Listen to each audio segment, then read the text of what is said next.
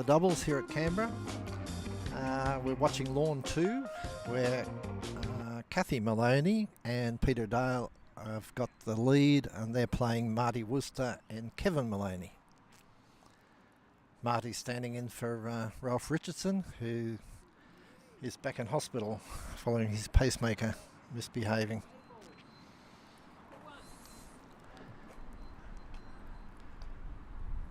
And the game's now underway.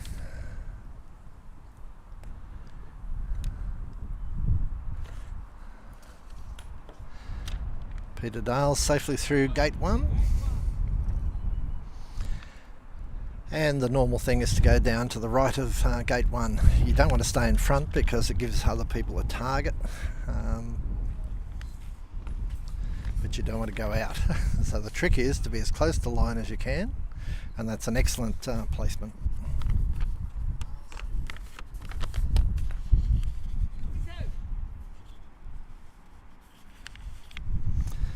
The referee is John Park, and Penny Clark's the assistant referee who's watching for any infringements in the start box. And Marty goes on the outside of the gate. So the ball's just come back and they'll come on in their next rotation. People like Jeff Crook from Adelaide are a master of holding balls back deliberately so that he can burst onto the scene when people have made other arrangements instead of forgetting that you're still coming on. Number 3 is also off, but not deliberately.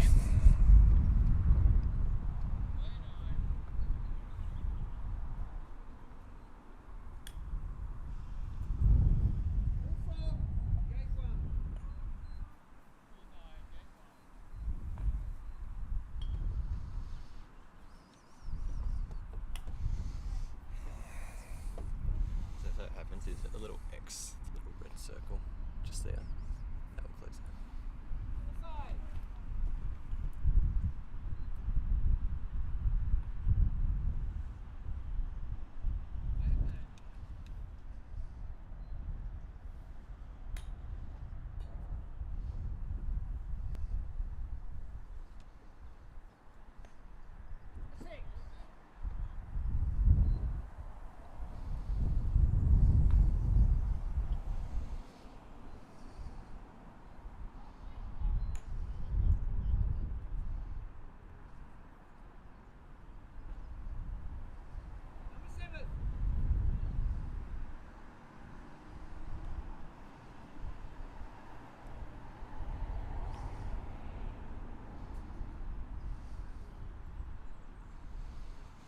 Sorry, I was just mastering the scoring system.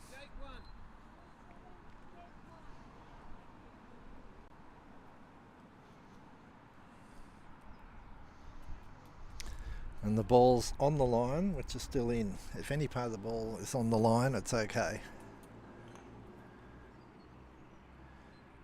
And she puts it down the line in a very safe position, but this time she's come further out so that can run gate 2.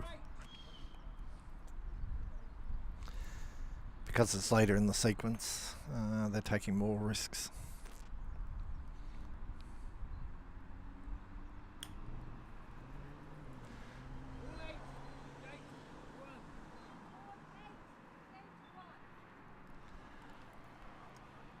So he's torn. He could go and join up with his partner ball, which is doing the sensible thing, or he could go for gate 2, because if you can run gate 2 and then go across, it's tactically better. Personally, I quite like putting the ball deep into corner 3 early because it discourages other people from having goes at the gate too early.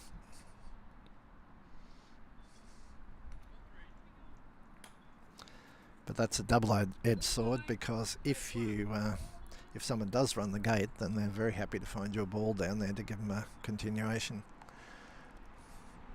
But if they miss, you're going to go before them, and it's your advantage. So Peter's going to put this ball down sort of out a bit from the line to give ball 1 an outlet. Oof, he's actually hit ball 7. Very nice. So I think he'll put this ball 2 foot down towards the south. No, Kathy's being very cautious. So this becomes the outlet ball for ball 1, and then I think you'll see ball 9 runs the gate. Yep.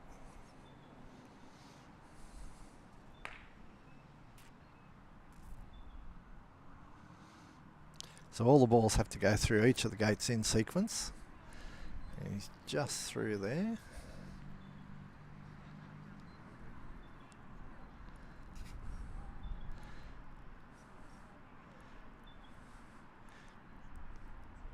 And he's staying put.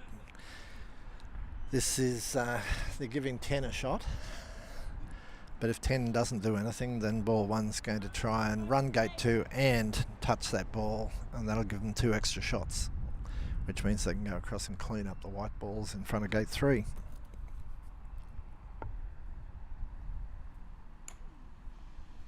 Ten's through, but it's going like demon, and it will go out.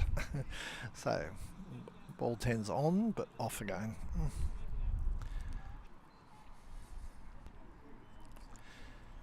So Kathy's now hitting ball 1, and she wants to get it out where it can get it gate 2 and the red ball that's waiting behind the gate.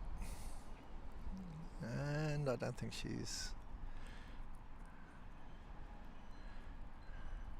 don't know that she's got a great shot at that. Hard to tell at this angle. So she puts 7 back into a safe position. There's always coming off the far wire.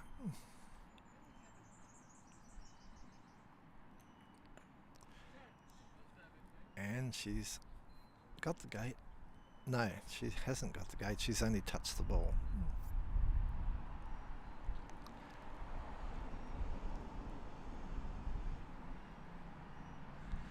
So she's putting ball 9 deep. One of the strategies in this game is not to have all your balls in a clump somewhere, just in case someone gets lucky and then cleans you all out. And back to the safety of the border and right out. It's a matter of inches, this game, because you want to stay in. Going out is fatal. Okay, so we're back to ball 2. Referees are just exchanging positions. Chief referee is standing where John is, so they can see whether it passes gate 1. And the assistant referee is watching for make sure the ball starts within the start box itself. But again, you can be on the line and you're still okay. Ball 2 is now through.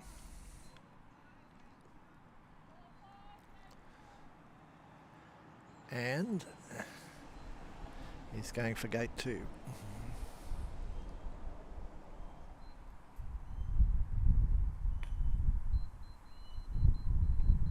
And misses on the right, but he's down in corner 3. Nice defensive position.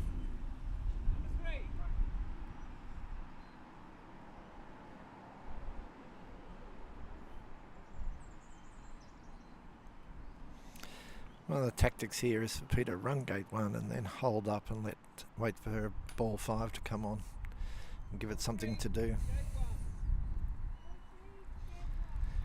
It's a slight risk because if 5 doesn't come on, then 6 is waiting to come in behind it.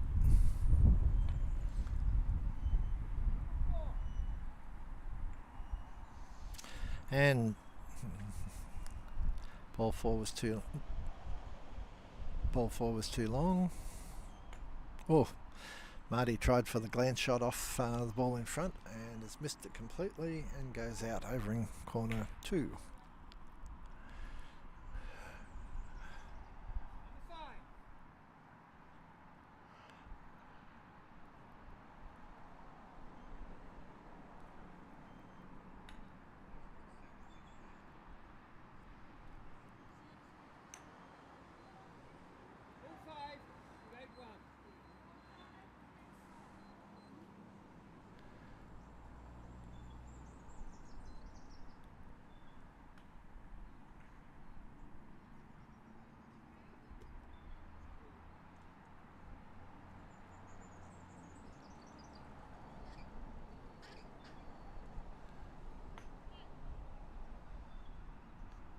And Kathy tried for the gate and missed, and it's gone down near the other ball, but she's got a chance to redeem that, depending on what 6 does.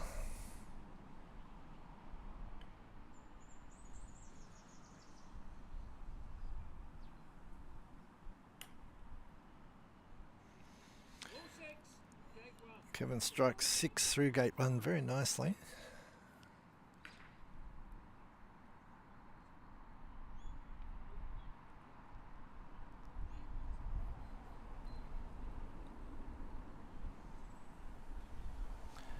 And goes for the gate and might get lucky, no.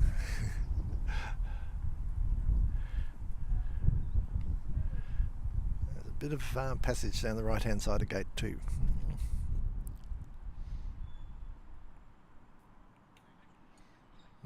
Peter bounces off the near wire and doesn't run gate 2 with ball 7.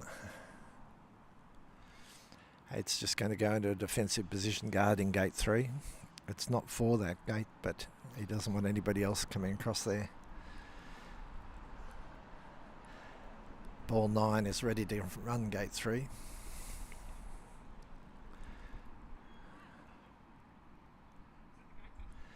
So she's going to try and save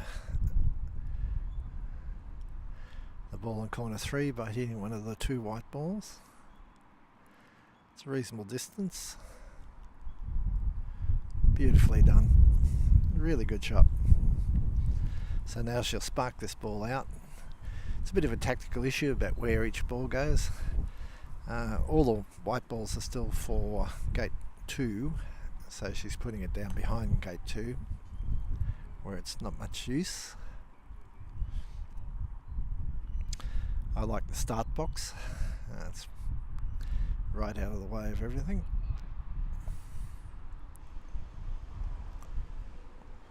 And she's very lucky there. If red had gone out, that would be the end of turn and it would save the white ball. So now she's putting this one into corner 4. You want to separate the balls, particularly if they're close in sequence number. Good serious whack, keeping Albert busy on the sideline.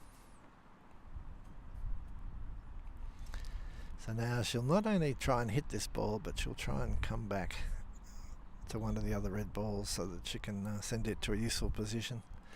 This is ball 9 and it's already run gate 2.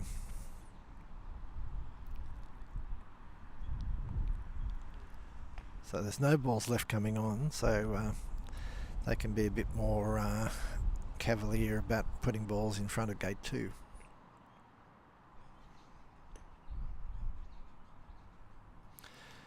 So that's quite a dominant position. No need to go and hide next to the sideline.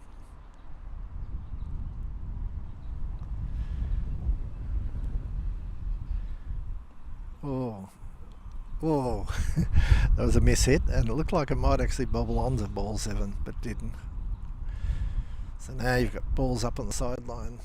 Okay, on. They're just putting themselves on, but staying very close to the line and not going down near the red balls.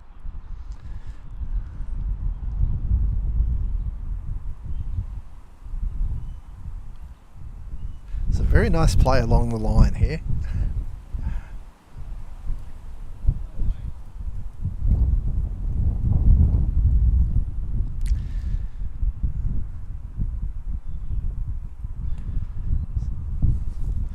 So Marty's opted to join up to the other white ball and he's gone too long. The wind's probably started to play a bit of a factor here. It's coming from the far end and blowing down towards the camera position.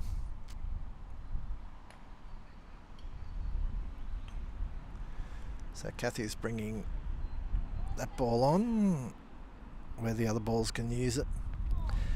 A ball coming from off the court can't touch any other ball or else it comes straight back off again. So White's starting to try and clump together over on gate 3. Nice safe ball.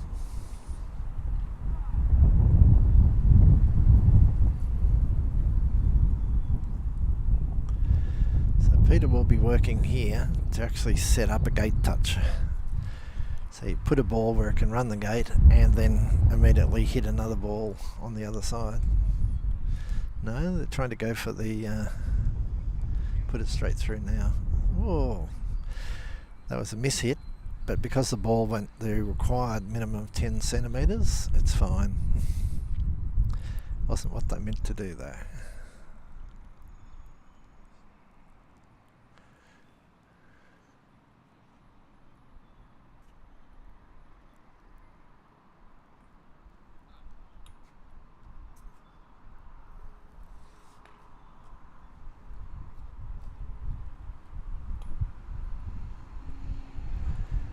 Peter was hoping to get a bit more of an angle off that with his ball so that he could have a chance to run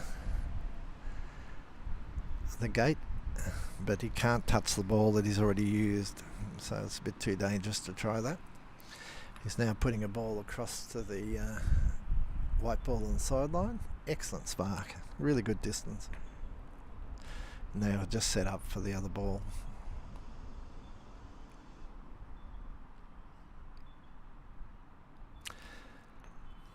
The rule of thumb is if you touch a ball that's going to play after you, you set it up so it can run. But if it's played just ahead of you, you might as well put it through the hoop if it's for that gate. So it's now 3.5 balls over at gate 2 and one on the sideline in corner 2 being menaced by a red ball.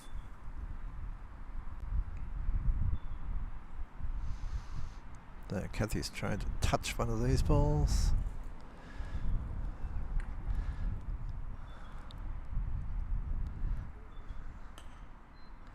Putting it back on guard.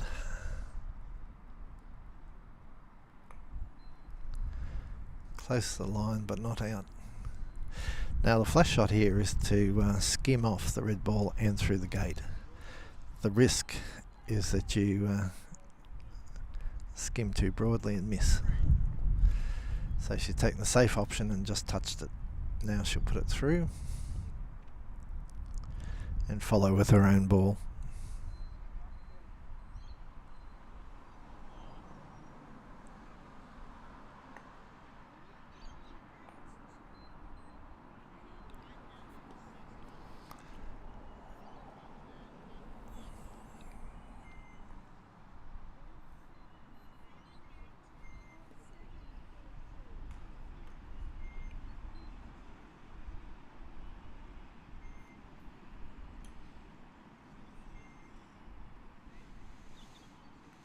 And Kathy's retired down to corner 4.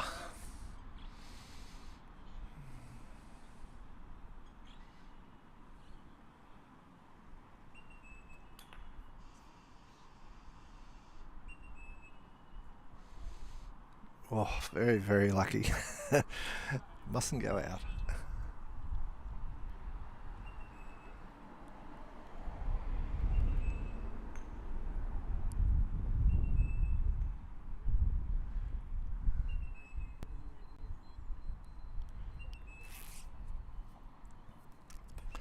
So Kevin's a bit stranded. He was trying for a glance shot, but put too much into the other ball. And now he'll just go home, being careful not to hit the same ball again.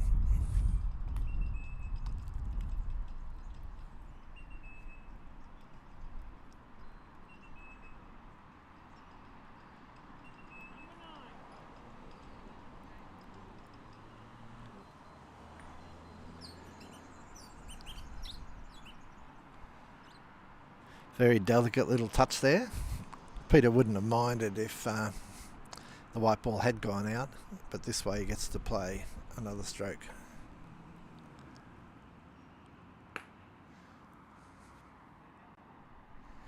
So 10's an out ball. The more time you spend as an out ball, the less usefulness you have to your team. So Red's doing a very good job of keeping white distracted. And they've still got total control of gate 2, which is where all the white balls need to go through. 10 just comes on, doesn't want to go and join up the mass just in case there is a gate touch or something that allows red to come across and clean them out.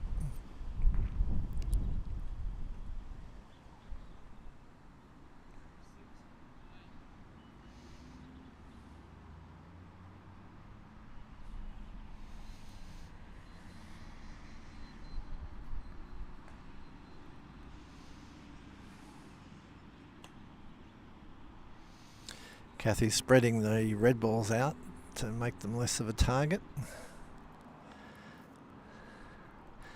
But they'll leave a ball back on guard.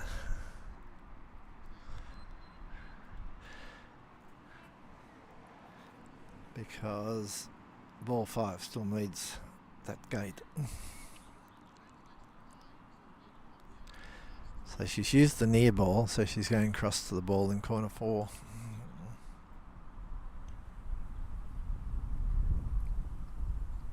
Very nice shot.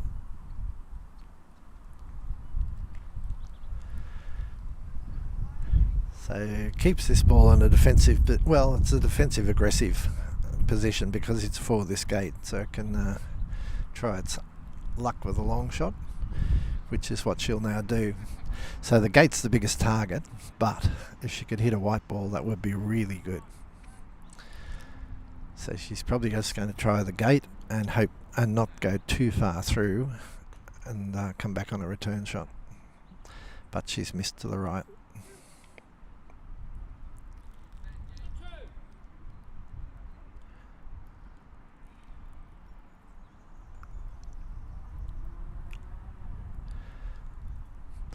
Two was offside, was off the court, so it couldn't touch another ball. So Kevin was being very careful to put it just past the other balls so that it can now use that to try and glance across to the gate 2. Peter Dale's playing very nicely. The whole thing about Gateball is that it's a game of touch. It's not a power game. You mustn't go out. So you can't afford to just bash balls. You've got to stroke them. And of course, on an indifferent lawn, stroking means they will wander a lot. So it's very frustrating when you're going straight for a ball and then it decides just to veer off at the last second because your speed is so low.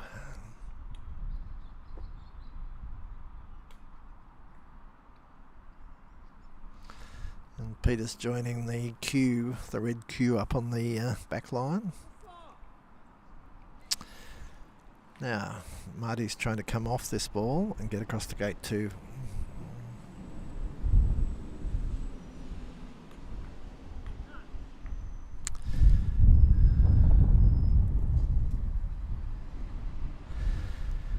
Got a fair slide, but he's gone into corner 3. So I'll be putting this ball down to in front of gate 2. They'll keep a respectable distance from the guard ball, the red guard ball there next to the gate. But they're lining up to have a long range shot at gate 2, just like the red balls are lining up to have long range shots at gate 3.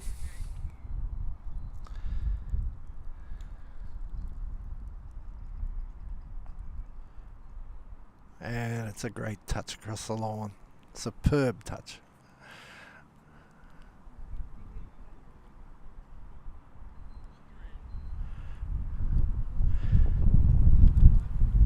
Now this ball is for gate 3, so they don't want to put it out anywhere in there. They want to send it across where it doesn't need to be.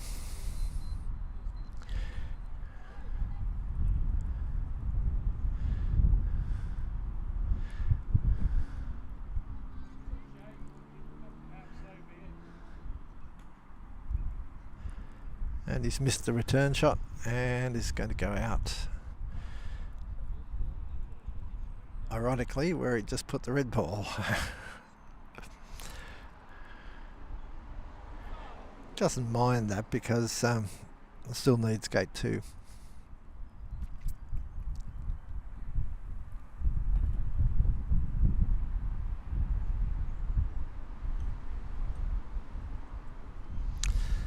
I think it's not through.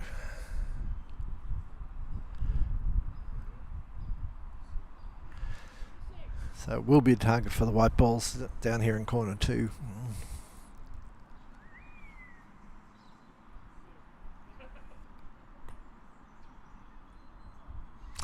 And he got the touch, but then went out. There's a lot of work about trying to just hit them hard enough to make sure you hit it without taking the risk it will deflect off.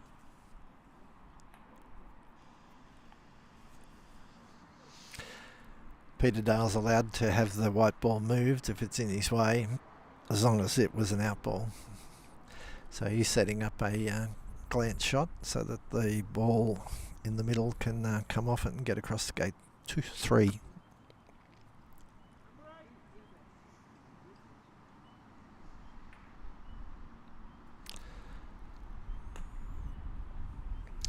So white's coming down the back corner and it's got a bit too much on it. Goes out. It's a bit tragic. Not sure what the time's doing, but time is marching on. It's very possible to come from behind the last couple of turns, but it's better to be in front. The last World Championships, Brazil scored a stunning come from behind victory. They were down about 15-8 on the last 2 turns. They managed to pick up I think 7 or 8 points and just win the championship over the Chinese team, who were somewhat upset because they'd been leading the whole game and then suddenly it all turned. But the young Brazilian team was ecstatic and the crowd went wild as well.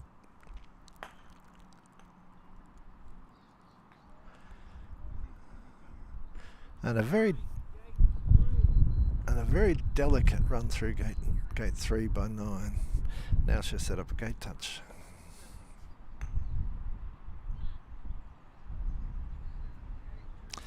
I think just short. It'll be hindered by the pole.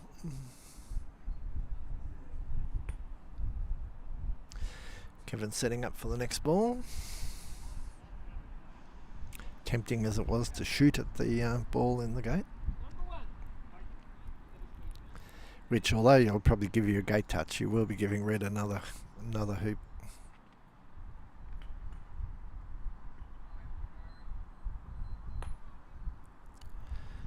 A bit wayward. I think it might have been better just to put it in front so that the red ball could change its position to get at the ball on the other side of the gate. So Marty's trying to deflect down towards gate 2, which he did, but he's come into the centre of court a bit more than he probably would have liked.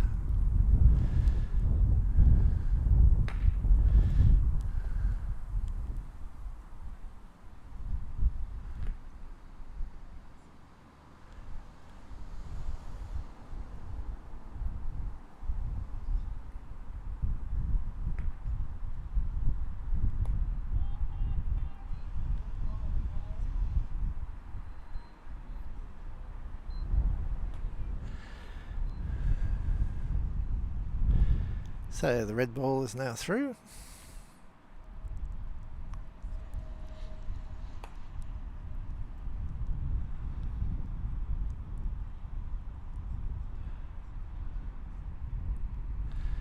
And although he didn't finish running the hoop, he's now got his continuation stroke. And running the gate means that he's got another one after now, so he can get at this ball and then attack the red balls down at gate 3. So the game on the adjacent court is just finished, so time must be getting very short. So he whacks the red ball out. It probably won't get another turn. Now he's trying for the gate and the touch.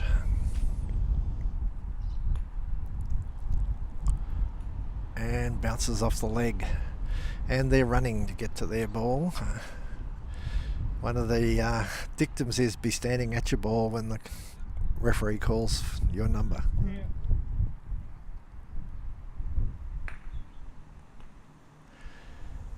And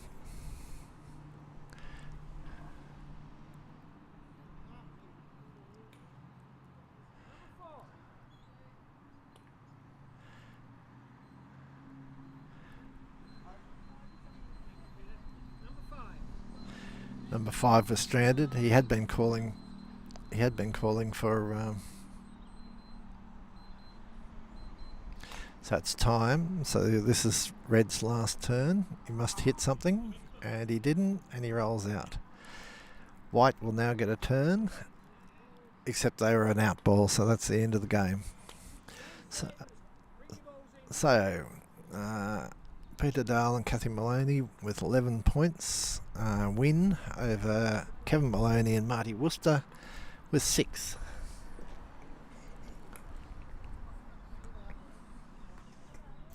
So it's probably opportune to thank Samuel Gumbrell for doing the broadcasting here today, paid for by Croquet New South Wales. Thanks to Ray Chapman and his crew. They're doing a great job actually getting coverage for live streaming at most New South Wales tournaments at the moment.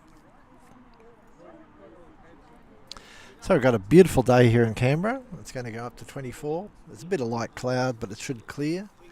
We're going to have some excitement. The RAF are having a series of fly-throughs. I think the first one will be 10 o'clock, and then 12 o'clock, then 1:05, and then 2 o'clock.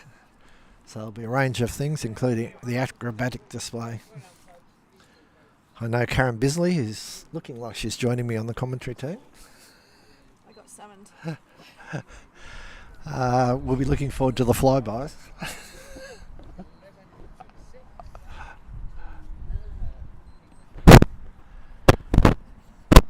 So, welcome Karen.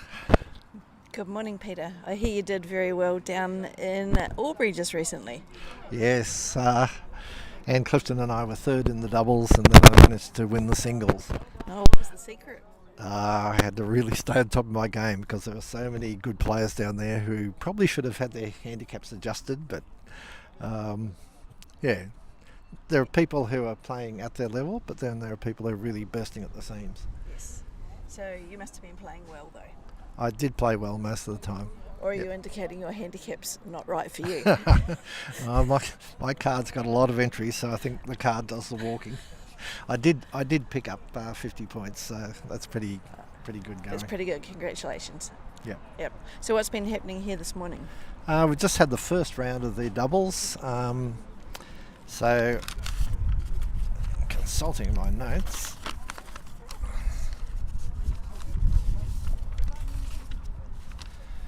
There's another round of doubles.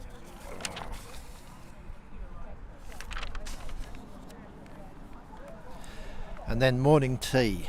And that'll feature a cake in memory of Tony Hall, who is an important member of the Canberra Croquet Club. He'd actually entered this event before his demise a month ago. So we all miss him. There was a great funeral service and a number of things to commemorate him. A lot of Tony stories going around. In fact, Canberra's done a book of photos and memories. No, there was a beautiful book. So if anybody has the opportunity when they're in Canberra to have a look through the book, it's really nice. It really honours Tony and shows little snippets of his life of croquet. And I did notice, Peter, that it actually features you quite a lot too. I had a lot of Tony stories because Tony and I go way back. I actually knew him before croquet because Kate used to row with his daughter Jeanette way back. And then Tony joined the Canberra Croquet Club in 1989, 8 years after me. Okay. So people used to think he was the grandfather of the club, but no, it's you, isn't it? It's me. By 8 years. How old were you when you started here? Oh, I would have been 27. So not as young as your offspring. No, but whether they hang around as long, that's another question.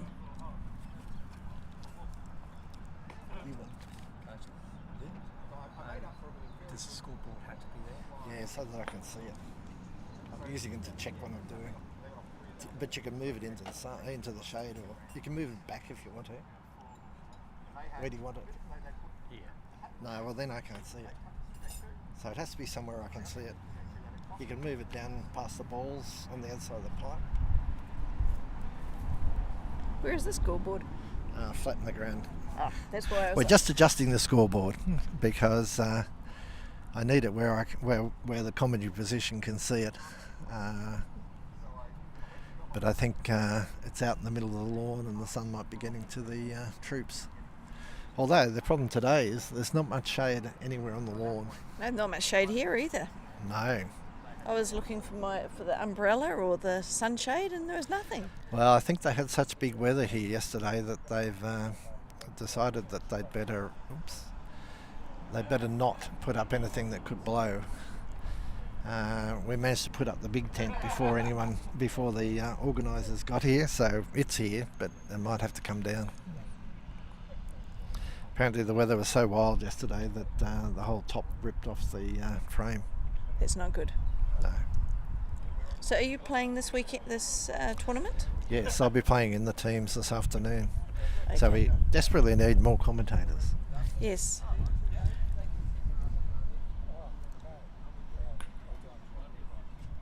I don't know. I saw Margot a few days ago and told her she needed to come and commentate. So I don't know if she's listening or what, but if she's listening, I think she should get down here, as there's no reason she can't talk. We have no idea how many people are listening. There was a couple before. Currently 3. Apparently we're reaching 3 people at the moment. So you're welcome. We don't have a comments section, so I'm relying on Samuel to let us know if there's any pertinent questions that we need to answer. At the moment, everyone's just milling around, having a quick drink and putting on sunscreen and waving at the commentary position as they march by. Yep. There's a bit more downtime here at the moment. Yes, it's one of the interesting things about Gateball. You know, ideally you want to schedule them pretty tightly and keep them rolling, but people do need to have a little break, and there's usually a bit of a queue for the toilets and stuff like that. So you can't actually say a 5-minute break and back on. So how many teams are here? In the doubles, there's 12 teams in 2 blocks of 6. So we're still in the block rounds, and at the end, the top 2 in each block will go into a semi-final. And semi-finals tomorrow, is it? No, or this at afternoon? 11 o'clock. Oh, 11 o'clock, okay. Yep.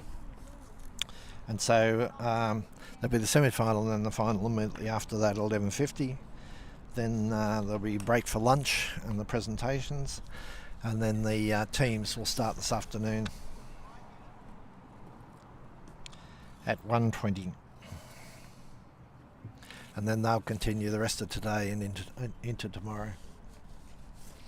So one of the features is that there's a lot of composite teams here.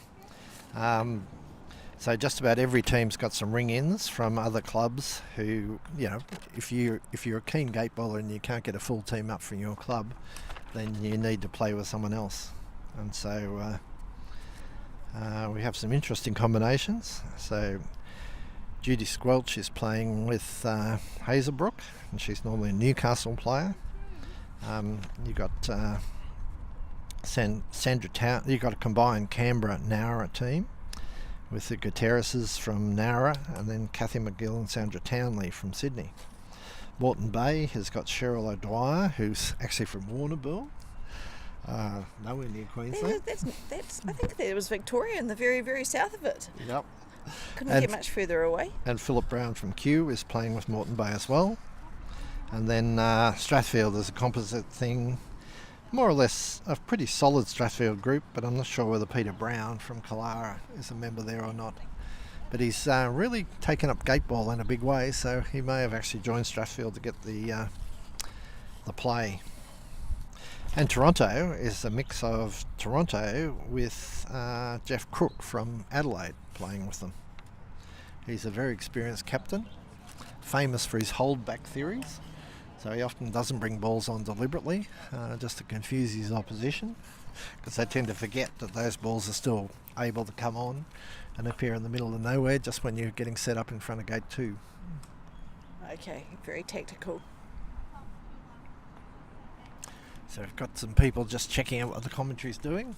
Well, we're not doing a lot. It looks like we're getting close to being starting. They're just having a few practice hits at the moment, so Yeah. probably within 5 minutes we should be up and go.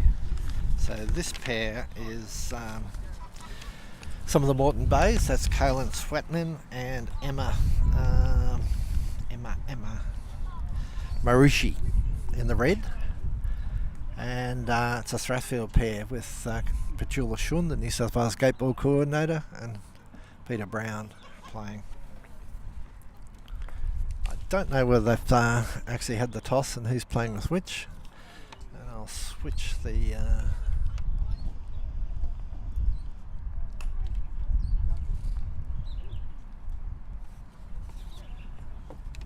How do I edit that? So just double click it with one finger. That just usually tap, gets the dictionary up. tap. Oh, just with one finger though, you got to be careful. Yeah, that was one. There you go. Maybe.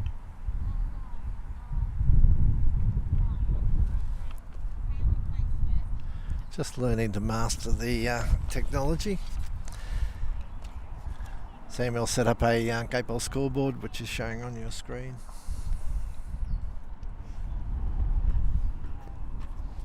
Got it. I've got sunglasses on while I'm commentating.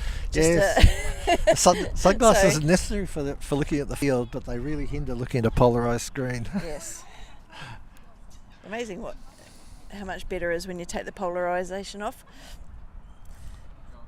I.e. take your glasses off. No, there are a number of players who don't normally wear glasses, but who do wear polarised sunglasses just for the to make the ball sharper.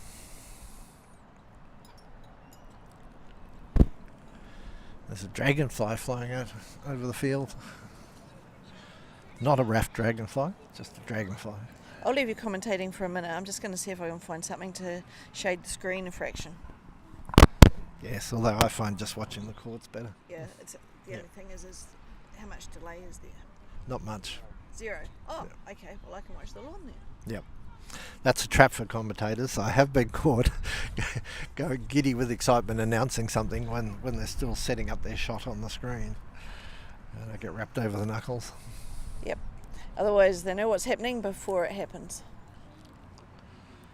Which takes some of the mystery out of it all. Yep. I suppose the viewers they know what's going to happen. They know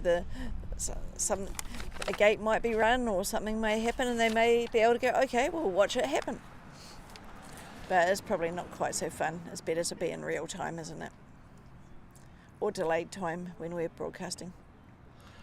So there's a bit of formality in Gateball. So they're currently going through the process where the teams have lined up, and looks like Strathfield will be taking red and taking play, because white is always on the right of the referee.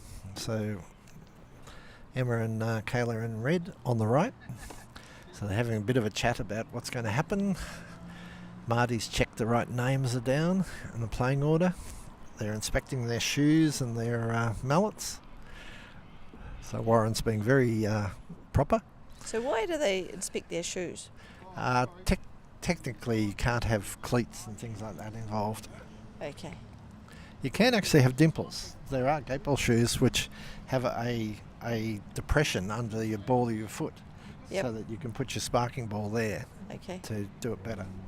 I would have thought cleats would have been a disadvantage, because if you were trying to spark, it would get caught. I would think so too. I haven't actually ever seen anyone with cleats. Okay, first ball was off.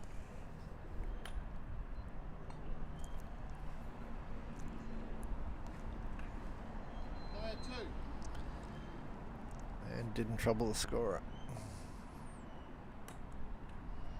Ball 2, gate 1, Zuka. Ball 2, gate 1. Yep. And that's an out ball. Too long and went out, so that's the end of turn.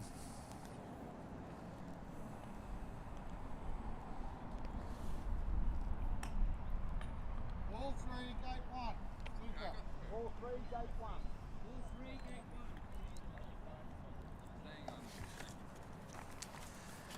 So, Jula's kept her ball on. She's now going into the position at gate 2, Yep. close to the line. She's done a very good job of close to the line. And Very tight.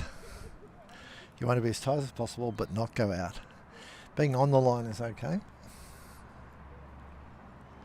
Emma's playing a side stroke. Straight through gate 1. These are a very experienced pair. Moreton Bay play a lot of gate ball. yes, interesting seeing her doing a side stroke. Yep. She seems to be pretty accurate. Or The commentators curse. She just missed gate 2. Curse, absolutely. Sorry, I won't say anything. But I really like having an early go at gate 2 because now that white ball would deter other people from having a shot. Albert's, And looks like red is also an out ball now. yep. Peter Brown's playing too hard. And these are pretty fast lawns at the moment, so they really need to make sure there's not too much oomph into the shots, otherwise they will miss. I was saying in the last game that it's a stroking game. You can't play with power. No, it's very, very controlled. You mustn't go out. And White misses on the other side of the gate and joins down there. Almost gets a touch, which would have given it another shot. But those two balls are joined up, which is good. You try and keep the balls in adjacent numbers together, so the first ball can send the second ball somewhere useful. So ball 7 looks like again it's gone a little bit too far. Another out ball. It's really interesting. We've got 3 out balls over there. All just hit a little bit too hard.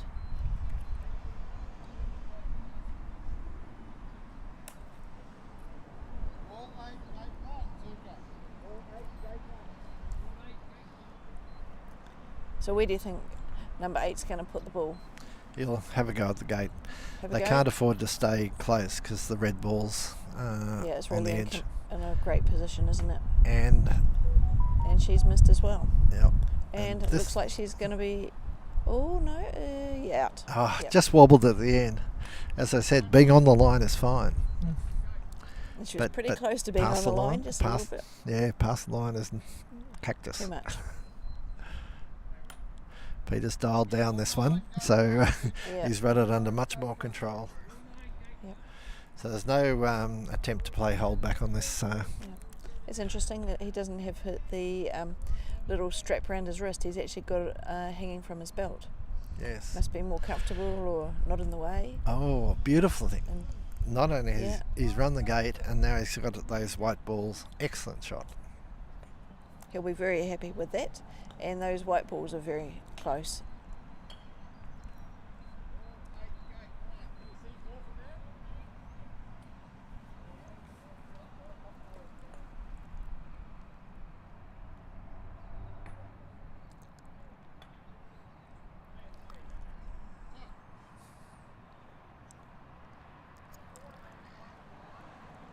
He's really trying to separate them, isn't he? Yes, you don't want to put them together. And he's putting them where, they're all balls that are for gate 2. So he's putting them anywhere but near gate 2. And then he's going across to gate 3 and he's staying in a fairly dominant position because he will probably run that gate next. It's always good to get a ball through gate 3 early because in the end, if it comes down to a count back because the score is tied, whoever's got Agari will win. And no Agari, then whoever's got gate 3. Yep. It's quite interesting watching Gateball. I find they don't rush into running the hoops often. No, well, tactically it can be quite important not to run the gate. You just keep a position where you can when it suits you, and meanwhile you're keeping everyone else away from the gate. Yeah. What's the problem with running hoop 3 and then just sitting there and guarding it? That's what he'll probably do because of the count back issue. But again, the theory is if he retires over towards the border, he can come down into this sideline between corner 1 and 2 and suddenly appear in any white balls that cluster down here because it's a bit of a staging point. bit of a staging point for balls that can't go at gate 2, so they tend to collect in the corner down here with where Marty's standing. Marty's the recorder for this game, which means he's keeping track. He's the official scorekeeper. The scoreboard and the one on our screen are just embellishments. It's whatever he's got on his sheet that counts. And he's also doing duty as the sideline placer of balls, using the very precise measurement of his fist. I tend to use as my side of my foot. Well, I suppose if you don't have a mallet, so you just have to guess. Yeah, if you've got a mallet. But we also use those painters' spatulas. They're Okay. exactly the right width. So at the end of his turn, he's retired up to the white ball here to give it a leg in. And here's ball 5. So she's just coming in, so she's just going to be helpful for the other ball. I think she would have liked to get behind gate 3 to give it a gate touch. Gate touch, true. Ball 7. And this is what Peter will be doing, I think.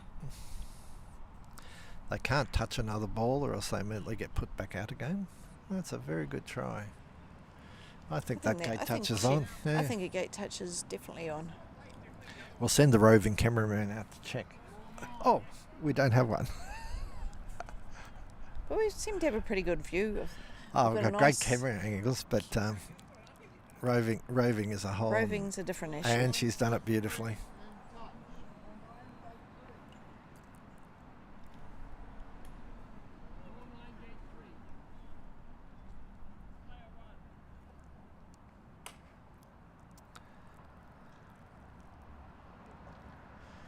We've got the double echo running, so when the referee calls a ball through the gate, the recorder repeats to make sure he's got it right, and the referee's listening to make sure the recorder has heard it, and the scoreboard also repeats.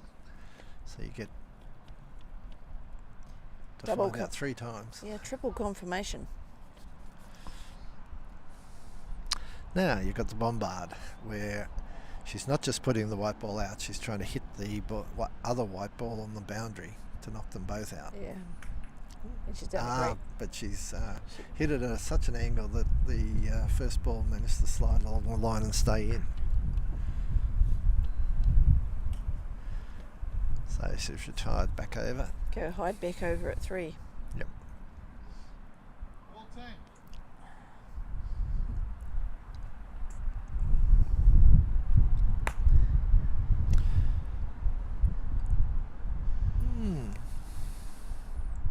Player 1. What would you have done there in that situation? I think she was trying to send it down to the ball on the back boundary to give it a leg up. Ball 1, gate 1. Super. But Yep, and this red ball looks a little... Oh, no, it's going to stay there. that's Nice, beautifully just done. So they're going to be able to get ball 4 after all, even though it didn't go out.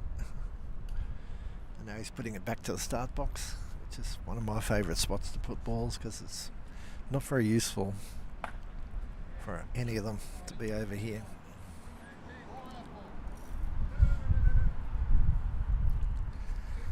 Now we'll be having a go. No, he's just just being setting up. cautious. Yep. What do you call it, setting up? Yep. And they can afford to be fairly venturesome because the white balls are mostly off the court. Yes. Although that ball down behind There's a behind ball. the striker is on, and it'll Yep. certainly be having a go this way.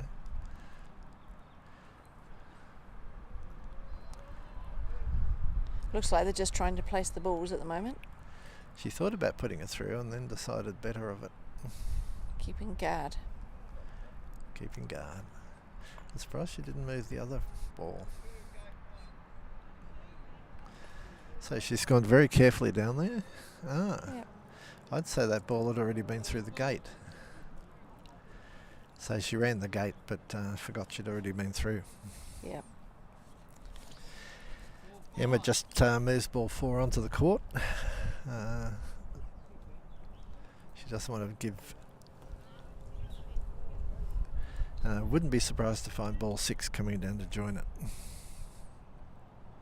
Oh dear, out ball. misses and goes out. So it's a bit of Not ebb quite and flow here. Not quite what he was planning.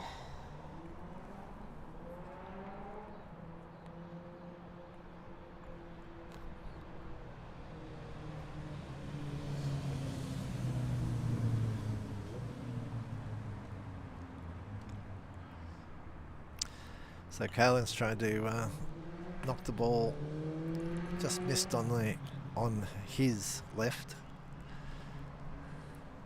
So the bad news is he has put a ball near the other red balls so they can come on and do something useful with them.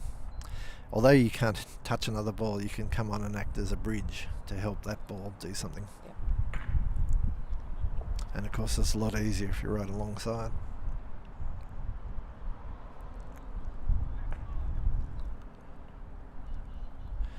So he's putting it up into the distance. And this is what I was talking about, Karen, about the staging area up here. You tend to want to put balls up here if you're foot gate 2, but you can't go anywhere near it. Yeah.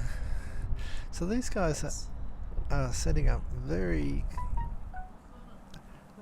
in association we call it the wide join, where you don't go next to your ball, you sort of stay fairly well apart to make it harder for your opposition to take big advantage of it, but it means you're relying on hitting at distance. Yeah, it's just relying on your roquet, really, making sure you can roll, you can hit that far. So Petula was thinking about putting that ball down to the number 10 because it would go before it, but then decided she'd rather try and put it through the gate, but missed.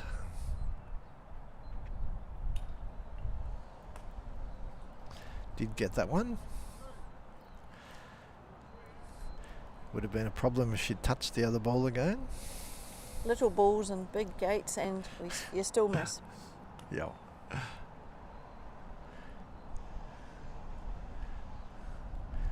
It would have been good to hit that ball, but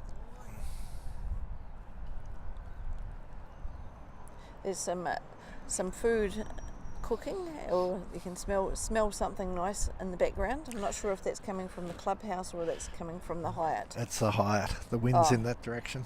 It's beautiful. It's making my stomach churn. And you can see Kaylin really down there lining up the ball for Emma. Oh, beautiful. Great lining up.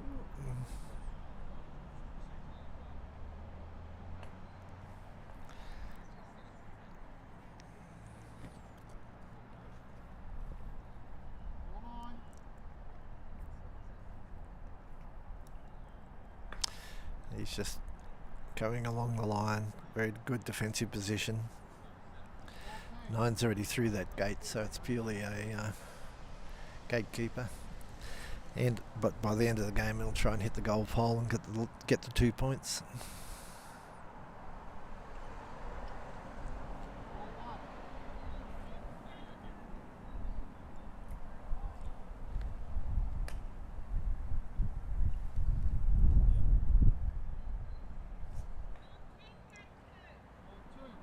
There doesn't seem to be a lot of communication between the partners. They obviously know what each other want and are doing.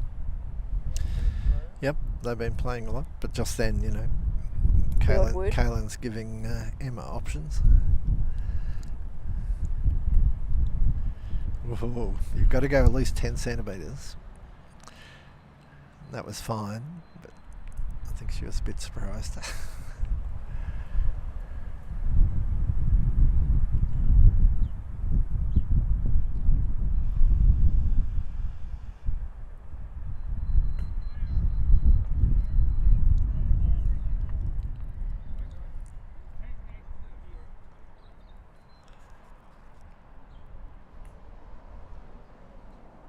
They've got a better feel of the lawn now after those first couple of shots. At the very beginning, they seem to have managed to get the lawn speed a little bit better at this point. So back here, hiding again down this region, we've got 3 balls down here now, around near gate 1, or at the start.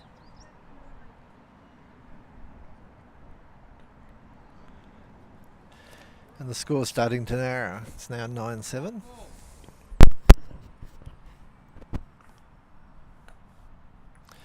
It's under control because he didn't want to hit the ball and glance out. No, he needed to stay in, didn't he? Yep. And if you went the other way, there's a risk that the ball you struck will go out. Same result.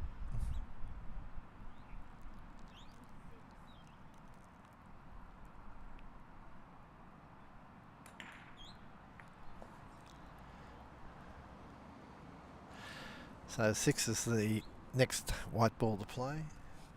So it's going to put it next to the red ball in corner 2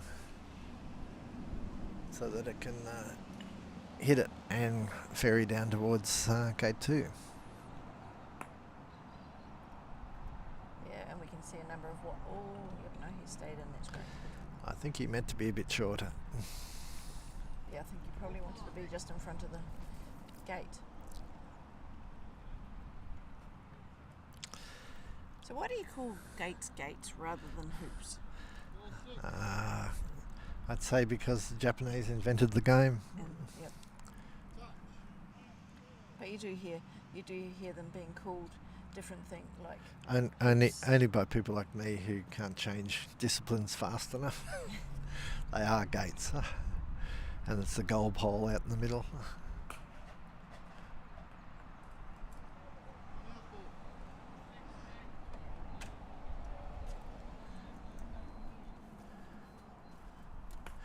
And this is a question. So, when do you attack the goal? Attack the gate, or do you just set up in front, and so that your partner ball can hit you and put you through? I suspect it's a little bit to do with how much control you've got. If you've got all the other balls a long way away, you can be a little bit more less cautious. If the other balls are close, you're going to be wanting to attack the gate because otherwise that might be your only opportunity. So just then that was interesting that he put ball 5 through, but he'd forgotten that it hadn't run gate 2. So although he put it through gate 3, but it didn't count. And so now he's recovered, did a very nice touch back at gate 2. Now, do you think he'll be doing a bombard here, or do you think just getting rid of one? He'll be bombarding. And he got it. Just nicked it, but put enough side spin on it that it spun around and went out.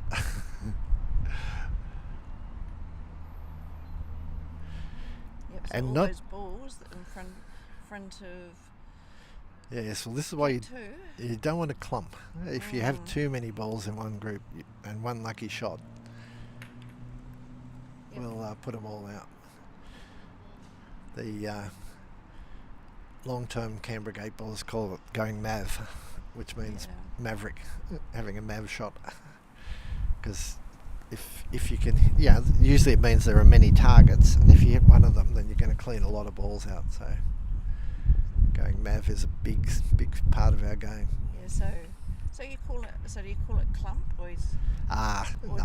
Is there A large group of name, a large group constellation, a large or group a large group of gaggle? balls.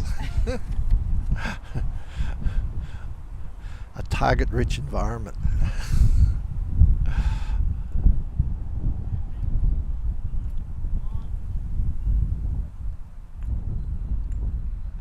There's the beeper. So what's that telling us? There's 10 minutes left, or I'm not sure. I should really run my clock. so The referee didn't. The recorder is meant to call time at the 15-minute, 10-minute, and 5-minute mark. I'd say 10 minutes is left out of the 30. So it's quite poised at 10-7.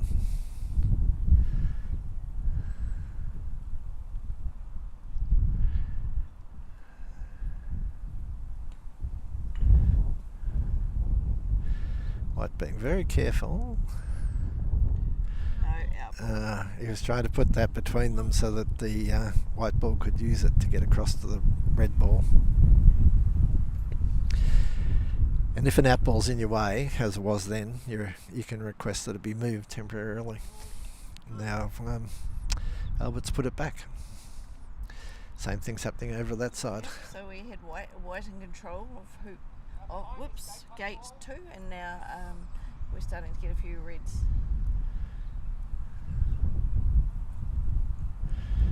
Now that was a beautiful ball, doing what the other ball meant to do.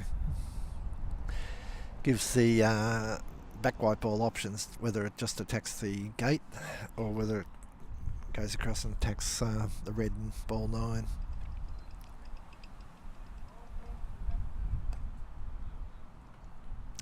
So once you're in the last 5 minutes, you start wanting all the balls that have run gate 3 to be heading for the goal pole.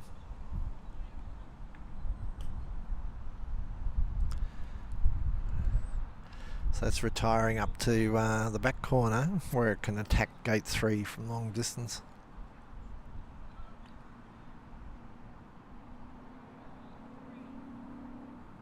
That's another nice ball.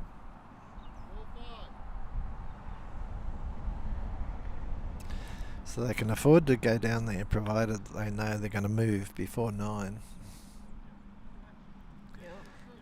Is 9 on, or is Yeah, it nine's the red ball over here on the near gate 3. It's already run gate 3.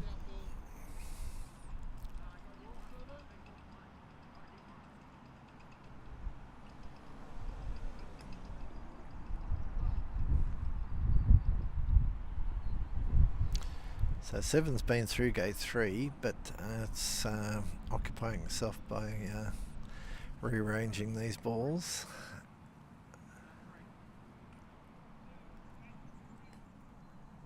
Oh, missed completely.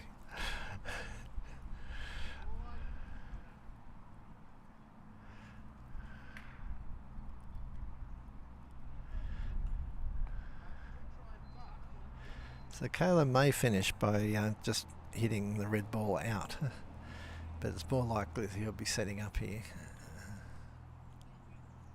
So has he gone through? Oh yes, nice. And he's used his own ball to take the 9 ball out, so they can afford to set up a gate touch.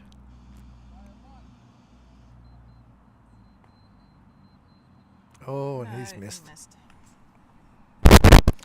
He's not lashing, but you can't be too careful. And the red ball's heading for the Agari. Even though it hit it, doesn't count because it was an out ball when it started. Yep. If it had hit another ball, it would go back off. But if the it's still there, it's a very nice place to hit the next time round. well, they'll actually try and put another ball there to send it to make it happen. And she clipped it on her swing, so no stroke.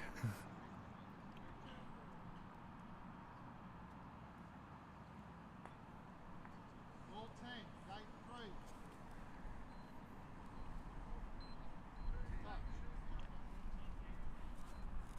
Touch.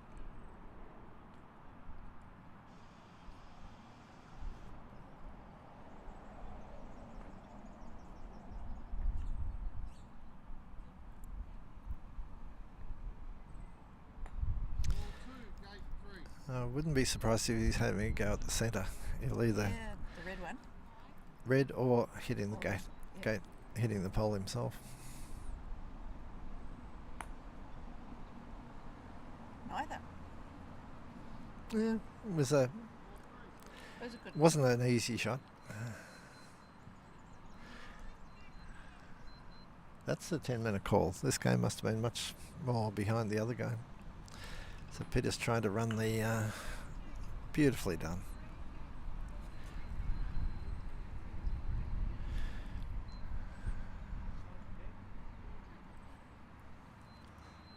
It's interesting. You see that with the call, they just seem to be a little bit more hurrying up. Yeah, a bit too long. So now 9 has to decide whether it's going to chase that red ball in order to try and get 2 Agaris, or whether it just takes the easy one. Still 10 minutes to go, so How long does it take to go through a sequence usually for the 10 balls? They normally get through about 5 in 30 minutes. So that would lovely slide. So that implies 6 minutes a rotation. Okay. The really good recorders are actually marking how many rotations are done, but most forget. So she got a bit more of a slide than she expected then.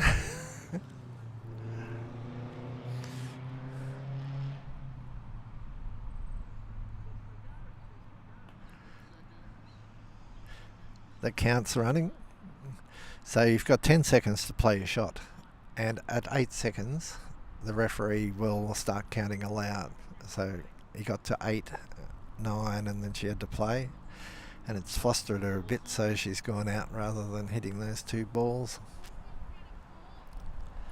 Very, very poised at 11-8 now.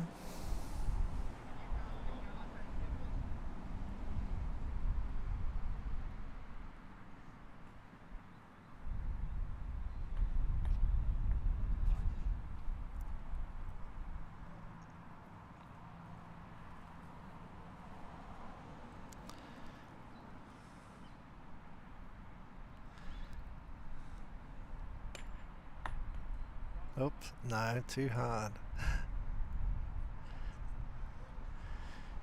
He's aiming to the right of that ball, but hits it nicely.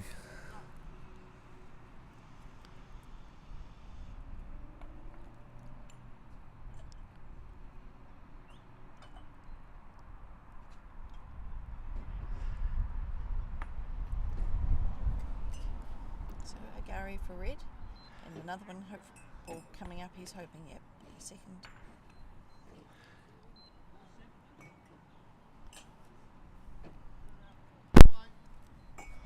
So the score is 13-8. That's a pretty good score at this stage, but it does mean that there's 2 gaps in the sequence, so white will get extra turns in effect. So what happens? So They just skip. So they skip. So these balls are out, so you completely just miss Yep. that number. Yep. And So you'll go straight from 5, 6, 8, 10, and then back to 1. So effectively, white's now got 3 balls that play in a row. yes, which would be a very strong.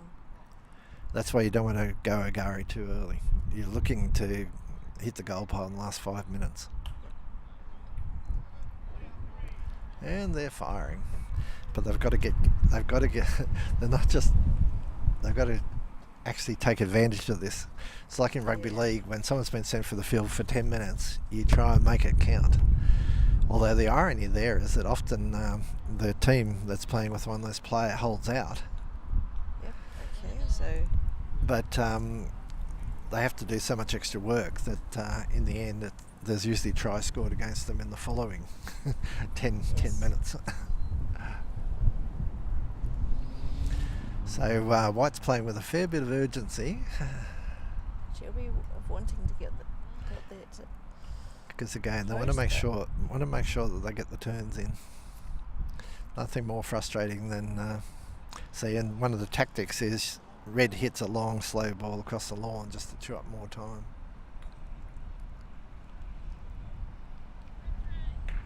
And Kaylin can't pick up either ball until both of them stop moving. So you're constrained by how fast the balls stop. And time has just gone, so this is the last turn.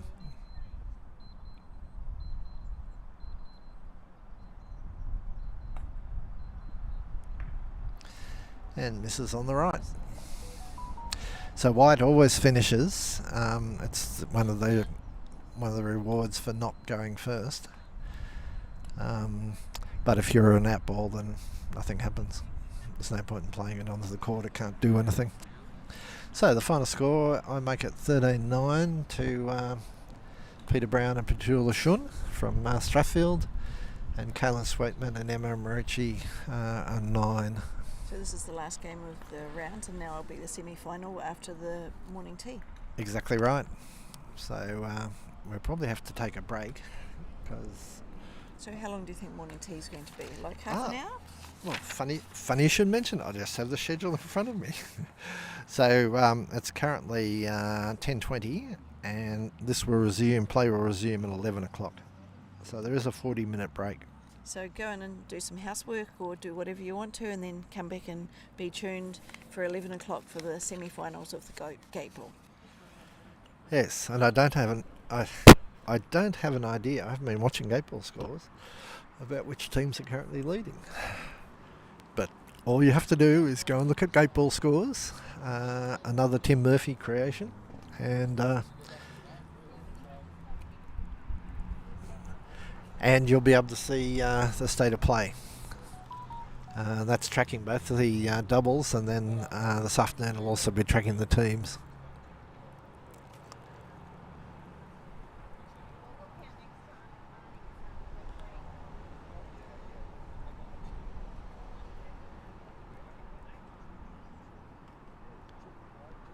Nice close up there, Samuel.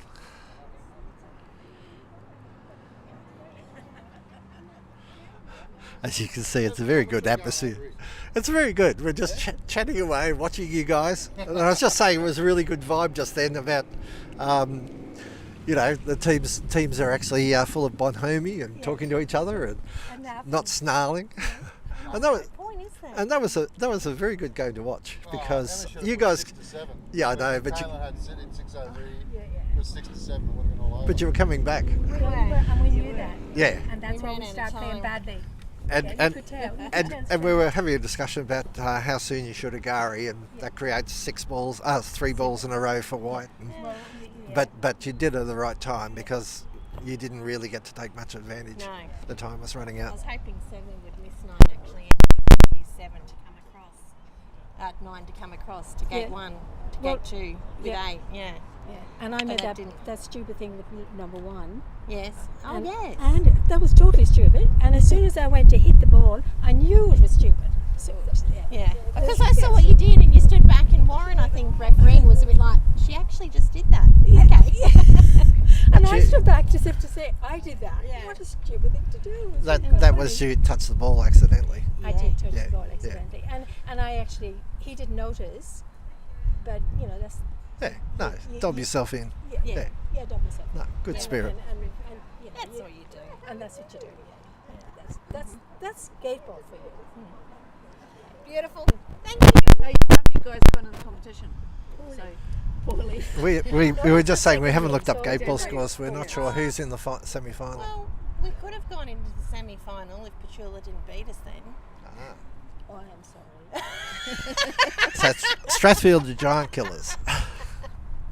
No, but we've had one of those games. It's the wind, yeah. Oh, it's unbelievable. Sometimes the ball is a little bit slower, and then the wind will pick up just as you've hit your ball, and it just keeps rolling. It's been different. It's been a good competition. They're very fast, aren't they? Yeah, they are. It's And the other thing the wind's doing is bringing us the smell of roasting coming from the Hyatt. And butter chicken. I can smell butter chicken. Yeah, I don't like butter chicken. Oh, I do. Yeah. Thank you. Thank you. So no more discussions until 11 o'clock. Come back at 11 o'clock and there'll be some more Gateball, the semi-finals. Good day.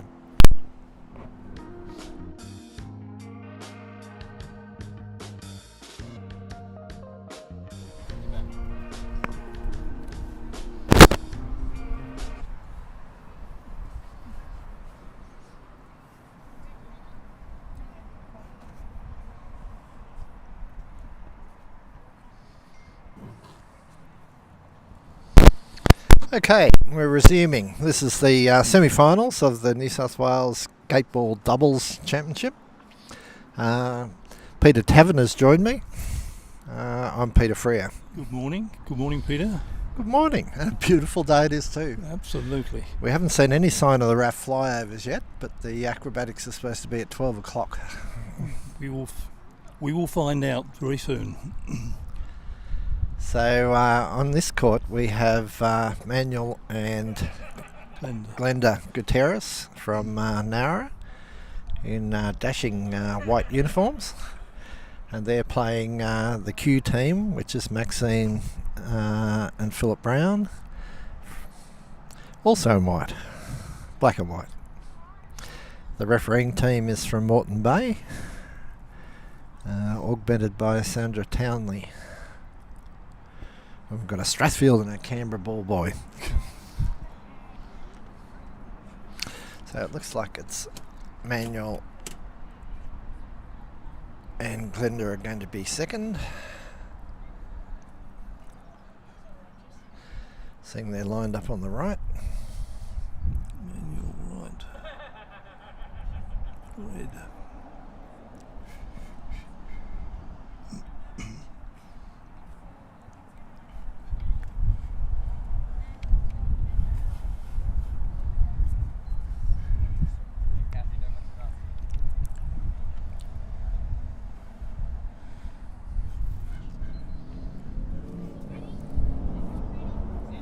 And it's Philip is starting with number 1.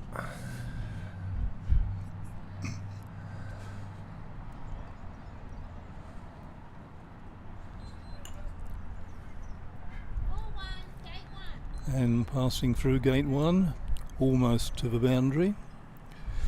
We had a lot go out in the last game.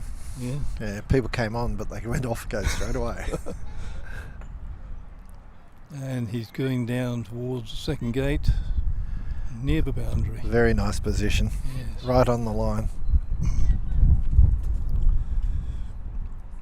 And Glenda going in now with number 2. And touched the gate but went through. And heading for gate 3. Just updating the score, so it's now 1-1. Yeah, pretty standard opening. Good position over in near gate 2 for red, and white's gone to gate 3. Number 3 coming on. Passing gate 1. And heading So I down noticed that other teams don't do the Canberra position, which is down in the middle of the back the back. line, No. ready for the. Interesting that they don't. And How that's much it's used in Canberra. and that's a very nice placement. So now Yes. one's got an outlet through 3, and it's pretty safe in terms of being attacked.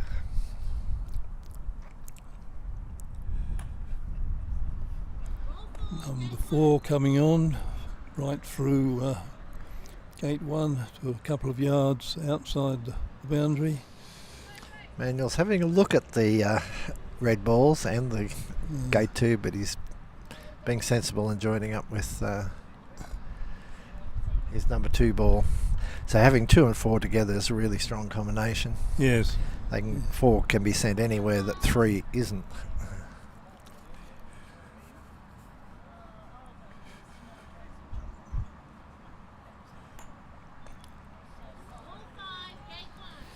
No sign of any holdback so far. So Glenda and Manuel got through into the semis because they were on a dead heat tie with John and Penny Park. Same game wins, same net gates. So it came down to who beat who, and Yes. they'd beaten Penny and John.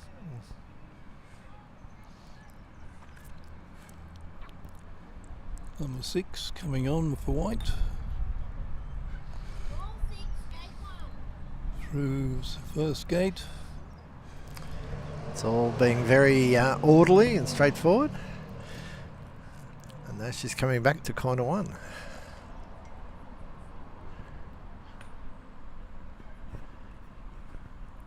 Have I got my corners right, Peter? Is this corner 1? Yes. That's 2. Yeah. 1 is not used very often. And number 7. I don't know. I like putting enemy balls back in the start box when I'm marking them out. Oh yes, it's a good defensive Yeah. place. And it's not a bad staging point at this stage because it's safe. And that's why that's why number 6 is over here. Got the first gate and went out.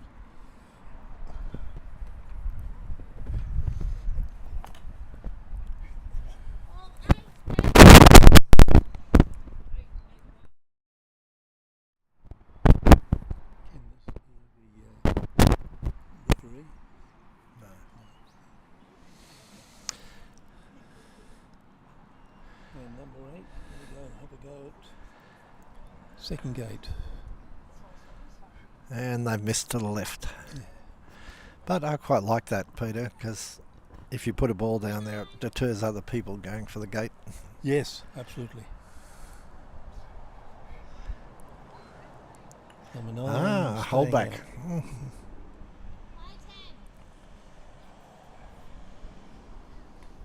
Number 10 staying out.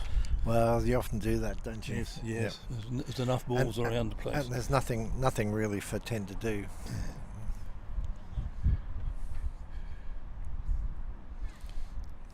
And Very delicate touch. The touch ball almost went out. yes.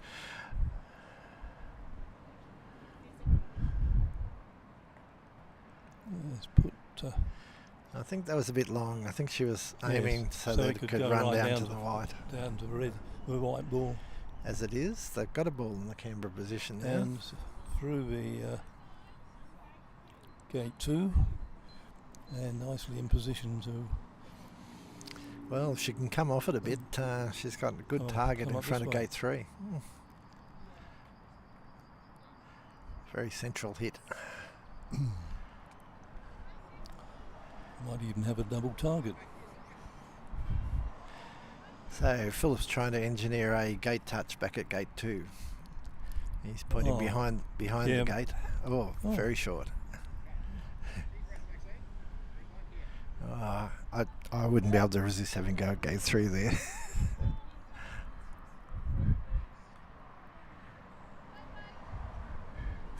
Oh, a bit short.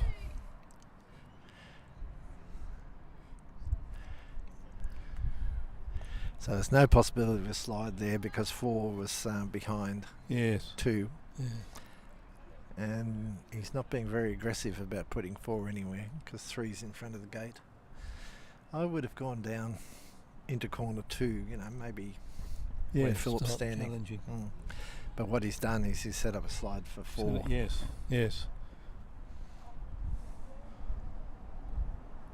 Very experienced pair, but they Gutierrez's, but they're on the mainstays of Gateball at Jamboree for a fair while, and now they're playing out of Narra.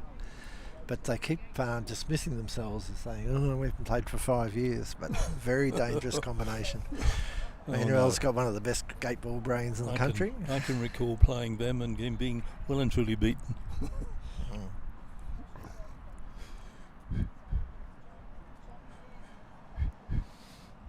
So Philip's got a reverse style.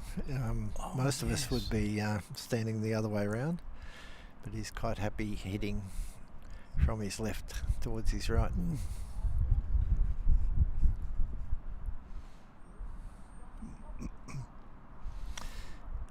And he's going to try and set up a gate touch with this ball.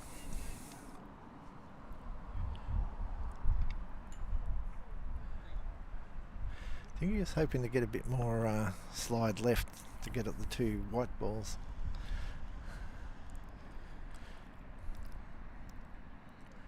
It's a very fine one. This coming over, if they want to come over to 2. And it's a beautifully judged shot, but I'm not sure whether he's actually got the... he's going to have a look, but he's not signalling to us to tell him whether the gate touch is on or not. Manuel might be more forthcoming. He's gone around to have a look. And Philip's short. But very No, not Very short, just offline. just offline, so that's pretty safe. Well, it's a good position because, 4's planning to clear out. And got too much meat onto it, so it didn't go as straight as she'd hoped. She was hoping to get across the gate 2. She'll still have a shot at it.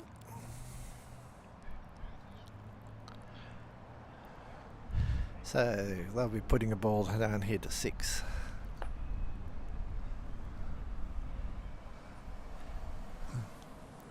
That's a very And nice good ball. Position. Yep. Yes. Fine one should be able to make up to 2.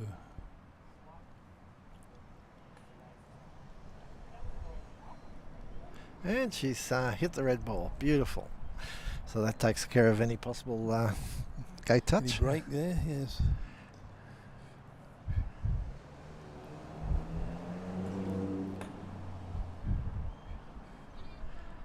So I'm keeping half an eye out for the promised RAF flyovers.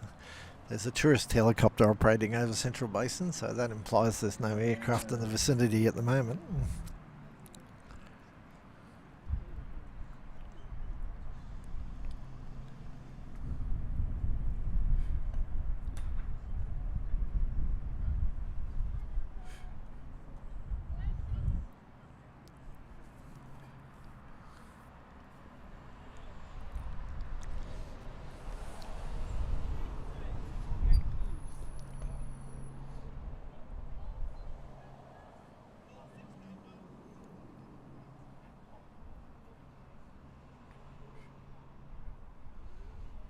Ooh, and has touched but gone out. Well, that's the bane of it, isn't it? Yes. Part A good, part B not. And neither ball can go out is the problem. So Phillips just bringing Maxine in to the position in front of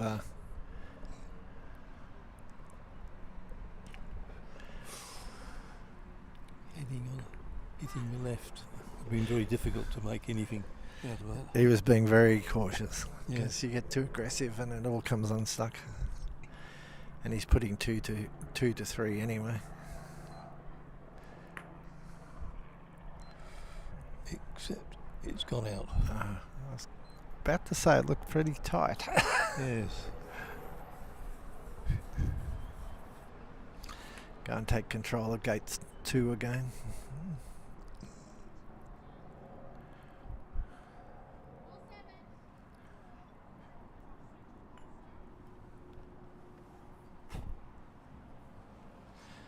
Of course. It's gone into a position to assist ball 9, which is coming on.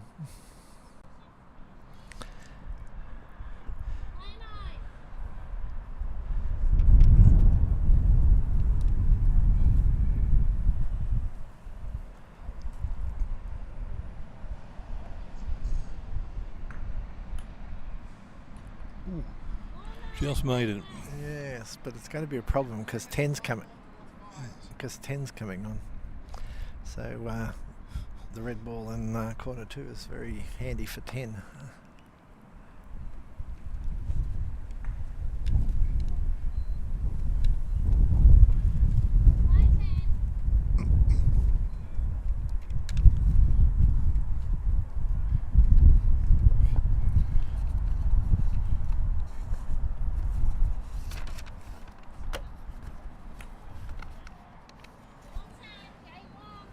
And nicely picked up the gate and the red ball a yard away.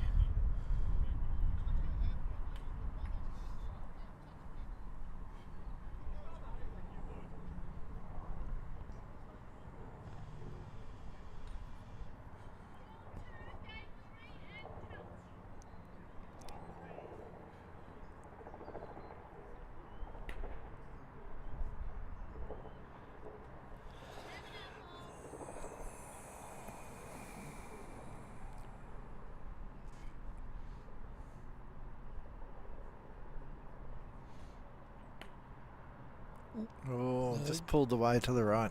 Yeah. At least it stayed in. And it's a good reception ball for the hoop runner. Yes.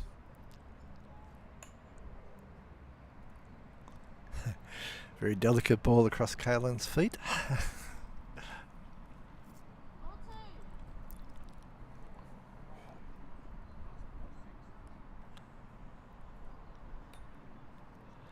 A bit short, I think. Yes. It was meant to be past that ball.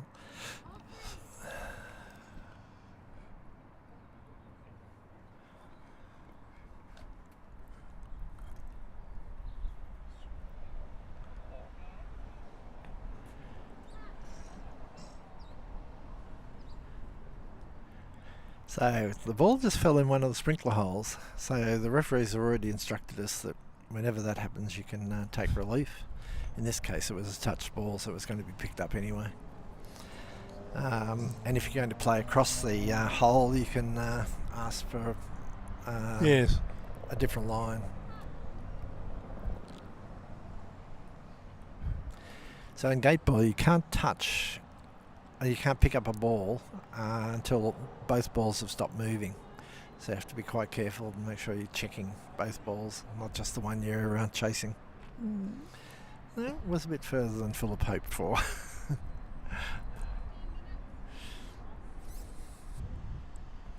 So captains have plans, but what actually happens is a bit more disparate. Regularly changed. And a captain killer, of course, is when you set up some elaborate scheme and it's all about to come to fruition, and then someone does a sparking foul and ruins it. Oh no, that's a very attacking, useful ball. Over into the middle of the whites in front of gate 2. So it's all about keeping in your head where balls should be going. Every ball is. And where every ball should go. There's nothing worse than carefully putting ball 2 across to where ball 1 is. Yes. It's. And then you're reduced to blaming your team for not warning you.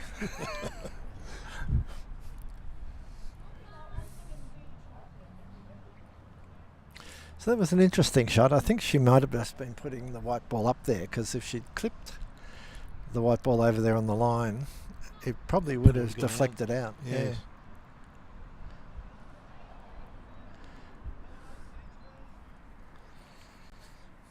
Phillips trying to bombard the... we've got some potential here to... Missed. It's great when they work, but they often don't.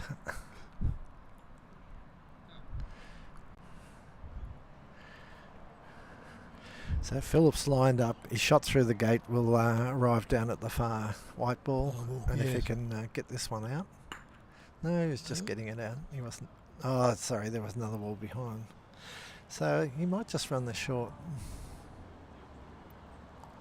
He's looking ahead. He's gone for the far going ball. Right down nicely. Just hold in. Very good. And see, he can now come back through that ball on the inside.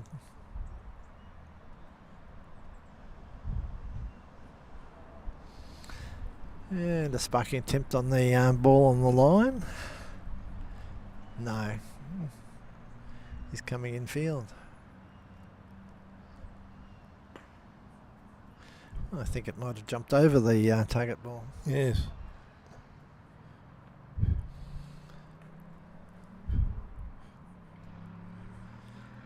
He's just having a bit of a think about where to go. Ah, that was a red hoop, wasn't it?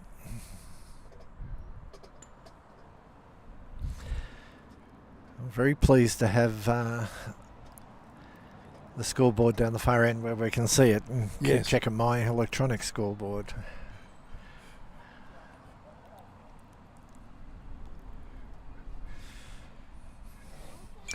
So Glenda hugging the line and just putting a ball down in where she can run gate 2.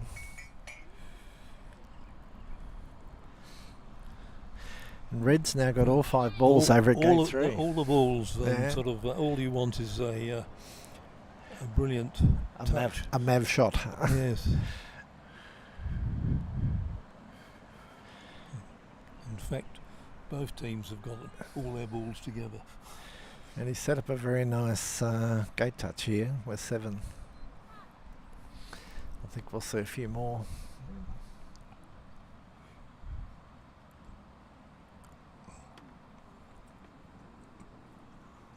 I think you put this just into the jaws, yeah, so that Mark 7 can touch it and be sure that it can come through the gate and hit the other red ball.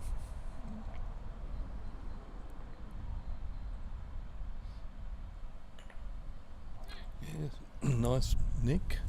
Got 2/3 of the way. Yes, but it makes putting this ball back. What's the ball on the far side of 3? Can't see that one.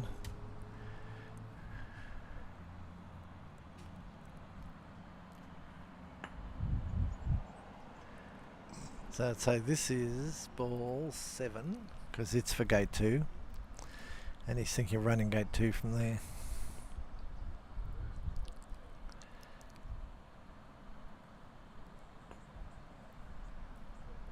Beautifully done, but out.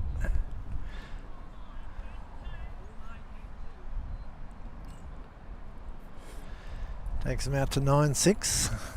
A useful lead, but not definitive at this stage of the game. Not safe.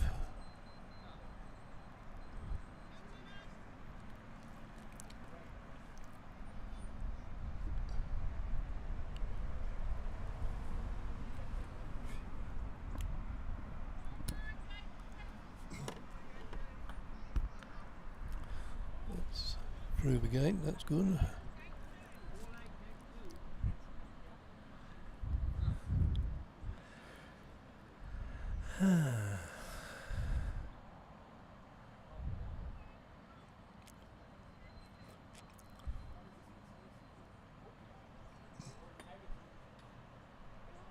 And another one. That was Number a 6. Manuel got down to help her guide it, but she'd hit it before he even managed to get down. Oh, that was very close to hitting again. So now she might as well The Reds. might as well have a go because she could come in off, and if they've got a touch lined up, so close. So it actually hit the leg of gate 3 and stopped.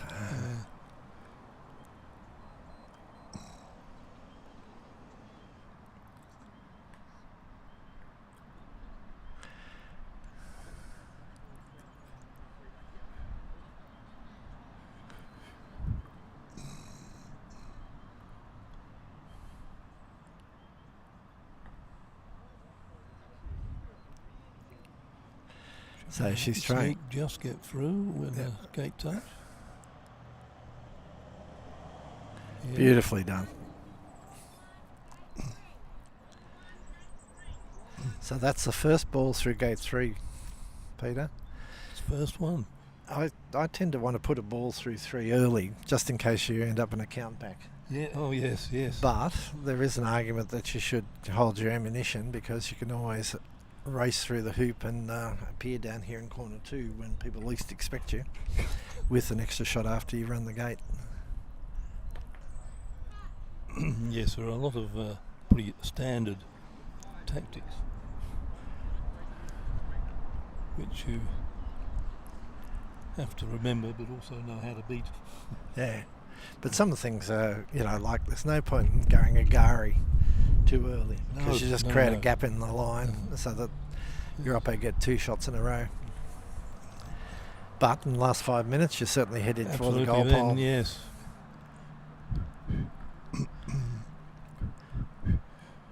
Oh, and she saved her 2 turns by doing a long touch. Very long touch. I have trouble. I keep wanting to call them roquets. Yes. But technically in Gateball, it's a touch. And another knockoff. There's still a white ball left on the court, so... Yes. Well, other than the one they've got safely stashed in gate 3 for the other red ball to use. A little long. But that was a great turn.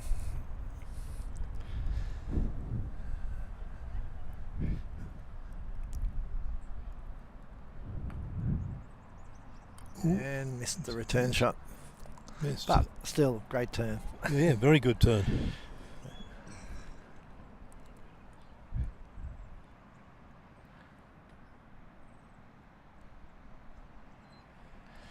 Playing very And defensively the there. chance of another gate touch. That's why he was defensive. I was thinking, why didn't he put that ball back up to the other white ball? Yes. But yep.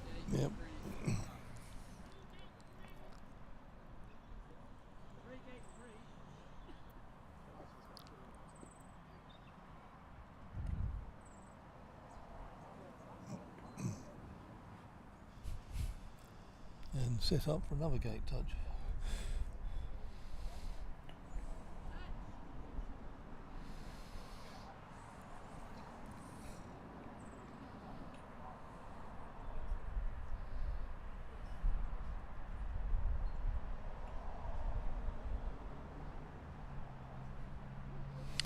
So he's got 2 shots left over. Gate touch really sucks that. It's only a foot away. It's a gimme.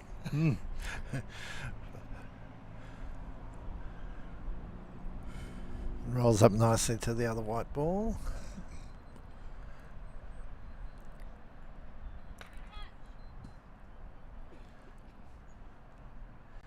Putting it out on the first line.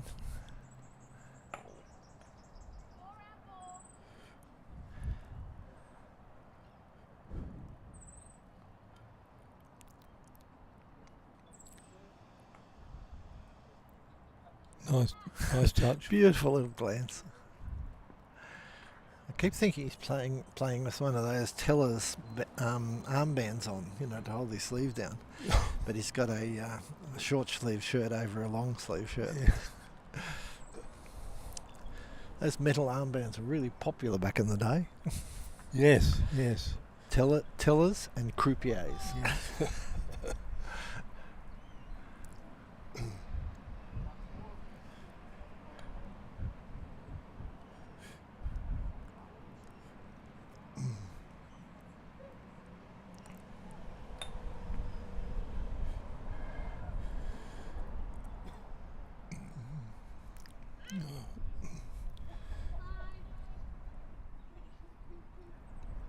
And should be another gate touch.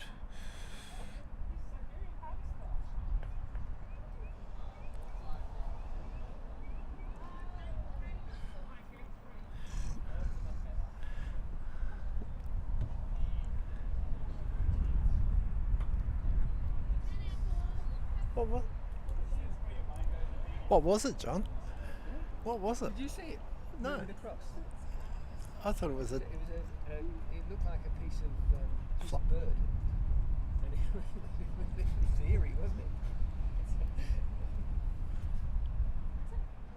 It was feathers, so I chucked it. I'm going to watch Bit my of- so I don't get 8 foot. bit of excitement. There was a black ball rolling across the ground. John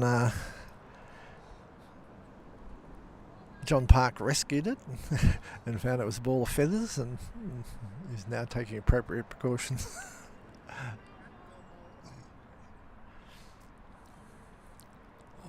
Looks Now like it's coming time. for a Gary. Now it's time for the pole. How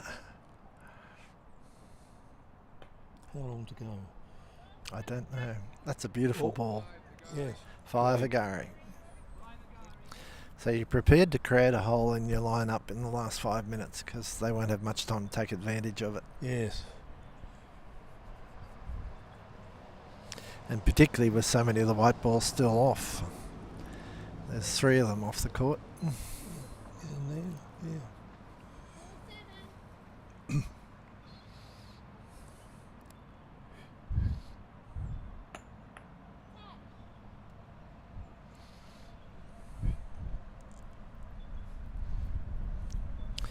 Another Gary attempt.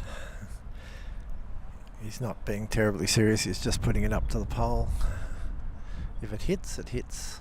It was close though, about 3 inches short. And now he's setting up for his other ball. So this is one of the things about being patient.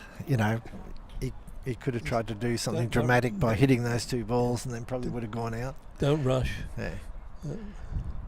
But he's just set up for his next ball to play. So Glenda's gone into retreat down to corner 1. White have got them all fairly scattered. Yeah. White need hoops though. I don't know whether that's... Don't know whether joining up back in the corner... Oh, well, that's what Manuel's doing now. But they're keeping a wide join. They're not joining up next to each other. Yes. I mean, if you're good... They're very defensive and you're going to have to do something very soon.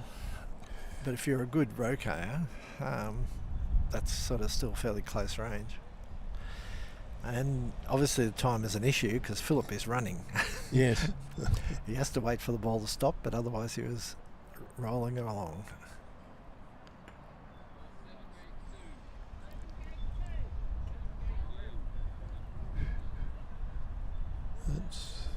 And he's been faulted for going too quickly. Yes.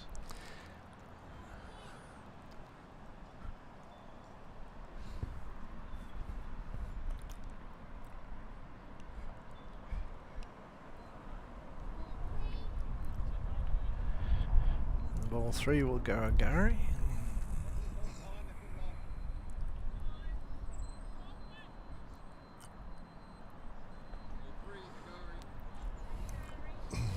Taking the pretty comfortable 16-9 lead. Yes.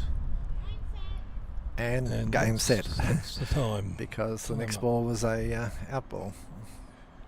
So 16-9 in the end. It was pretty close until the last 5 minutes. Yes. But they had done the work by putting all the white balls off the court. So, Yes. Yeah. So there wasn't going to be any catching up there.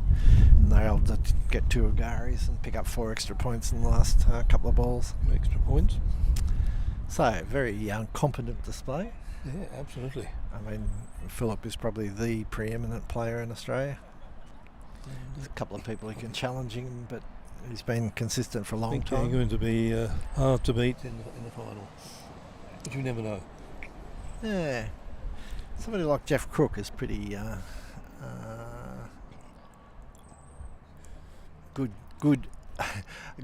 good for surprises. Plays well and has interesting tactics. He's the master of the holdback. I've seen him keep 2 entire rounds of balls rotations off. Yes. The opposition didn't know what to do. No. It's not what you call a standard tactics.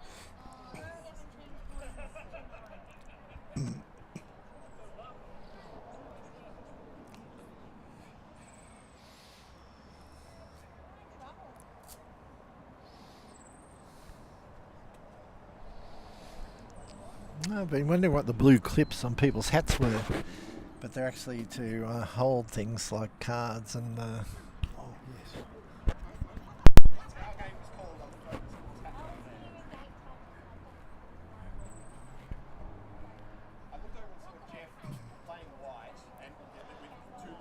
And you can have a good discussion about where should you have your wrist computer, because a lot of people don't wear it on their wrists. No, it's interesting Yeah. how young people like to have it sort of somewhere else. Yeah, a lot of people dangle it from their belt, so Yeah. they just have to look down and see it. Yeah. Some people wear it on the upper arm, on the bicep. Some wear it on the forearm, but on the outside. Others on the inside. Peter Brown's one of the ones with the it's hanging down. Yes.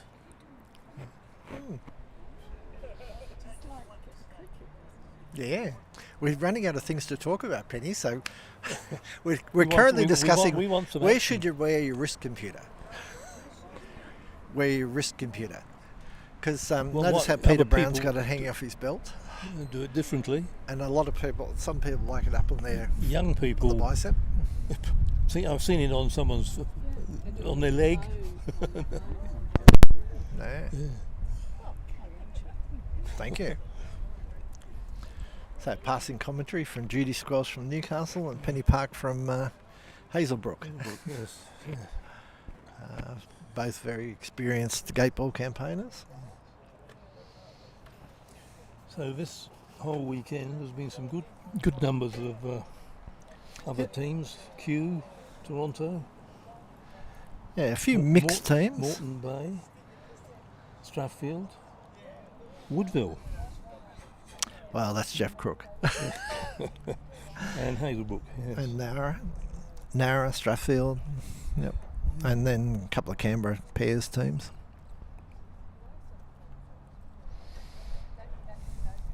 A few quick substitutes. Ralph Richardson was going to play with Kevin Maloney, but had a medical problem yesterday, and Marty Worcester from Toronto substituted. But I hope Ralph's okay now. well, he's back on deck here. Yeah.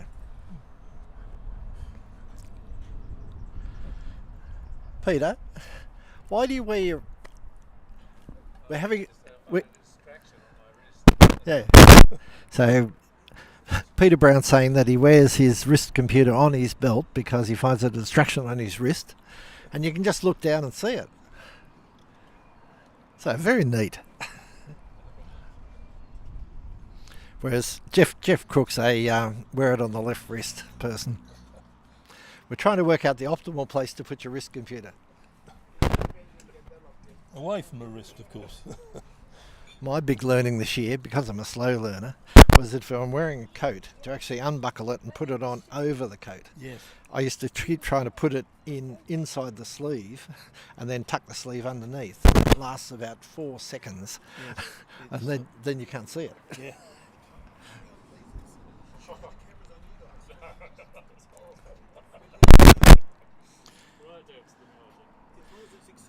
So who actually won on that court? We did with an Agari on the bell by 1 point. Yeah, it was a close game. Very close. Absolutely. Well, they had 2 Agaris in the last 2 turns, but they're already winning. Ours was a bit more critical. No, they'd taken the precaution of putting all the white balls off the previous rotation. So, That's a great deal. Yes.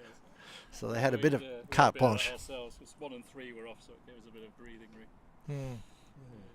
So yeah, no, it was a good tight game. So that means the final will be between Jeff from Woodville and Cheryl O'Dwyer from Warrnambool. Very closely geographically linked. Yes. And against Philip Brown and Maxine McLaughlin from Kew. And that will be in Russell the paper. That will be at 11:50, and the time now is 11:25. yeah. Plenty of time. Yep. Yeah, they were scheduling 20-minute gaps. Which is good because it can be pretty tiring if you're playing. It may be that they start a fraction early, actually. I suspect they'll be ready. Might be a bit of still possible to get the final off early. And then for the viewers, if anyone's watching live, then there's a lunch time thing. And then the teams, there's registration and practice at 12:50, but the first game is not until 1:20 in this afternoon. That'll be Canberra versus Toronto with Strathfield officiating. Canberra versus Moreton Bay and Hazelwood. And Hazelbrook is officiating. Oh, sorry, Yep. officiating. Mm.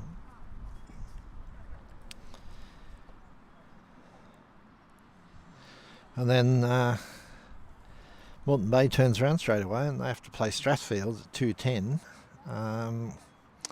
before afternoon tea. And then 3:10, Hazelbrook and Canberra, Toronto versus Strathfield, and then 4 o'clock, and that's the last round. Last round today. Today. Yep. And then Sunday, there's 4 more rounds. There's no finals for the teams. It's just whoever's ahead after the block round. Mount this one because it's been a bit. The cable's a bit funny, so it makes a funny noise when it gets moved. Every now and then. Yeah, it'll just be like. Just the right time. Yeah. Right on you. Right. There's a hole in there. Okay. Get somewhere that I can put that on so it's a bit closer for you. Yep. Wave. So there's nothing on court, so you're getting a treat. You're getting treated to the commentators. I will be leaving at the end of this next game.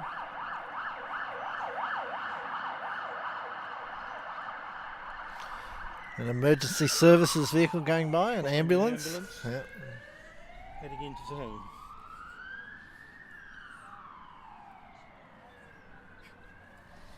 So the spectators starting to set up.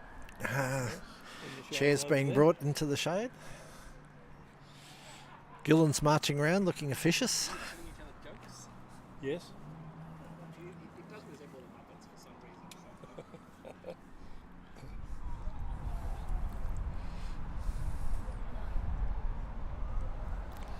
I think Gillen Smith, who was a product of Canberra, Gateball, moved down to Melbourne for a couple of years and has now returned, but is I think Hazelbrook's his home court. Is it? Home club, Yes. yep. I know he's not playing as much here. No. Yes, there was that really good crew who played out of Canberra, all the young ones, you know, the Whiteheads. Oh, absolutely. Brian, Yes. Kim, and all those. And they've all faded from the scene, unfortunately. Yes, it was sort They're of working, families, better things to do. But hopefully they'll return in due course. Yes, Alex phoned me. He had been playing with his father, and said, "Is there any Gateball in Canberra?" And I was then the national director, and I said, "Yes, I have the Australian Croquet's only set of Gateball," and they got started. Yeah. And that's Alex Park. yes, Yeah. that was. Who's currently, I think, posted to Geneva or somewhere. So Yes, he's not around in either. Foreign Affairs now, and but they used to go into play for the Queensland, have a team playing in the Queensland competition, Yeah. and I used to be in Queensland on holiday with my wife, and so I was able to join the team, which was very good. Excellent.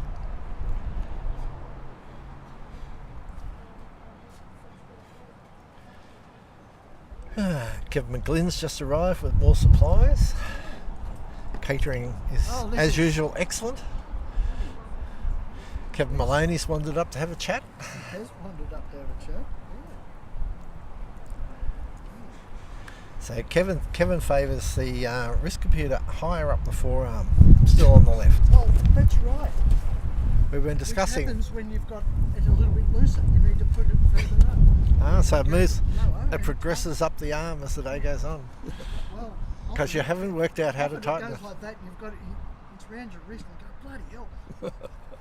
And the referee's counting. And you're pushing it up, and they go 8 seconds up. And who said there weren't crises? Who said there weren't crises in Gateball? Absolutely. And here we've got Margot. Yes. Margot's joined us. In fact, I think she's slated for a commentary position.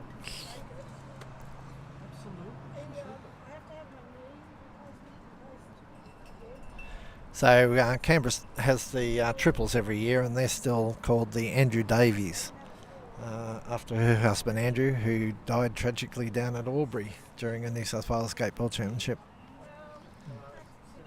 Still miss him.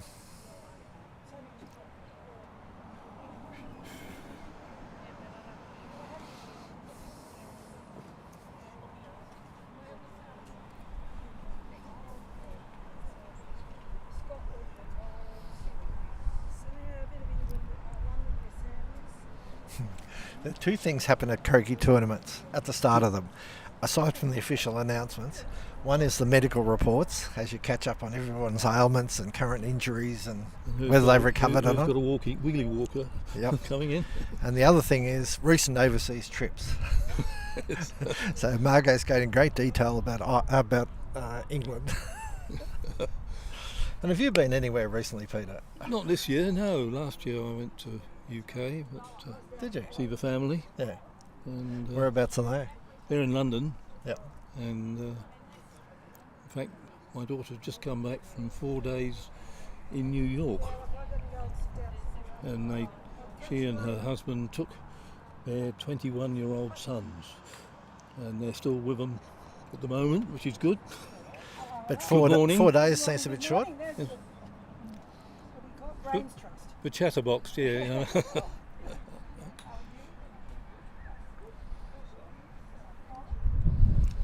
And members of other teams are arriving. Here comes another lady from Strathfield to join her team for this afternoon's start.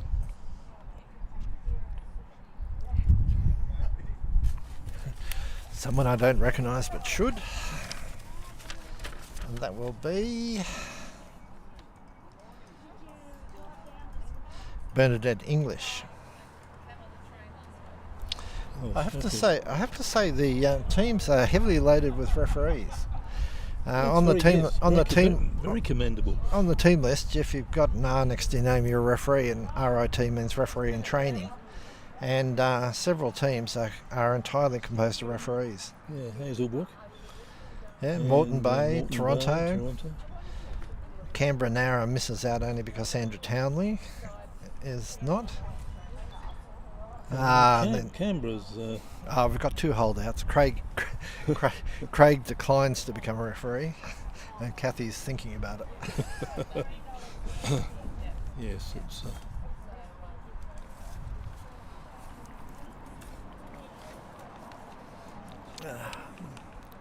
When I was involved at the start, when Alex and the crew turned up, and I did think about doing the refereeing then. It's probably been much easier to get past it then.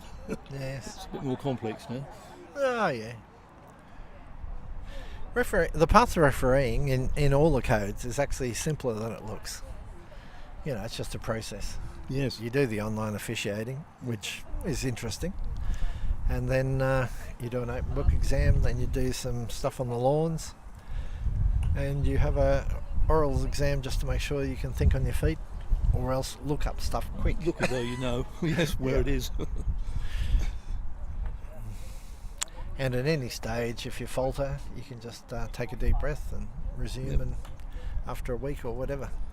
I was an examiner for Croquet Australia, Yes. so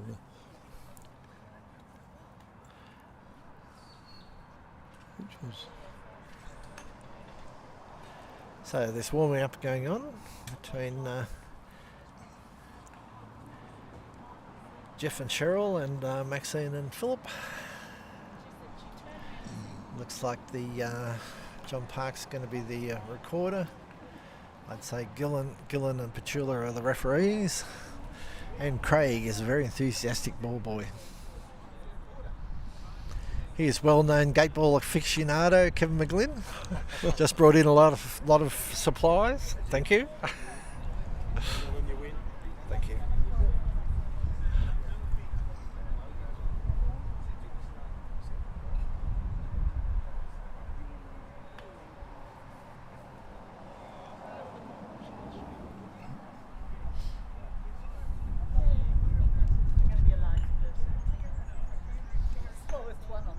I was just thinking. Not really the best person for that. just anticipate. Oh, it's just my knee playing up. It's just A medical report. Karen said to me, you've probably got a little bit of, like a grain of sand size like that's got between the 2 bones now. And it'll come out eventually.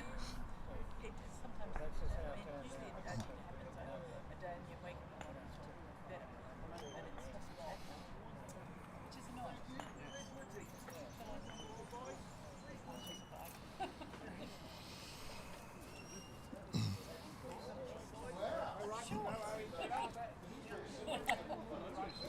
oh well, the teams are gathering ready now. And are they starting early, or are they still Well, at time? I suspect they are. Yes, it's only not even 22 yet. Good. Go. Yes. Don't hang around. Yeah. And the referees are there as well. And we've got at least 3 ball boys. 5. 4.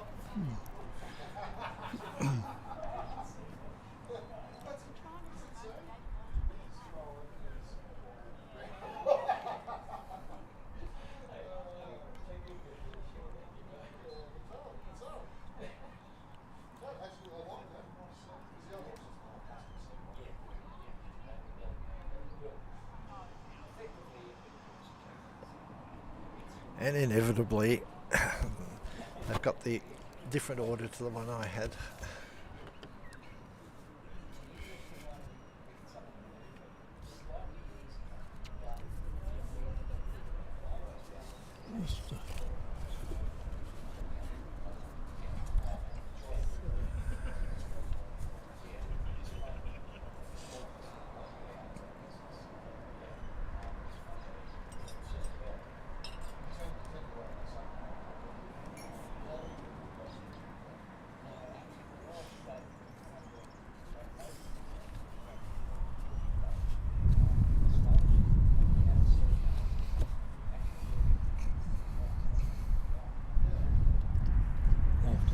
cataract operation. I can read the script.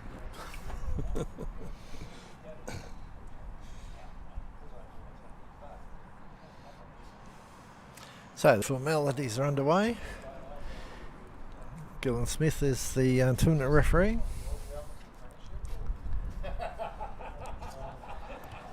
They've been playing for a day and a half, so I think the inspection will be pretty perfunctory. She's just giving instructions on no gouging, biting, shaking hands. The recorder, there's a passing of the form between the deputy referee, who isn't going to bother checking the names because they can see them, and then the recorder retrieves it and takes his position.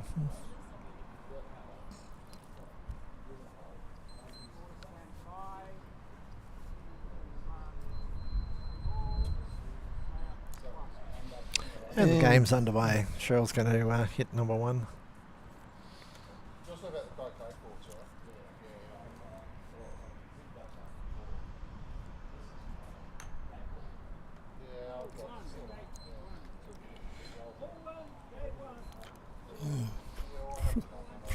Almost through to the boundary. Nice position. Didn't go out. And defensive up to the gate. Actually, yeah, a bit past it. Yes. I mean, Philip's holding back. And Jeff's holding back, as he will.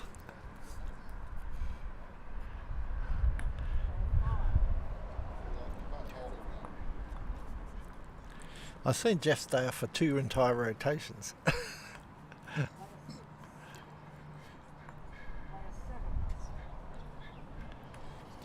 So someone asked me earlier how long a rotation takes, and I said about 6 minutes, depending on what's happening. Or it's going to be under a minute. 30 seconds, I'd say. And we're getting a second ball on. Well, that's an outlet ball for ball one. Yes. Because if she can get the gate and then take possession of gate 3, you've got a double gate grab. Double gate. That sort of makes the opponents think about it. No, she's a bit long. Might actually run the gate. No, just missed.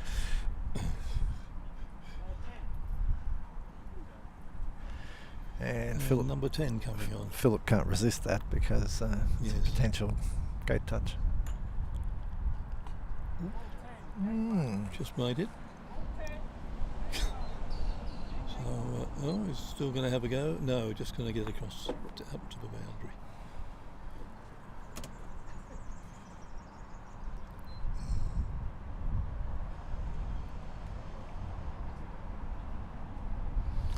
And so they'll take over defensive position on the sideline. Yes. There's no point in coming out to attack 10 because Maxime's coming on with 2.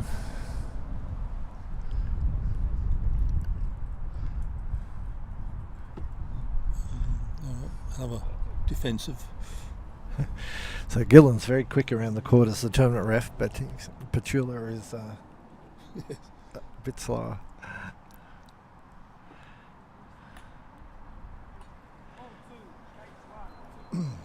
We are seeing a few wobbly gate ones. They're just getting through. Yes. So at least 10 she has to hit this or it's stranded. Yes. And missed and just holding in. Good weight. But you want to be down near the sideline but not out if you happen to miss.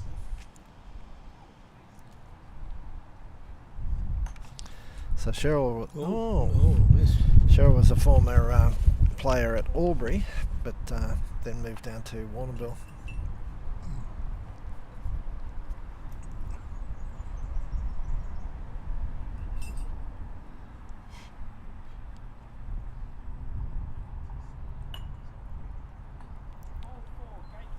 Number 4, in a nice position to. Well, you're going the wrong way. Yes. It can rescue 10, but.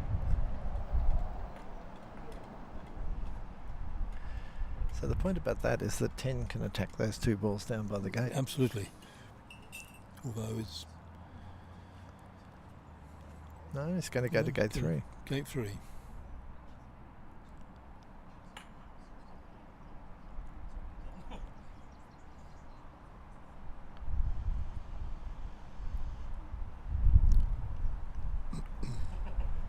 Yeah, I think that's a bit of a missed opportunity.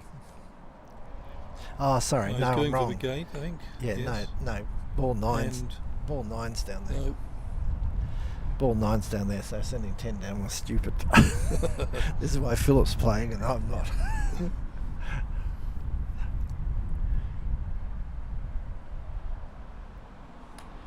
And Jeff's now coming on.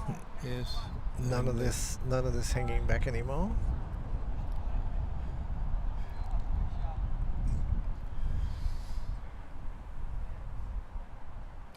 So he's gone long enough to be able to take out the white ball over on the boundary. Yes. And he's taking the opportunity to have a bombard over at the ball 10 in front of gate 3. Missed by a yard.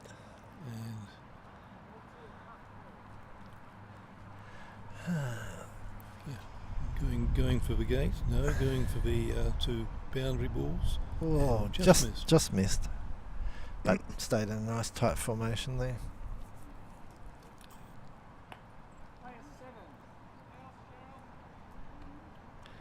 And the hold back continues.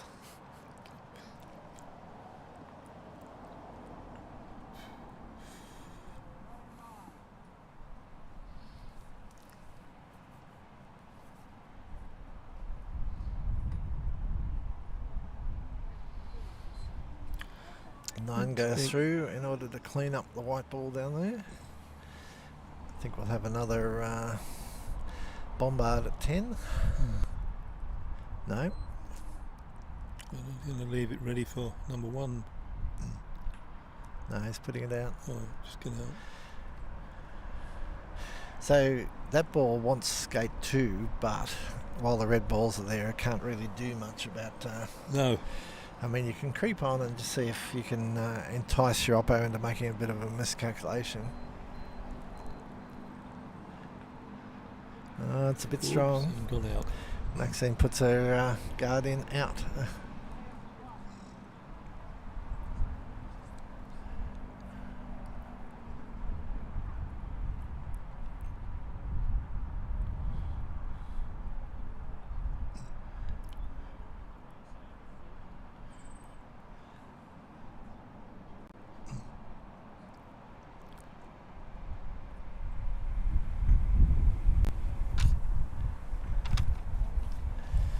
That's a defensive move to keep control of the game. Yep. And to deter that white ball from just creeping on where it is. What ball went through then? Must be 1.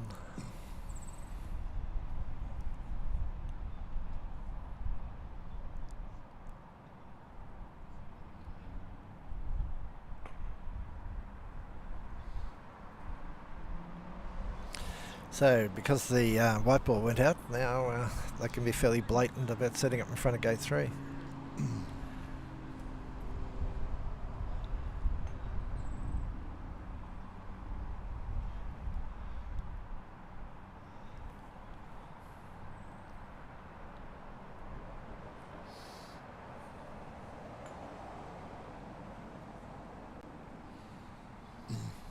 Getting a ball ready for the... yeah, but he forgot the 3. Come on the lawn. But I think he forgot 3 was coming. And he just admitted he had the numbers wrong. So Jeff sends 3 through nicely.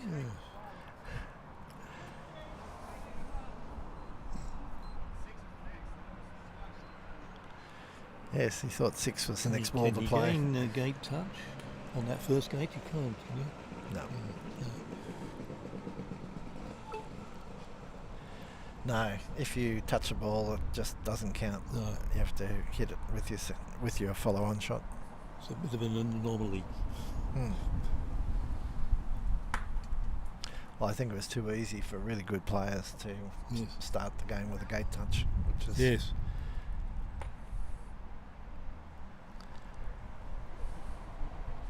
and another nice outlet ball for the back ball there. So this time Maxine comes up to set up for 6 and 8, but 7's also coming on.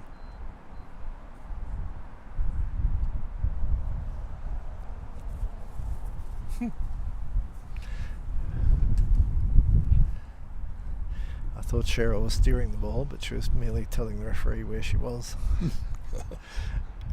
She had a hand raised.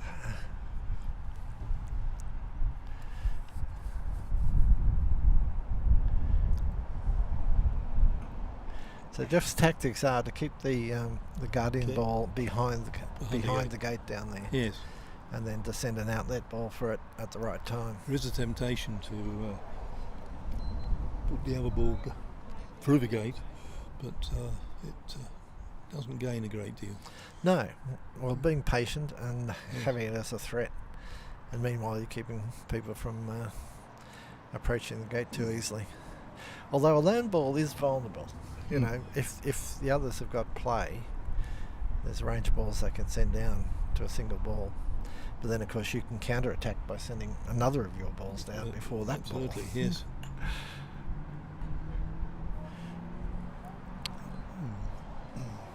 So just about every one of Philip's balls has hit a gate leg on the way through gate 1. Noticeable. And that means he then has a long touch,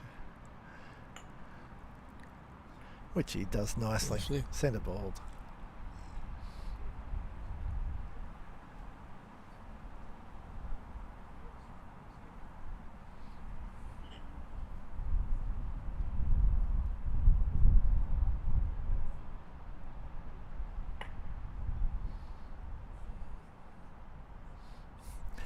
Looks askance at Maxine's directions. So as a spark, that was well wide of gate 2.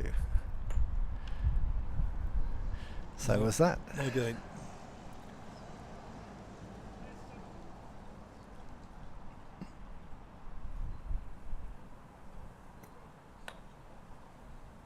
And the holdback continues. Yes. I think 8 will come on. This is the last of the whites to come on.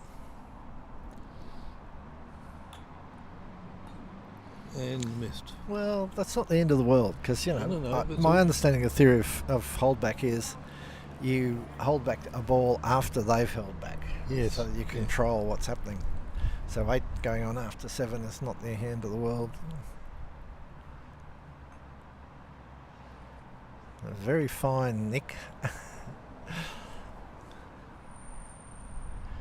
So there is an irrigation sprinkler out in that area you have to sort of be aware of. I think it's between the gate and Phillip, but you can get relief.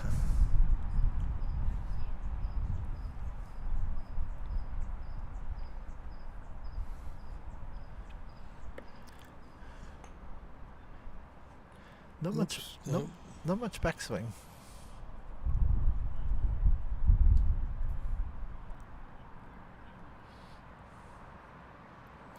Just coming on and going along the line to make sure that he can stay as tight to the line as he can. Yeah.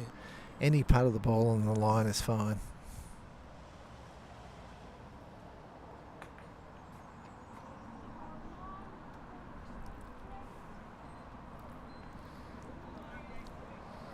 So it wasn't a gate touch because I don't think he's made it through the gate. But he's got one. But he's got another shot and he'll run the hoot and he's got another ball. So very careful preparation. And that time he does it.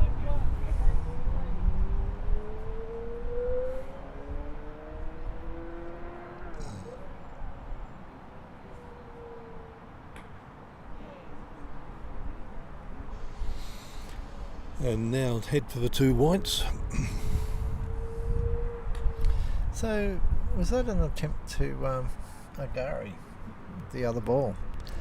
Why is it there? Because it's a bit early to Agari. No, absolutely. Very, unless it just wasn't far enough. I had the impression that it was too far. I think he really was trying to send it to the pole.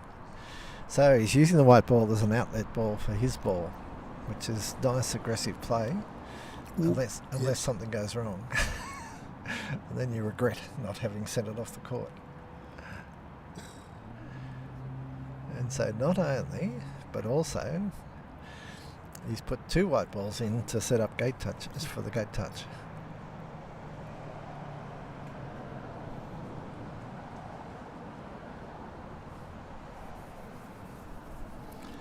So showing a lot of trust in Cheryl, but she's up to it. She'll be up to it. She is. She's a very good player.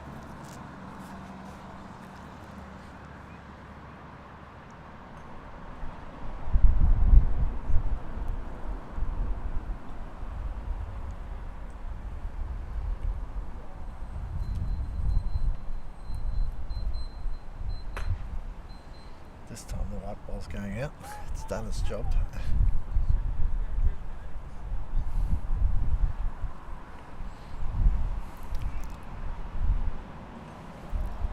And no gate touch. No.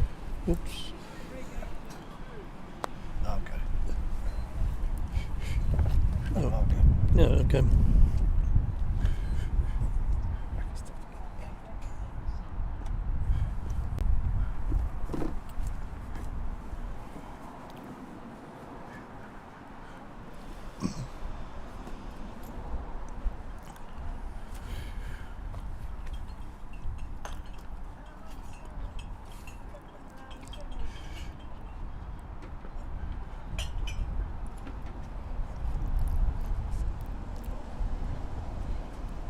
And now she'll set up for the next ball.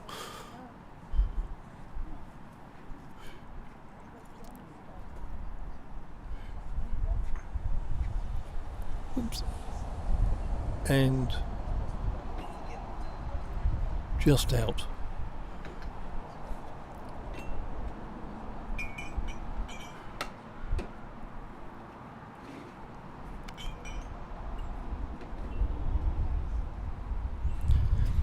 And a miss, end of turn.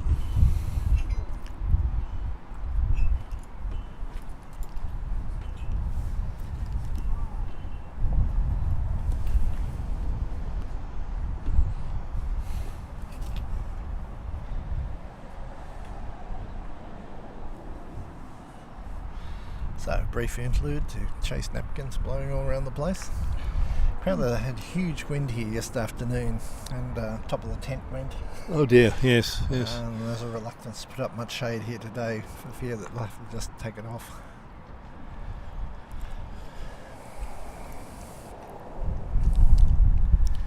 Setting up for number three gate.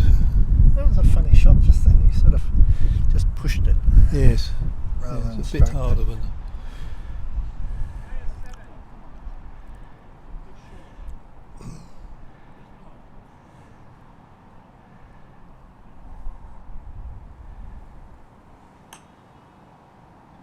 Oops, missed.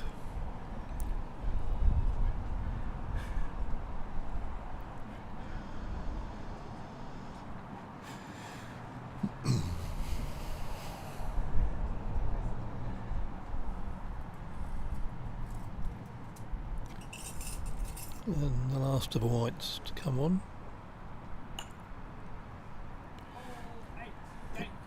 Which it does so. It's disparate though. There's one ball over on the sideline near gate 3, two down the back behind gate 2. Mm-hmm. That ball's defensive taking at the control moment. in gate 2. And where's the fifth? Oh, down Well, here. the Down red here one in is corner out. 2.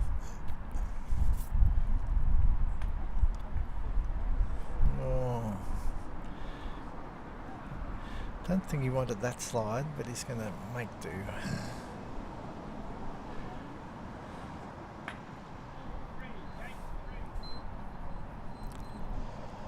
So that makes it 10-5.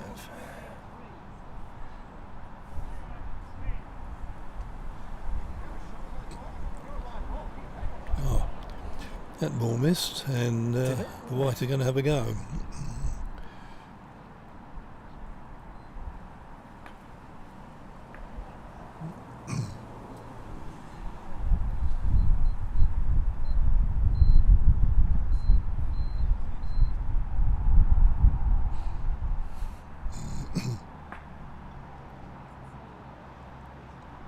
So that was the advantage of having a ball just sitting on the line waiting its chance. Yes. So now it's cleaning up. White will be in a good position. They've got 2 balls together. Yeah, not much time left, and it's 11-5. Got a lot of work to do.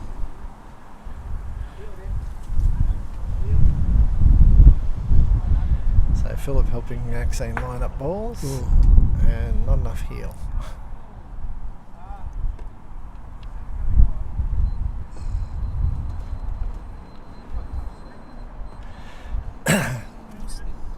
Ten minutes to go.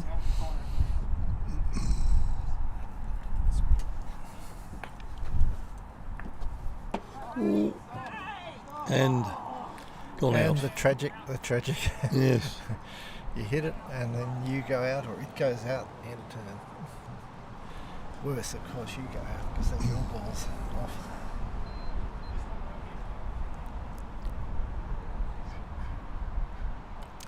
Kathy, what's the time? 9 minutes to go. They're in the last 10. So and it's now about 12 o'clock, so we might get interrupted by some noisy planes. Although they will be down over Central Basin. Yes.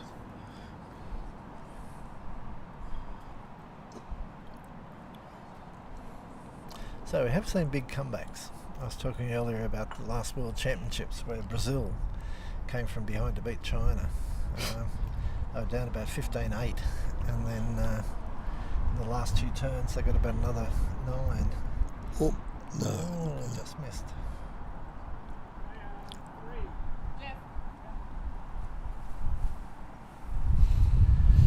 So, and what's the score is now? 11-5. 2, 4, 5, 6, 7, 7-5, I think. 11-5. 11-5, is it? Yep. Yeah. It's on here. Oh, that's what I'm doing with this. can't see that. Even with your cataract. Yes. No, that's all the long distance.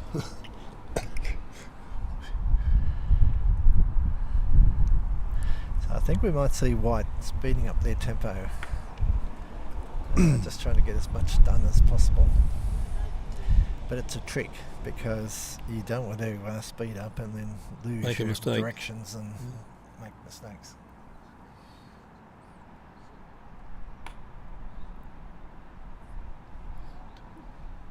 Beautiful And ball four, through from very long nice range. ball. Gate 2.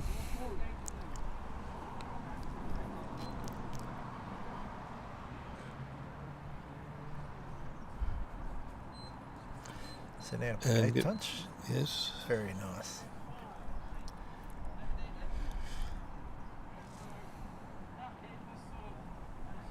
So they're setting up 5 as a reception ball for 7. Maybe a bit long there. Like. Oh, very tight. It stayed in, but it's going to be much use to 7. Yeah, to be a long one to get that. But Phillips' aim is not to leave the ball in the middle of gate 2 by the time 7 comes on. Oh, that was a bit much of a slide.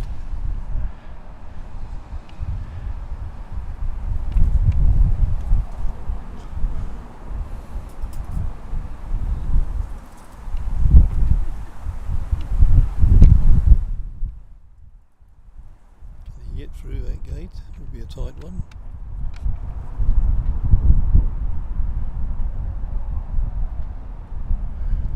Not quite.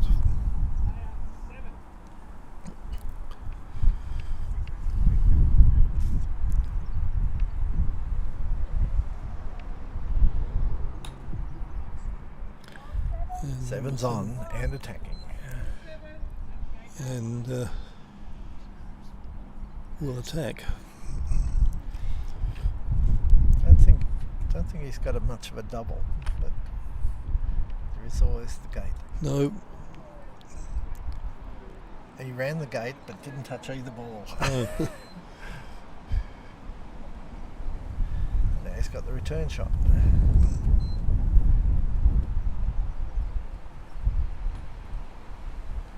And that's might have almost been just a single touch. I Yep. didn't hear the referee call a double touch. No.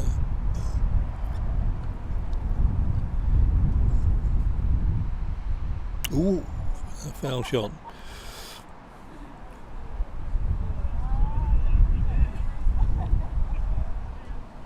So that was a captain killer. Yeah, absolutely. Fortunately, he was the captain. Yeah. So All might set. have another chance to make a break. And a beautiful touch. So if the red ball had gone out, that would be end of turn, but Maxine hit it so nicely that it stayed in, just. And now she can continue.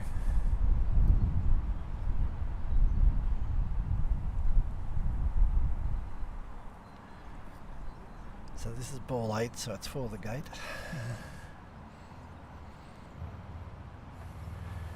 Just setting up.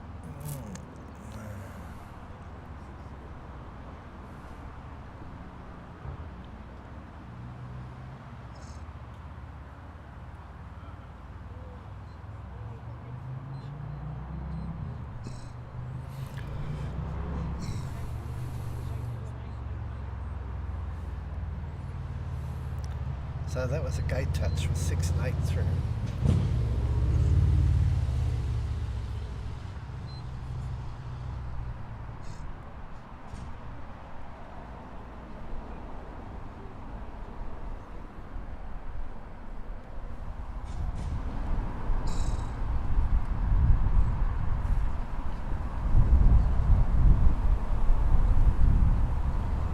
Setting another gate touch, yes.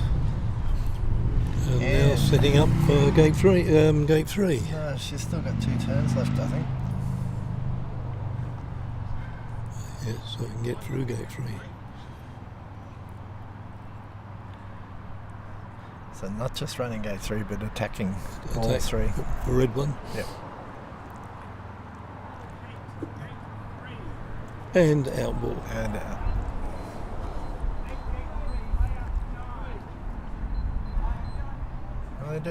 They're doing a dramatic job of catching up. Yes. They've now gone But to still 13-9. 4 points behind. Philip caught not at his ball.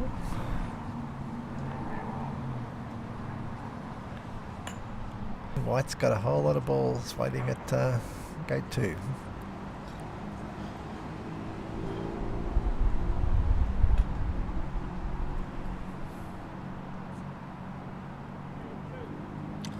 So 7, which is I'm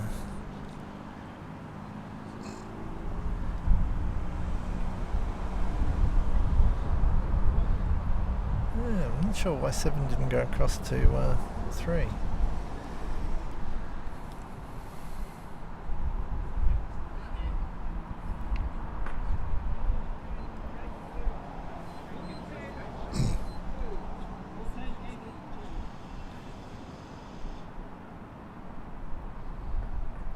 And the gate touch. No, I don't think it went through the gate. Came off sideways. Did it? So it had already been through the gate. Oh, right. Yeah.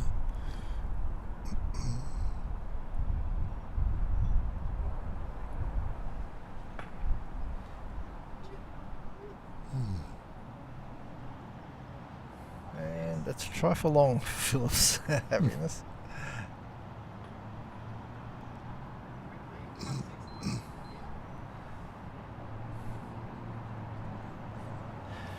So this is a correction ball because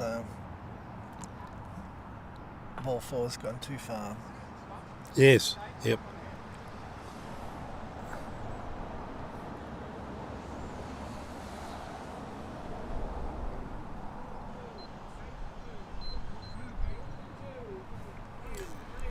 It's now 13:11 and things are exciting. Cheryl's trying for an agari. And coming up to Very close. agari, but not quite. Down here, 4 is just trying to...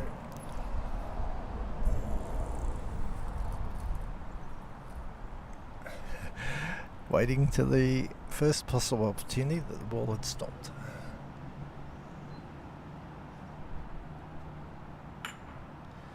Loading up in front of gate 3. Oops. That was a good bounce. A nice bounce, absolutely.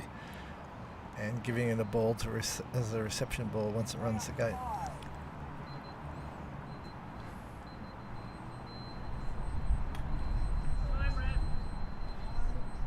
And that's time. So, ball 5 is in play. Ball 6 is the one over in front of gate 3. Yes. So So I think that was an attempt at a gari.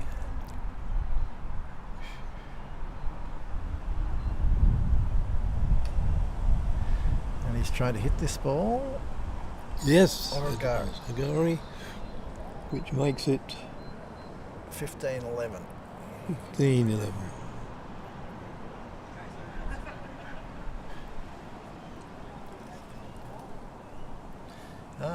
They're saying no agari.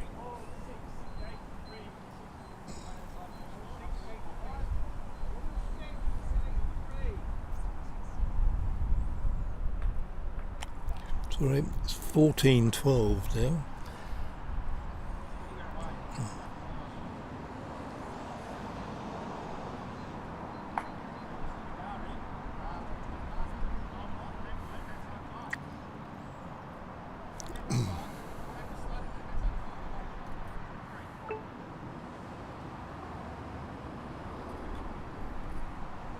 Beautiful shot. And Nagari. She just needs an agari, and That's it. the only risk then was hitting red onto the pole. Yes. Oh yes.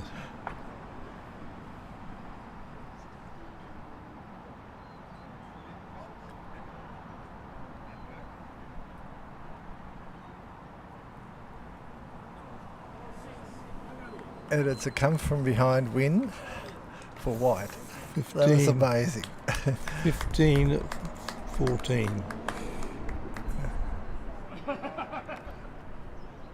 No, 14 all, but they've got the agari. Yes, that's it. So, congratulations to the white team.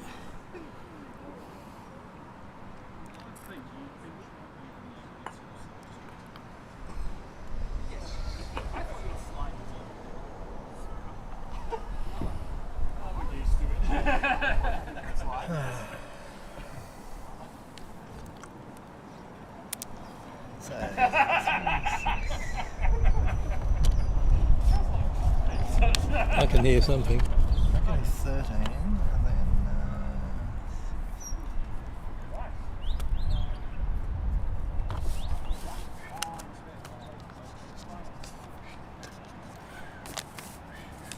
So do you want the presentation on this? yep. So was that 14-13 or 14 all? No, 14-13 it should. I think I've got one. They've got 14 all at the moment.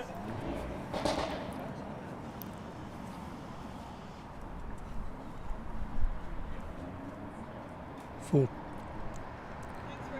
14-13. That's what we just changed it to, because that's what that's saying down there. You were praying for that.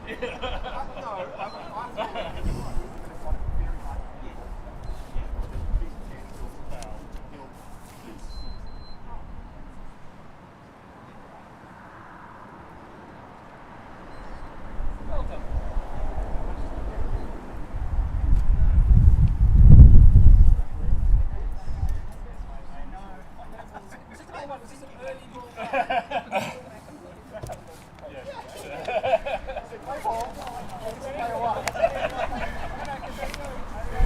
See ya.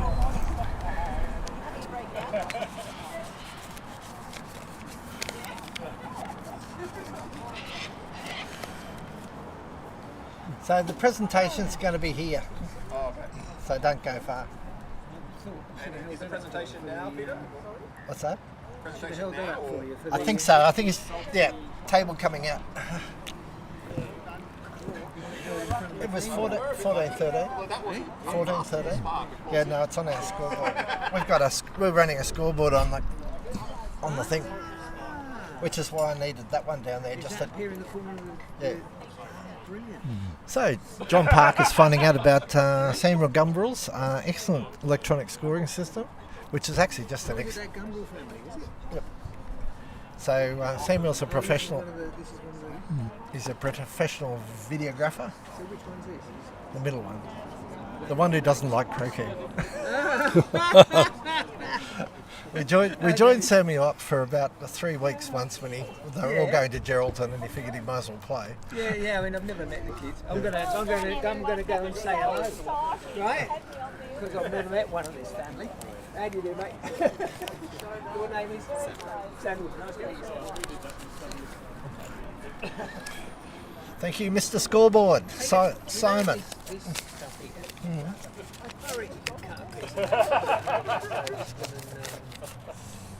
You know those sprinkler ones? Yeah. You'd still get a rim, I think, unless you pack them out. And we tried that once with sand, and we couldn't get it out again. The sprinklers misbehaved for a while. You can buy kits of that latex. No, you really. We're talking about creating a cap for irrigation sprinkler heads, because Canberras are quite aggressive. They're about 2-3 inches across. You really need a tulip where you have a flat surface, perhaps with artificial lawn on it, and then a tulip to go into the hole to hold it in place. And you could tap that down and make sure it was level. But it's all too much trouble. So what we do is we just give relief.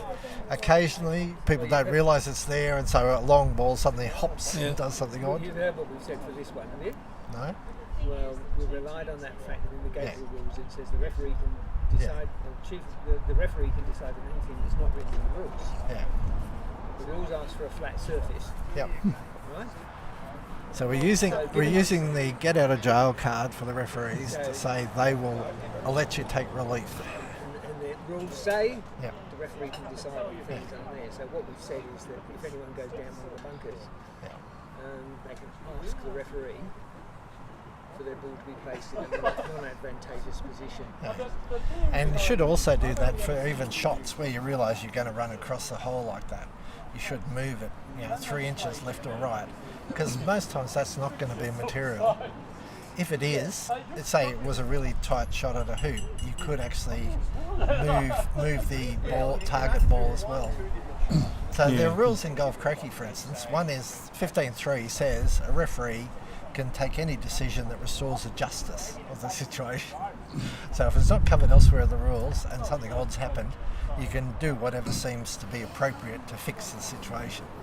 The other is if you find your hoop's out of specification, so your ball's up there and you realise the hoop is screwed against the way you're going, you can have the hoop adjusted, but then the ball gets adjusted so there's no advantage there.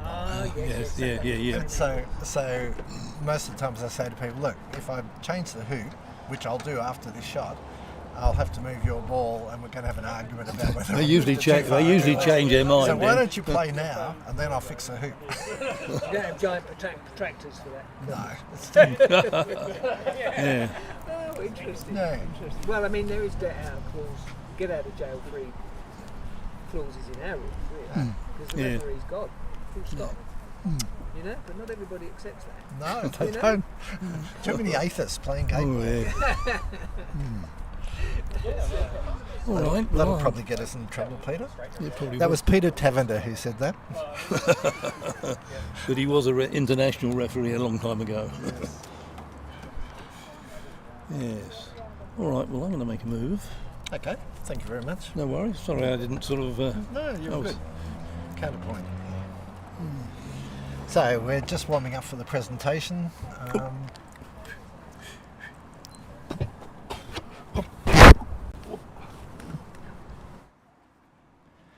Peter Taverner's leaving the commentary position. Gillen Smith is taking over in my dreams. I'll just keep you company. Keep in control. Well, I warn you, it is a live mic. So, Gillen, Peter. anything in... I noticed you were doing a lot of gesticulating with 2 fingers after that game. Was there an interesting refereeing gesture at some stage? Well, look, apparently when I started the game and was supposed to call player 1 with 1 finger, apparently I called player 1 with 2 fingers. That was the great controversy. So they were insulted. That harks back to the rule change where the game used to start with a hand gesture that looked a lot like a hail. But we've got rid of that, and so you start the game without any gesture, and then just gesture to player 1 with 1 finger pointing up for the player to commence. So a bit of history in that discussion, Peter. And so for player 2, I presume you shouldn't have the palm towards yourself. Correct. Yeah, that may be misinterpreted. Palm away, 2 fingers up is the ideal. So there was supposed to be a aerial acrobatic display at 12:05. There's no sign of it. I have not seen that. I've seen a lot of contrails. A lot of contrails in the air. Yeah, well, that's Mackerel Sky. Oh, no, the contrails were there earlier, Peter. You may have missed them. No, that was the aerial seeding. So there is the tourist helicopter operating at the moment, so that implies there's no aircraft anywhere near. And implies that tourists have come to Canberra this weekend, which is a lovely weekend, and Floriade is open. Is on, yeah. If you haven't come down to Canberra, come down and visit the annual Flower Festival. So we were all earlier having a discussion of where you should wear your wrist computer, but the other question is, should you wear arm sleeves that make you look like you're Yakuza? You'll notice Manuel Gutierrez. I think that's looks like he's got heavily tattooed forearms. It's entirely a personal decision, Peter. No, my family, we're all going to Japan next March, and my daughter and her partner have both got tattoos. Right. They've been told, just cover be them careful. up. Yes. You know, they do get a bit picky. Don't go anywhere where you might be mistaken for Yakuza, which I think they're pretty safe. Should be okay, but they said they don't let you into the baths and swimming pools and all that's those the kinds issue, of things. Yeah, so. I think they have found a family-friendly onsen that does allow tattoos. Right, excellent. But even then, be wise not to flaunt them. I'm just thinking back to that last game, the final. The winners were only leading in the last moment of the game. It was very dramatic. Adds the excitement for all the viewers watching at home and the viewers that are here. Yeah, it was 13-8, and then looked like they may not catch them, but perfectly executed. Indeed. I could ask, looking at the trophy out there, why is the 2 upside down? Well, it's only upside down on one side. It's not upside down on the other. But we've been going since 2006, I think was the first trophy. So I think we've now finished both sides of the trophy. So I'm not quite sure what happens next. Have to move to a 3. Well, that's why plinths were invented. You put a plinth underneath, and then suddenly you've got a lot more room. Keep it going. Although in the case of the Australian handicap GC doubles, we actually just created a second shield and ploughed on. I think if you've earned the right to have had so many rounds of a competition, and you need a second shield, then someone's doing something right.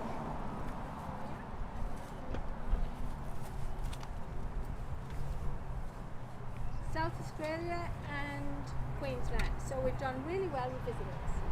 It's been a really nice run tournament, and thank you to Canberra for actually hosting it. So let's get to this bit done first. I'd like to call the runners up first, which are Jeff and Sho. Neither of them from New South Wales or AC. Thank you. Thank you very much. Thanks very much. Well done, fellas. Over here? And the winners are Philip and Maxine from Victoria. Woohoo! Of course you can. Will I come back and give you this?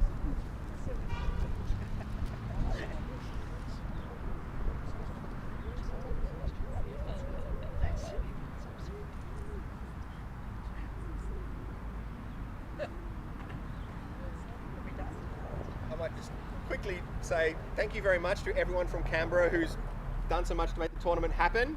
And probably not just Canberra, knowing the way the state tournaments work. I would imagine Petula and other various people from New South Wales have done a fair bit. I learned to play Gateball in Canberra on these courts. Feels like it's slightly unfinished business to win this tournament when Glenn and Christina aren't playing in it. So I'll probably be back again next time to try and do that. But thank you very much to my opposition in the final, who played very well and honestly in many ways deserved to win the game. Thank you very much to my partner Maxine, and thank you very much to everyone else who took part. I just want to quickly acknowledge Tony again, and I'm sure many people here would be aware that Q Croquet also lost Kerry Seipold not so long ago, so I was thinking about her a lot this weekend as well. Thank you very much, everybody. Okay, that's it. You want to get the four? If you want to get a photograph, get four of you. Yeah, well, Okay, one for them.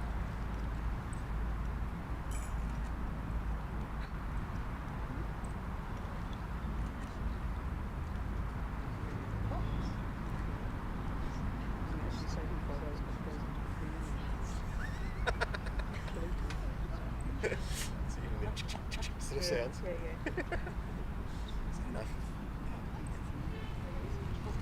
Okay, everyone. Thank you very much. Thank you. Lunchtime. Thanks, lunchtime. Next time. You deserved it that time, I felt. Yeah, I think so. Thank you very much.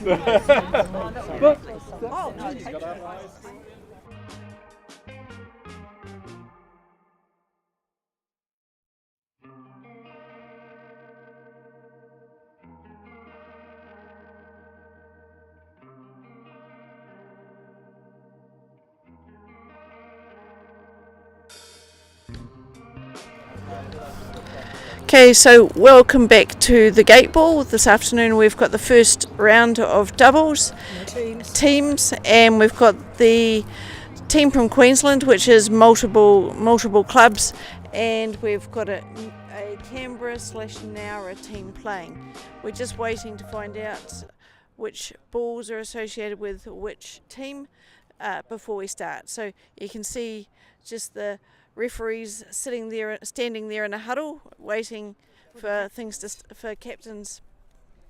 For the captains to come and have the flip, the toss, ready to figure out who's leading and who's following. So, on this beautiful day in Canberra. It's actually quite warm in the sun, isn't it? We've actually moved back a little bit, so we're sitting just under a tree, which makes it a little bit more pleasant. It's quite pleasant, yes, absolutely. So we'll see how the players survive out there in the sunshine. Well, there's already one down. He's lying on his back with that's a good start. A mallet between his legs. I hope he's not going to hit like that. It's not a usual position to. It's not the usual position to start, but no. You know, Everybody, sore back's a sore back. Everybody to their own. Okay, have we tossed yet? No. So, here. Yep, they're slowly but surely getting their act together. The captains are gathering. And Gillon is about to flip the coin. Eventually. Who was laying down on the field, on the lawn? Can't even see. Probably someone from Queensland trying to get warm. Or maybe he's just enjoying the sun we have here. Yes, that's right.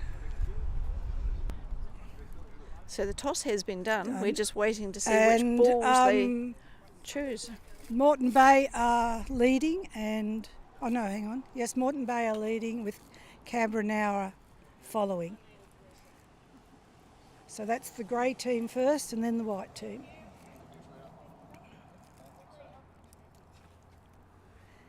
And now they're just going to all line up and go through the formalities. Eventually.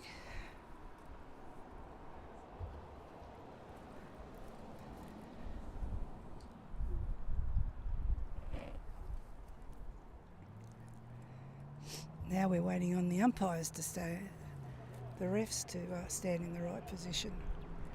It's a game of waiting.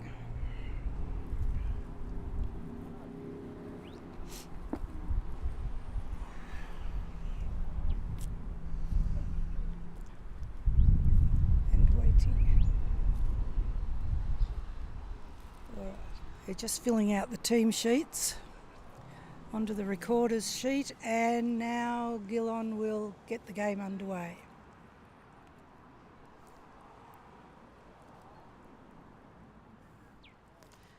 Five referees. Is that normal for Gateball? So we have a main referee, which is Gillon. We'll have an assistant referee. We have someone who is recording, and then we'll have 2 lines people. So yes, that's ideal. If you could have that on every game, we'd all be happy, but often we don't have that many.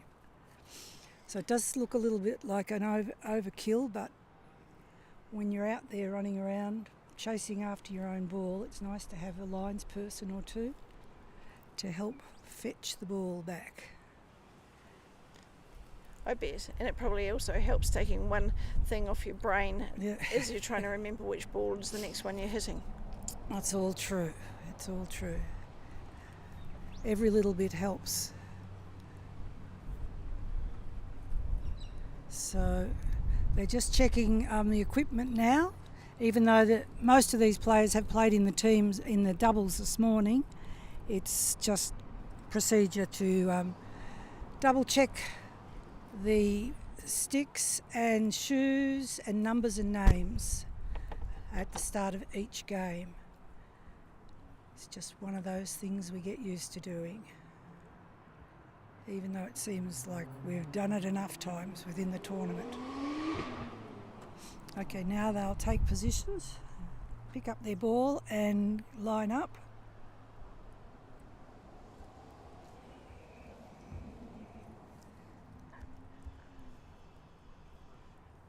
And the time will start very soon.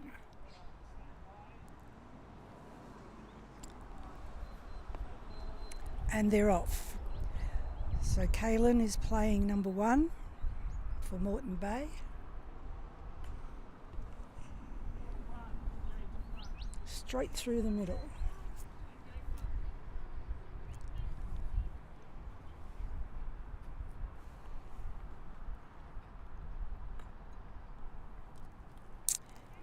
He's taken up position in a nice defensive, well, no, it could have been closer to the line, but pretty good. Peter Wood, first player for the Canberra Now team. Straight through again. And the lawns have sped up a little bit, I think, with the sun on them. Yeah, it's pretty warm here, so I'm not surprised they've been fast from first thing this morning. It looks like Peter might have an out ball there, which is unlucky. Cheryl, a Warrnambool player, but she's playing for Moreton Bay this weekend. Beautiful, straight through the middle again. Cheryl participated in the final this morning in the doubles, and she and Jeff Crook from Adelaide came second in a very tightly contested game. Beautiful shot over to take control of gate 3. Manuel from Nowra playing for Canberra.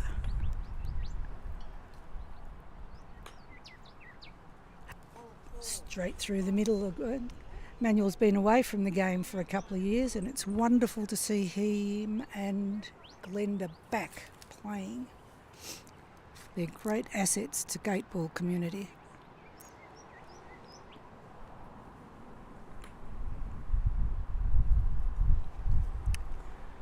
Missed that by a whisker. Yep, you heard it clunk against the gate, but it just unfortunately didn't go through. On the wrong side. And Kathy from Moreton Bay. Oops, yep, just snuck around the corner, so that's good.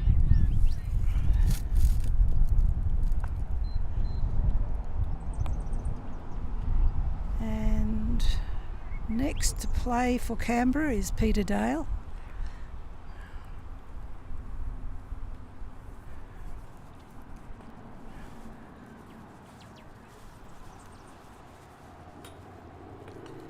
And the first miss of gate 1 for the day. It's not too bad, is it really? We've gone multiple balls before a miss. It's pretty good actually, yep. We'd normally be happy with that. Philip Brown from Kew playing for Moreton Bay, straight through the middle. So that was a...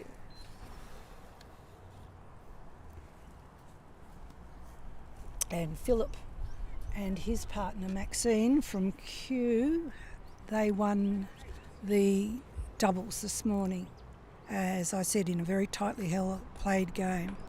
And now Glenda from Nowra playing for Canberra. Beautiful, straight through the middle.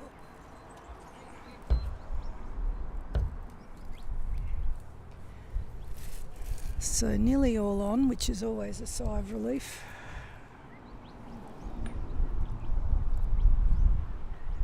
And close but no touch.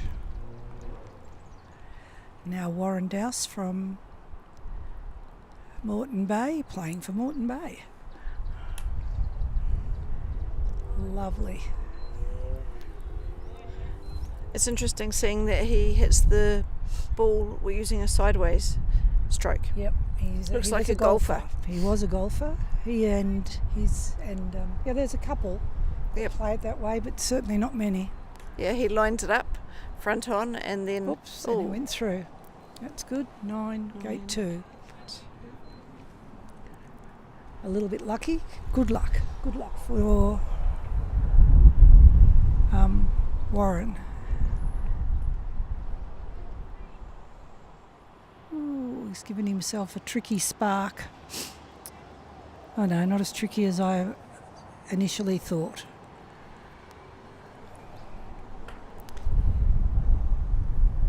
Out ball. So he'll try to do a bit of a slide, I think. Beautiful. No, it must have touched that. I didn't see it, but yep. There's not many white balls around to see. No, there's only one white ball on, I think, at the moment. And that's just... And that's right out in the middle of nowhere. Down the far end. Yep. It could be a long gate touch, if we're lucky, or if Warren's lucky.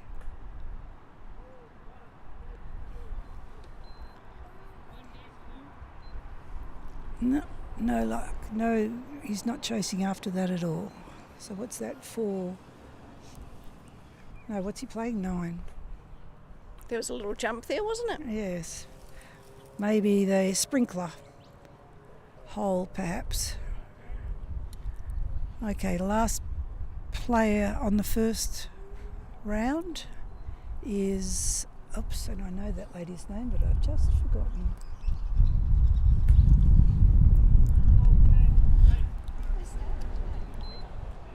That's all good. Get it in a minute. But anyway, she went through beautifully. So that's number 1. That was number 10. Number 10, sorry. Gate 1, yeah. Gate 10, gate 1. Now, if I screw up on the scores, I'm only a... And gate 2. She just went through gate 2 as well. She's on fire. On fire. I can't keep up with her. Ruth, that's her name. Ruth, okay. I knew it would come to me eventually, I hope. And she usually plays in Sydney. So yeah, that's one of the good things about Gateball, is that we mix and match our team mates on a regular basis. So we cross-fertilisation's happening all the time.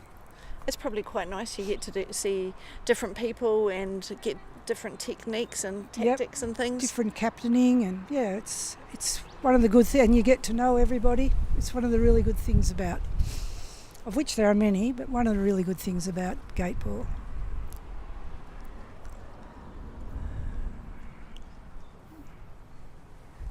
So, and she did a nice touch. I find it interesting just watching the little runs as people run after their balls. And then the hesitation before they bend over. Yeah, they have to make sure everything's stopped. Oops, what did she?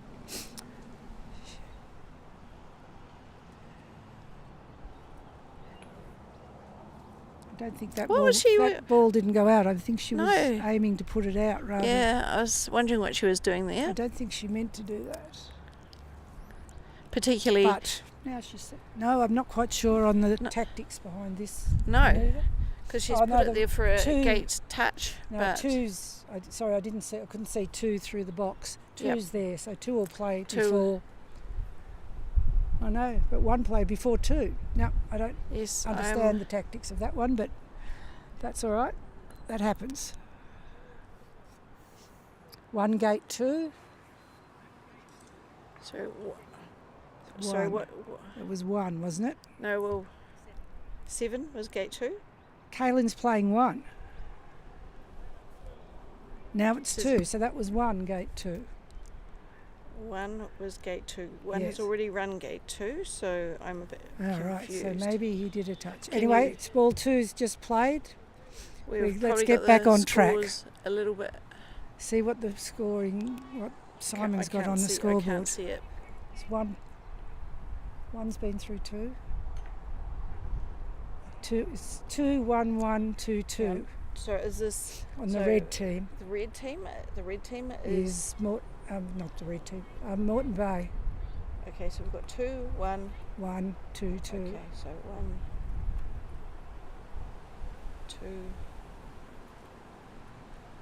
2. And can you just tell me the white team? 1, 1, 0, 1. And 6 is not on.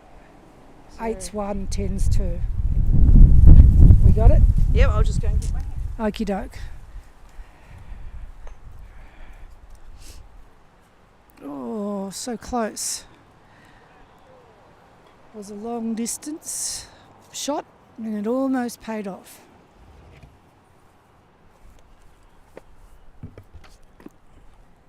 So did anything happen while I ran and picked up my hat? No. We just a couple of misses of things that didn't quite come off. So yes, it might be a nice day, but the wind has come up a little bit. Yeah, just picking up. So Kathy's just making a nice, I don't know, what's that for 9?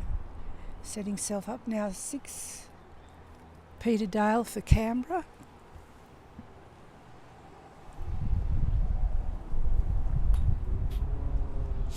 And missed it by a whisker again. Yep. It's the bit that gets GC and AC players. That big gate, you should be able to come through easily, but it's not as easy as it seems. Well, they're a lot wider than they're wider, the balls are smaller. Yep, and it gets us psychological, I think. Yeah, well, there's a lot. I'm sure there's some sort of physics behind it all that is beyond my comprehension, but it happens to them all.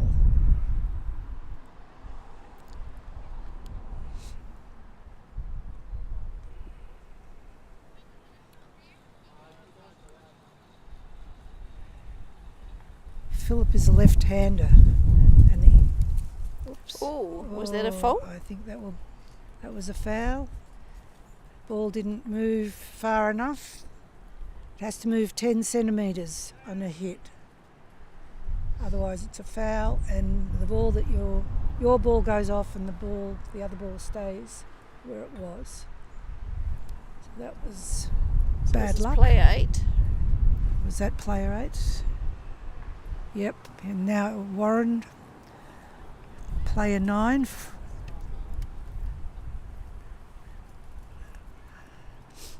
It's 9. Okay, ball 9, gate 3. It was a nice long shot through gate 3, and we'll see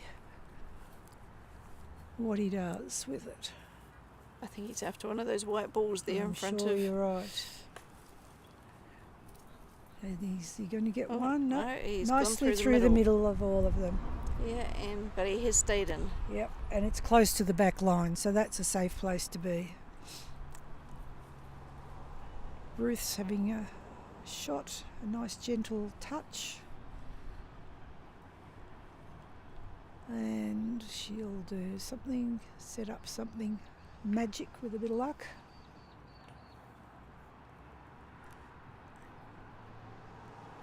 And we'll see what she does next.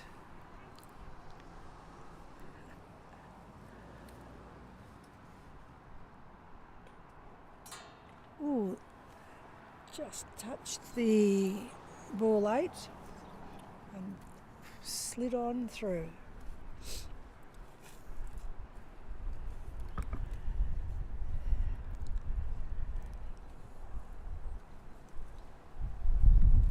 Oh, that cup of tea is good.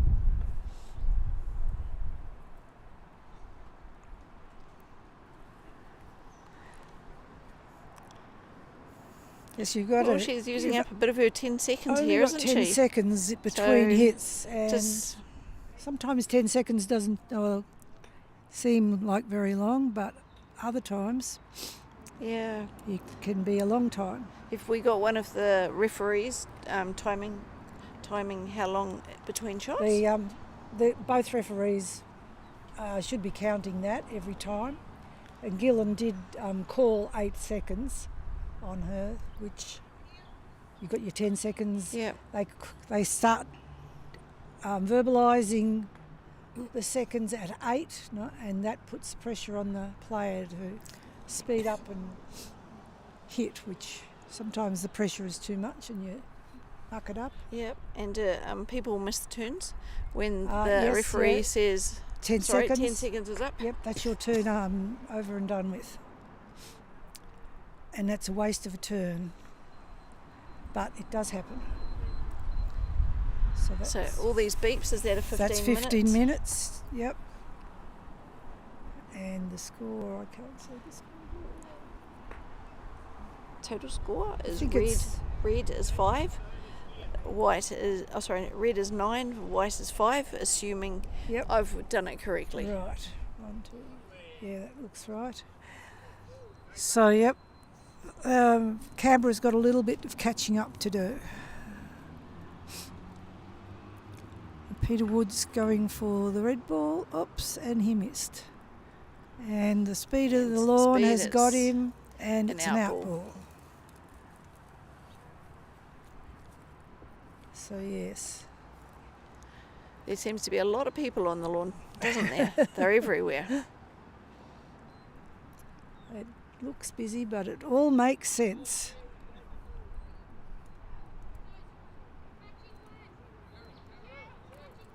Oops, there you go. 3, I think ball 3, gate 2.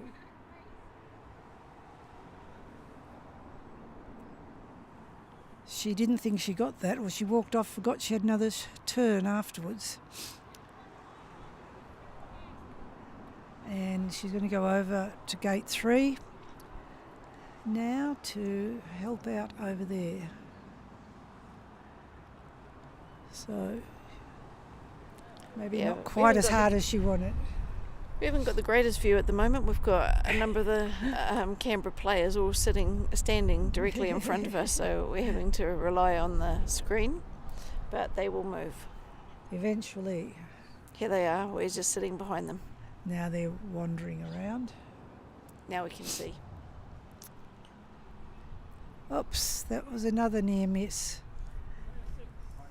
Peter Dale, sorry, to come on for Canberra. This would be a good point of the game to come on in. Yes, I know of at least 4 Peters here today. Yeah. We've got Peter Dale, Peter Freer, Peter Wood and Peter Tavender. Is there any others? That's just on one. That's just from Canberra. That's just Canberra. I don't know how many. It's a common name. It's a good name. Good, strong name. There's bound to be at least one other on another team. So Peter Dale came on. 6. Did you get 6? 6 through gate 1. 6. No, we're on the board. And nice touch there. Put the ball nice and close to the line, which is a really safe place for it to be. And what's he going to do? Have a go at the gate? No, not quite. But, and an out ball. That's an out ball, okay. Yep. So number 7 to Those play. hand signals are very useful once you get to know them. And That number looks a lovely 7 ball in front has of come 3. over smack bang in front of gate 3. So yes, nice ball from Philip. Warren to come. I think that's an in ball. He's just wanting to position himself.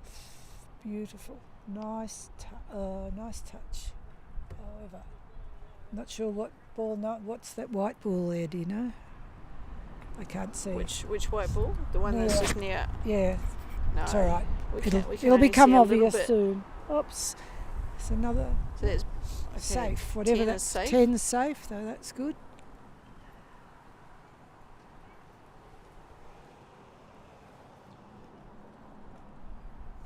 Ball 1. A nice gentle touch. He's such a gentle player, Kalen. He's got good feel for the game.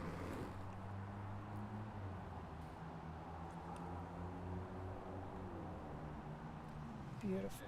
Yes, in this game you don't have to hit hard, do you? No. It's just being accurate, and all you need to do is touch the ball. That's right. In most cases you don't want to hit it, except when then you're hitting it when out. you want to try and bombard, then you want to hit it hard. But yeah, it's So is this finesse. Is that 5 minutes, or is that? I think that might have been the other. That was the set. I think it might have been the other game team. going on. I think. We really should be keeping track of the Yeah, time. usually I have a clock on my wrist, but I did not bring it with me today. I'm sure there'd be one in the clubhouse if I really went looking. Maybe next time. So you're saying you're going to do another game, are you? No, next time, another year. This is my first ever. It may be the second time I've done it, the first and last. No. You're doing a good job. We'll have you back. Yeah, it's good to just sit here and have a chat with you. Now Cheryl's going to spark that ball somewhere where it can run the gate next time. She's probably going to set up a gate touch. Well, that's interesting. That's interesting. She's got to pick up without touching the other ball. Yep. She can put that through, perhaps. What's that? 1. Yep.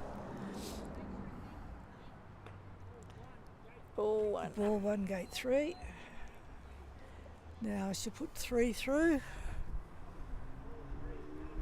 Ball 3. Yep. And set up a gate touch for 7, which is pretty much on line anyway. That was quite a nice turn. Scored a few points. Yes, they've actually, it's 12 against 6 at the moment. Yeah. Canberra must get a wriggle on. Canberra now, I should say. Okay. And Kathy is coming back over to gate 2.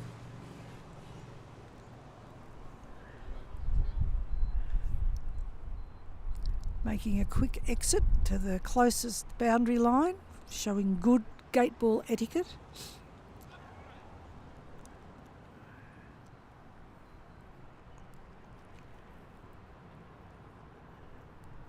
it's nice and close to the line. Now, Philip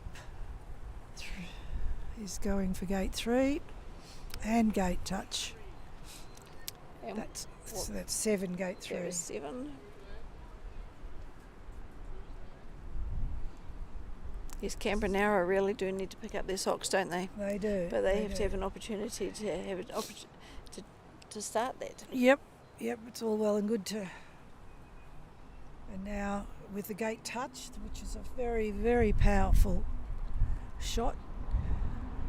Philip's still got 2 shots. An easy touch on one. One is for the peg, or I think it's called the goal pole, really, if I'm using the correct terminology. And he's still got 2 shots because he got a gate touch. So he can go and clean up a white ball somewhere, which will make it even harder for Canberra to come back. Yep. Very nice. Makes it an easy second shot. Onto the 8 ball, which is the next ball to play, which is the absolute right ball to put out. Because when you come back on, you can only come on. You He's trying for a little bombard there. Is he? Oh, yes. Yes. Yep. Well, he's hoping that 8 will go out. Well, that was pretty decisive, wasn't it? I think that's a good one. So you got the 8 and the 10 out. Very nice. He's running out of things to knock out. He'll be. What a terrible dilemma, hey? Yes, a score of 13-6. Yes. So he's going. He's just going to go over and guard gate 3. So we now need Canberra now to get back on. Ace has just come on. It's just rolled on again, right. Yes. Red are very dominant in this game, aren't they? They are indeed. They've played a solid game. Not flashy, but good, dependable game. So is that 5 minutes?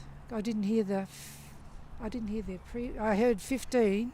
It must got to be another 15 gone now, or 10 at least to go. I think they've said 5 minutes to go. Right. I'm assuming it's this lawn as opposed to the distant one. Yeah, I think you're right. Yep, Ruth put it right where her captain asked her to do. So we can't ask for much more than that. Is it very often when you're playing Gateball, Marco, that you put the captain asks for it to be in a certain position and you just go, why am I putting it there? That often happens. It very often happens. And even though sometimes you just don't agree with it, you still should be doing what your captain asks you to do, because with a bit of luck, they've got a plan in mind. But then the next shot, just like that, the plan might be completely mucked up. So, yeah, do as your captain asks. Yeah. If you can. I imagine it'd be a little bit of a problem if you don't. Yep. No team cohesion. That's right. You can talk about it later, but in the game, just do it, play on, and then ask the question after the game. You haven't got much time to argue, have you? No. Less than 10 seconds. 10 you can't seconds. get many words out in that time. You can't do much with that. Oh, it's looking dangerous. Kalen just put his ball ready to be put on the goal pole when soon. And if Canberra's not careful, it might be a perfect game against them. What do you mean by a perfect game? Perfect game is when all 5 balls in your team are Gari. So 25 is a perfect score. Okay. The game, yeah. It does happen. It doesn't happen a lot, but often in competitions you might get 2, maybe 3 throughout the tournament. And it's very satisfying if you're on that team. It's very disheartening if you're on the other team. So we'll see what happens. So the Moreton Bay still have to get 5 through gate 3 to be able to do it, but they're on target. They might run out of time.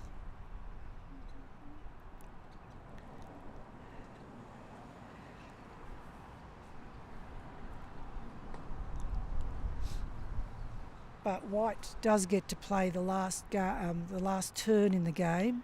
Is that because red starts? Correct, yes. So, but at the moment, how many white balls are on? Oh yeah, there's 4 white balls on. They've managed to get themselves back Yep. on the lawn. So that's good. Oops.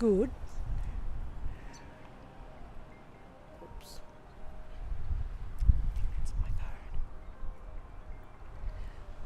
It's me. I wasn't expecting to be online. Excuse the phone. All right, well... Margot's in high demand, but unless you want to listen to her private conversation. I think that would be now... What's 7? So 7? Yeah, 7's been through, so... I don't think they're going to get a perfect score because... No, we haven't got 5 through. That's right. So, what's he going to... Because 5's not going to get another chance, because we're running out of time, he tried to bombard that white ball. Because 8 is the danger ball, it will get to play, I'm not sure on the time, but it will get to play the last turn probably. So to get it off the court would be good. So what does agari mean? Well, it's a Japanese word. It's a Japanese word. And finish, complete. Finish, 5, all done. I'm actually not sure. It's just one of those words that is part and parcel of the... Somebody might know out there what agari really means. It's like when they run the gates, they say, oops, the gate number and suka. I think suka means pass through. Through. Was that an agari? Yeah, that was an agari for ball 9. For 9.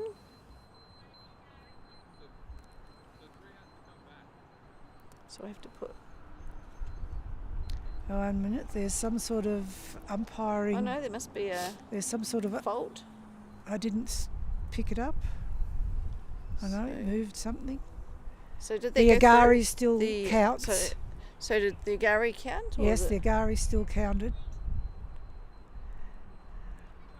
I'm not sure what happened, why they put the 3 back. There's some discussion going on out there.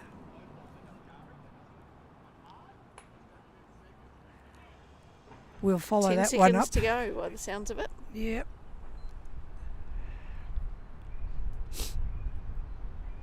Oh.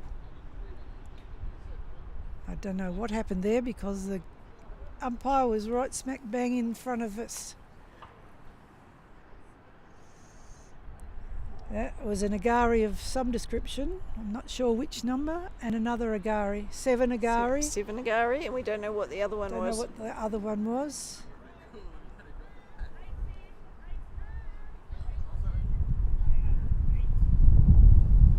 And Simon hasn't put the other agari on the board because there were 3 agaris in that turn. So 3 agari and 7 agari and 9 agari. 3, 7, 9. All got agari in that last turn. The white Canberra's played, 3, but 3, 7, 9. 9. And it's all over. Timed out. The time's over. So that's the end of that game with... what we think is the score is Yes. 19-6. That's right, yep. Fairly convincing scoreline, but we're not absolutely 100% sure of the score itself. We will confirm that very soon. I think there's no doubt that Moreton Bay / Queensland Correct. won. Yes, that much is for sure. So, an interesting game. as most of them are, people, and a few umpiring rulings that we didn't quite get the nuances of sitting back here. No, well, But they're also we don't have blocking to. our view. That's right. That's And our that's- excuse. And that's why the other referees and we're Exactly. just the commentators. So true.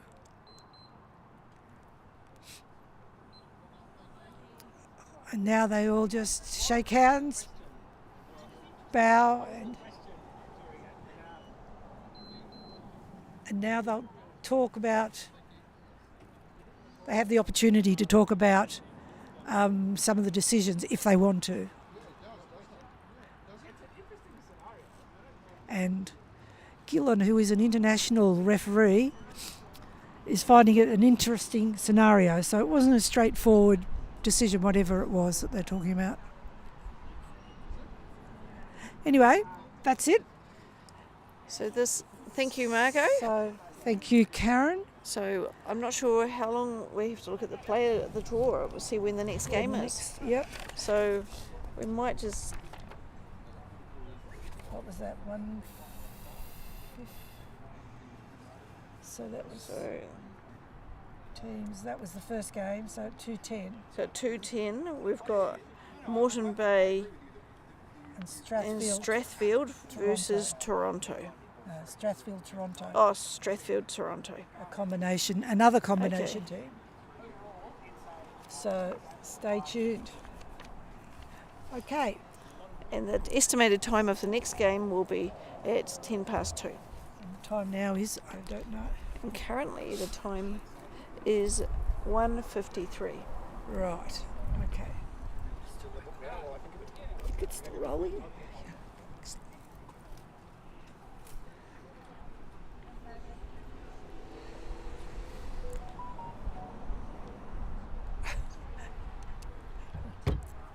That's all right. So, are we still rolling? We're still rolling at the moment, but I don't know if. I don't know. Do we going to? We might as well just say stay tuned, and we'll be back to you in the near future.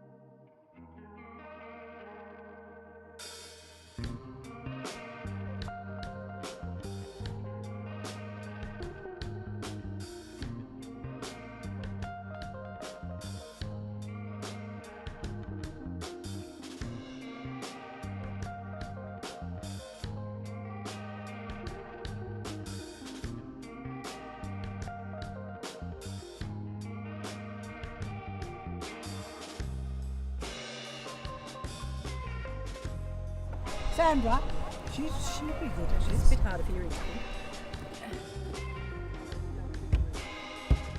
So have a seat. Okay, we can. I'll stay We can. You can have a threesome. Yes, Yeah, yeah, we will. Get a bit closer. If you just get a bit closer. You two, come a bit closer. Oh, keep coming. We're just going to ask you questions. Oh, all right. Or you can make comment. What would I know? You know as much I'm as so we short. do nowadays. I'm looking through that. I know that box is I need a cushion. box is in the way. No, she had a good time and she's come back and now I can give you a big It's one. like when I learned to drive in the days of... Oh right. You know those days where you had bench seats at the front that didn't move? Do it. Okay, here we go. Are we back on yet? Are you getting wind noise in it? I don't know. Nobody's told me about wind noise. Probably doesn't. Beautiful. Tiny little thing that you are, Julie. That's better. So you are live. So Oh, we are. start chatting. Welcome back and to this wonderful afternoon in Canberra. Who are we playing this time, Julie? I'm Julie Toms, joining Margot. We are playing Moreton Bay versus Strathfield, Toronto, so a combined team. And they're just checking the teams again. And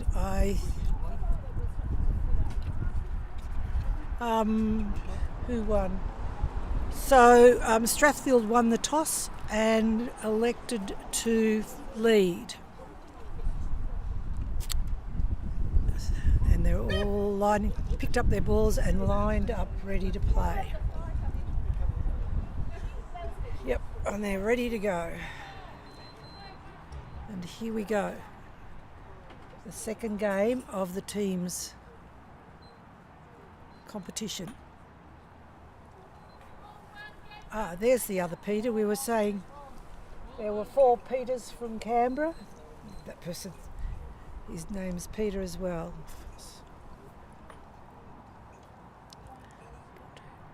And through gate 1 nicely and into a good position. Now young Kaylin's about to come on.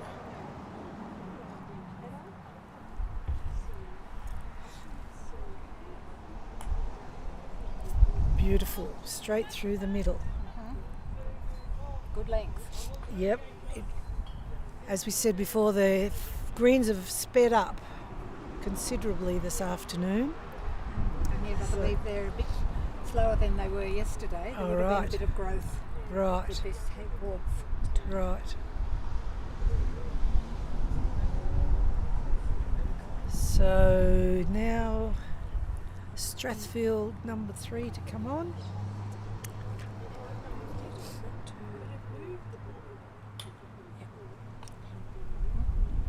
Or not, depending on how it goes.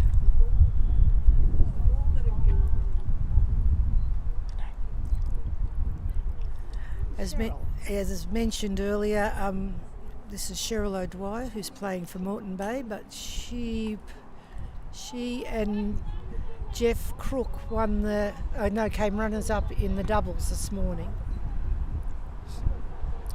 Cheryl is from Warrnambool, but she's one of those players that plays with lots of other teams because she just can't get enough of this game.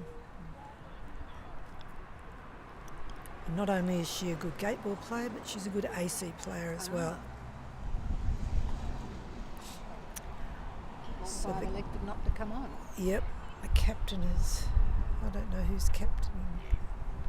Petula would be captaining the Strathfield team, and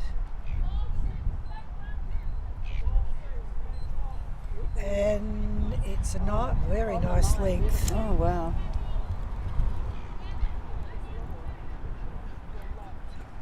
She's attempting to run long down to the white ball on the far boundary. I think that's what she's aiming at, and no, it's a good length but missed the gate.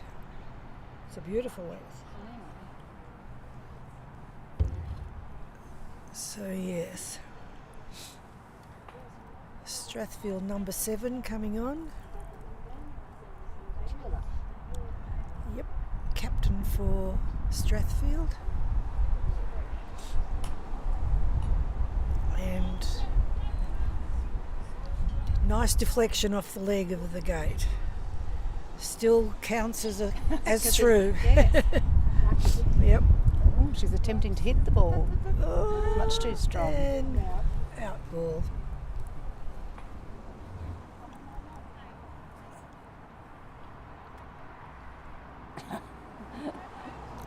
And Philip Brown. Very cautious game. Yep. They are.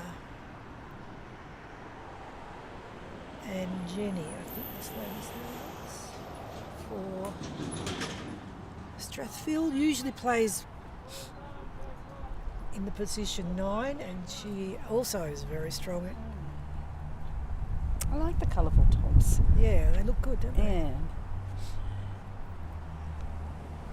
Attempting to run the gate. Beautiful, straight through the middle. So 9 gate 2. Good length.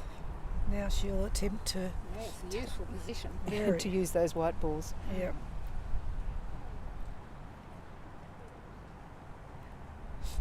Not a problem. Now she'll spark that out. On her to clear those balls. Absolutely.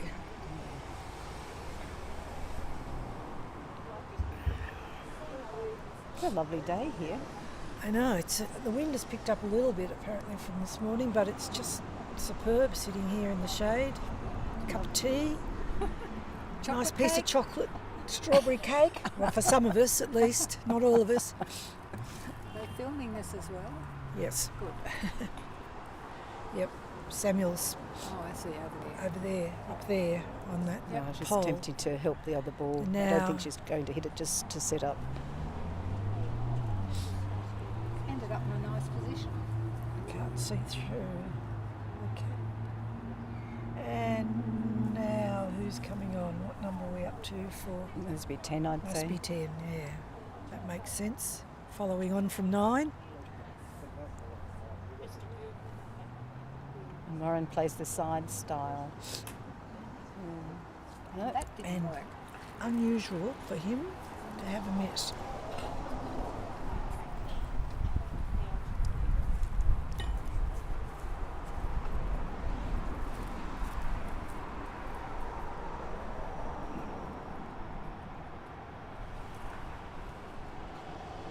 That was a nice slide from.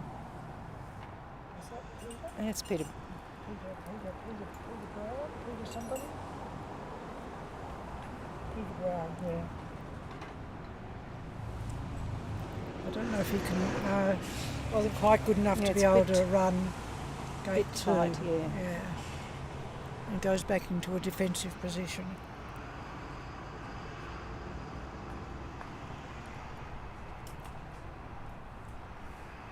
I think that one's a little short. It doesn't often happen with him, but just a tad.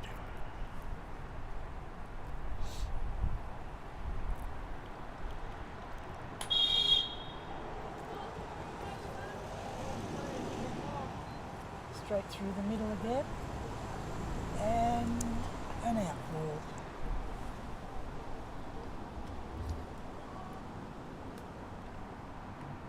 Yeah, I think these little ones are a little faster than some of the other clubs that we It's play. all true, but as we keep saying, it's the same for everybody. You have to be able to adjust your game, but it's still tricky at times.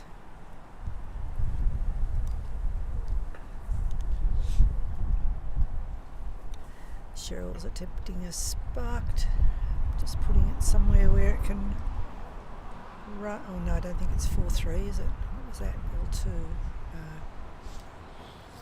Just putting it in a defensive position.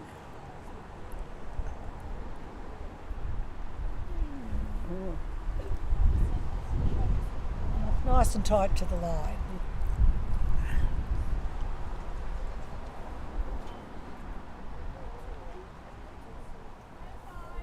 Strathfield to come again. Oops. Nope. Holding number 5 back. It's a tactic that's becoming more and more common within Australian Gateball. 6, setting the ball up for the next team player to come on. Oh, Philip. For the receiving ball, yes. Reception ball. That was an out ball coming on. That's right. So as an out ball coming on, you can't do anything. You can't touch a ball, you can't run a gate, or if you do, it doesn't count. You can't get an agari. You just hope to go somewhere where it's useful for the next player.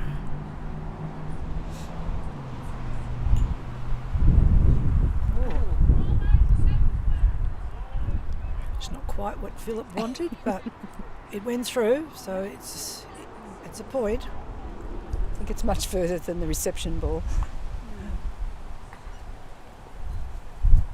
Oh, so close. Oh, and he got well it. done. Well done. Nice. That was a Because he nice. was a bit hampered playing that. He was. That was nice.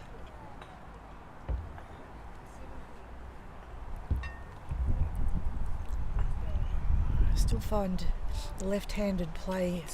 It just looks so different to the majority of people. And he's going for gate 2, which he just snuck through, which is what he wanted, because his next shot's on the red ball 1, I think that is. It's a close game at the moment. 5 all. Did he miss? I couldn't see. Oh, Oh, no. no, he did touch it. Very gentle touch. Right.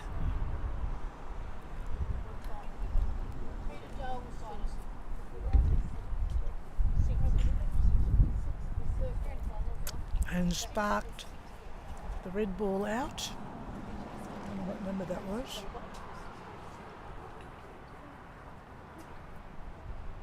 Maybe 1.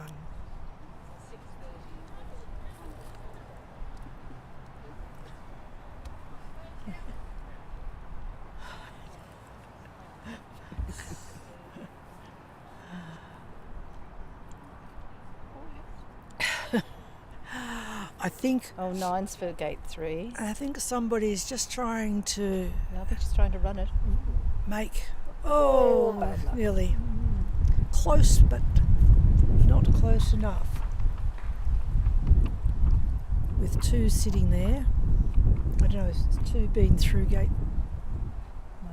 Yes, we need to have had a timer, didn't we? Yes, yeah. I left my timer in the car. Oops. Oh dear. 10 failed to come Still on. 2 balls haven't come on. 10 and 5. Yep. So that's okay.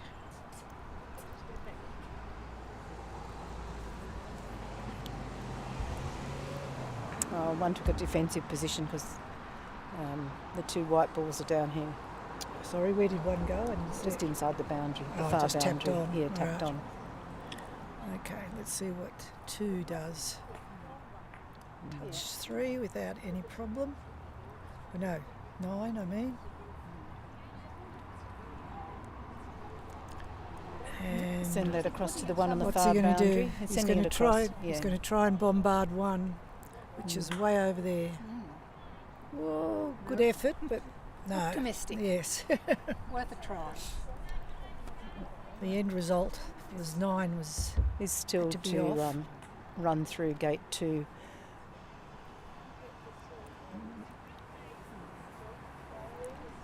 Lovely position.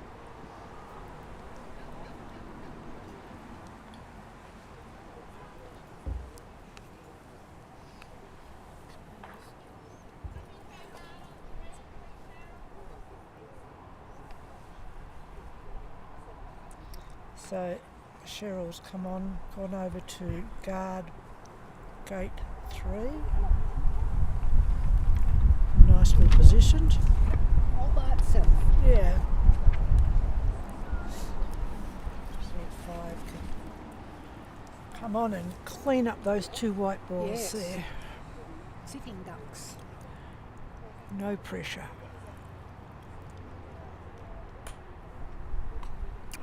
Oh no. Close. Hey. Right. Oh, didn't it go through? No. I say you picked it up before it went out. No, it didn't go through. Hit the outside of the leg. Well, It's a nice the strong right team would play have breathed the sigh of from number relief. 6.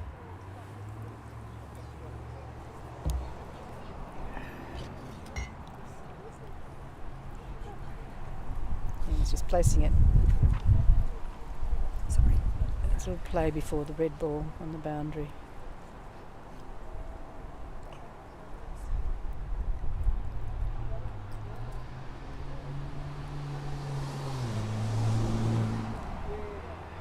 Just building a ladder, I think, to Yeah, gate 2.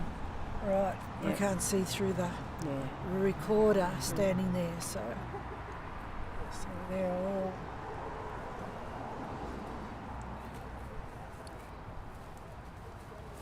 they're getting ready for come down the ladder, are they? They are, but I imagine Philip will hit the red ball and use it to bombard number 7 that's just tapped on. Right. Yep. Removing. Oh no, he's going for the Going back. for the back ones. Yeah. The ones on the back Very line. optimistic. Oh yes, because there are 2 of them down there together. It's a strong position. Now there'll be 3. I think one of them might be an in ball though. I can't tell from A nice slide. But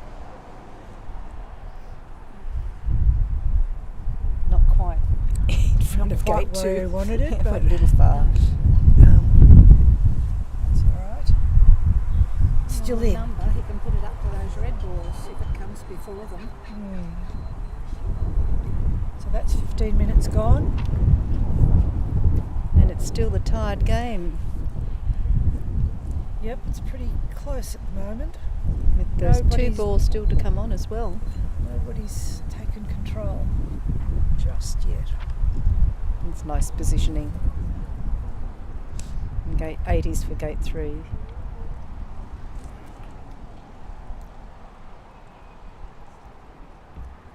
So 9 to position herself for 1 to use. 10 to come on now.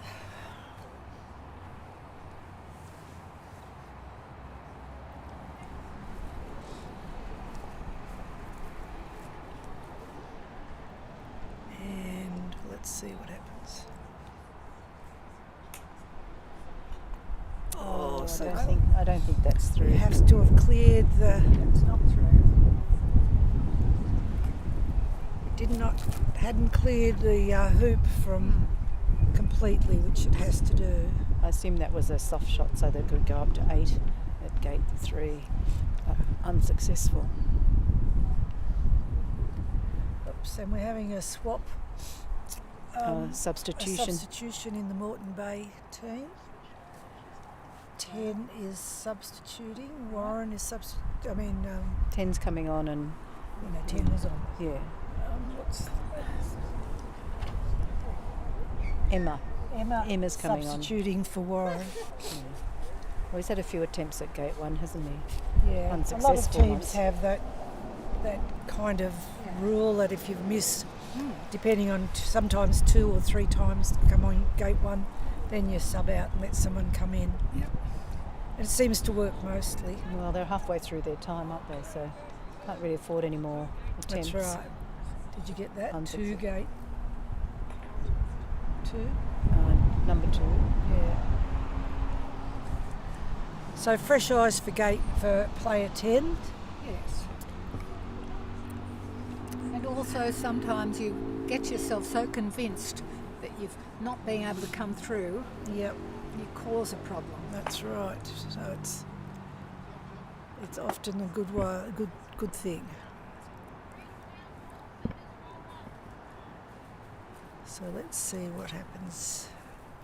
Oh yeah, Kalen. Oh, is he going to touch? No, not quite.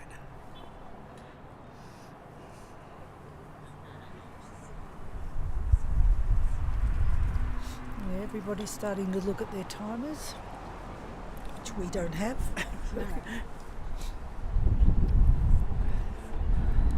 Yes, they'll have to turn that defensive game into something more aggressive, I think.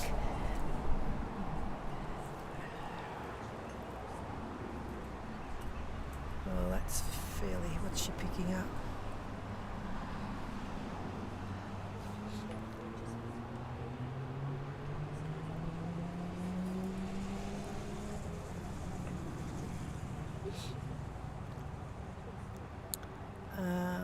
Four hasn't been through 2 yet, but I think she's setting up a gate touch. Oh, Oops, rolled which off is its not line. quite going to work.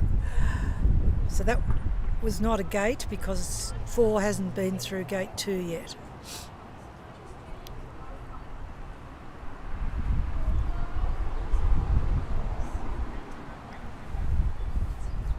Let's see what. Looks like the Strathfield Toronto team don't have a substitute available. Quite possibly not. And she's on. 5. In quite a useful position to get to that next red ball. Yes. Quite nice.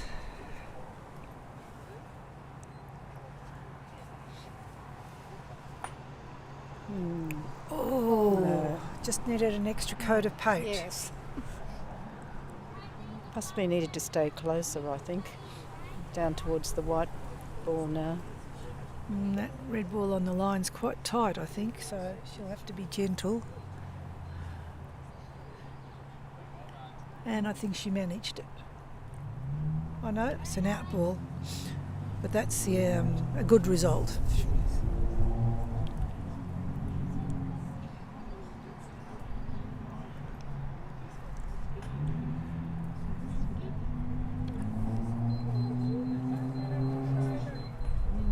10-minute call.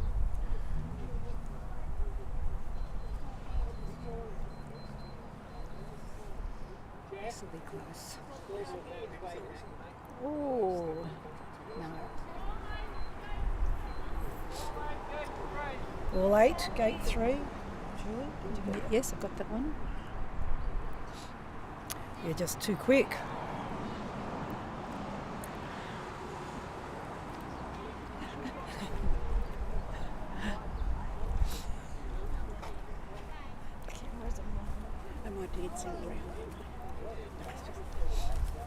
Well, that Nice length. looks like a good spark.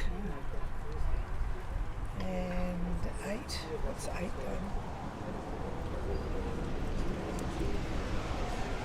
It's 8 been through 3. Yes, 8's been through Right. 3. Okay. So But Kate, 2 is for 3, so needs to set it up where it can run the gate next time. yep, and set up a gate touch potentially. That looks like what he's going to do. Yep. As it's been mentioned a number of times, the gate touch is very powerful, particularly when you get those 2 extra shots, you can do a lot of damage.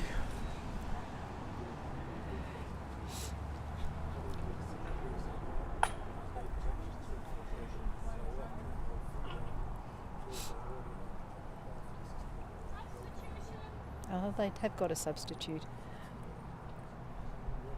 Oh no, this is Warren and Emma coming on where they substituted Yeah. last time he came off. Yes.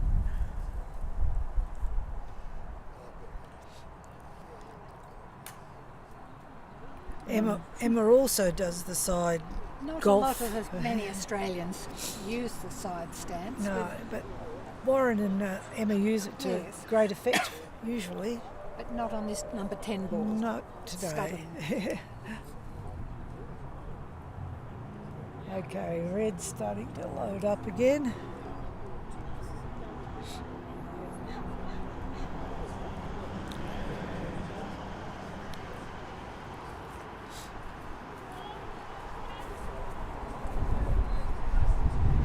Ball 2, gate 3. And come back, touch 8. It's too early to go to the gate goal pole. 2's ended up on the leg of the gate, which is a bit awkward, but not impossible.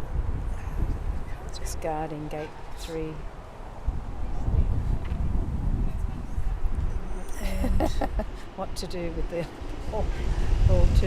Move it off the leg somewhere. Where's another? Well, 3's over here in the middle of the lawn. Yes, Oh, there you go. beautiful touch. That's good because it's the next ball to play. So remove Yep. that one and 4's nearby. Yep. That changes the complexion of the game nicely. Especially if going to bombard, trying to bombard that ball as well. Yeah. No missed. Okay, what's he going to do now? See Could if he try can for get the rid of red another ball, red ball. or just build a ladder for number 4. No, he's going for it. Yep. Again, it's that gentle touch of his that just nice.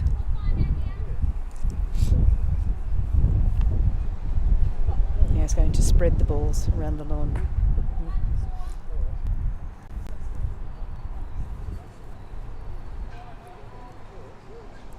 Nice.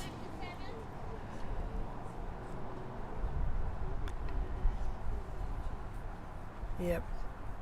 Yeah, well, Moreton Bay's just starting to take control of this game. Slowly but surely.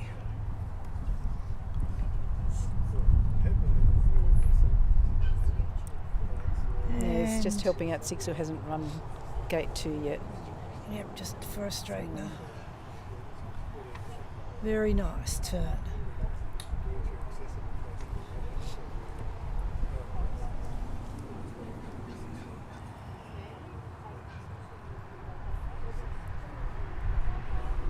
And what's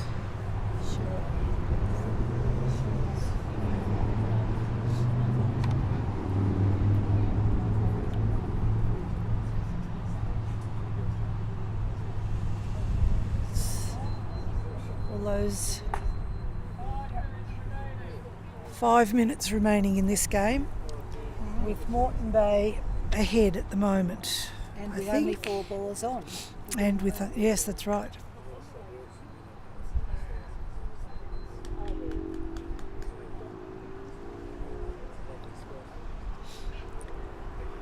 One could say Strathfield's ready to burst into, but they're along. It's just going up towards 7. Yeah, they just have to start building a little bit. Oops, No. and Well, it landed near 7, but it went out.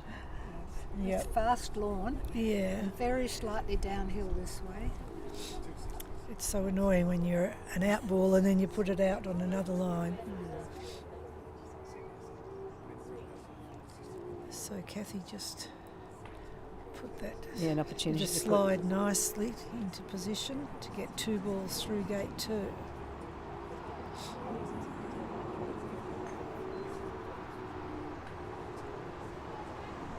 That was 4 gate 2.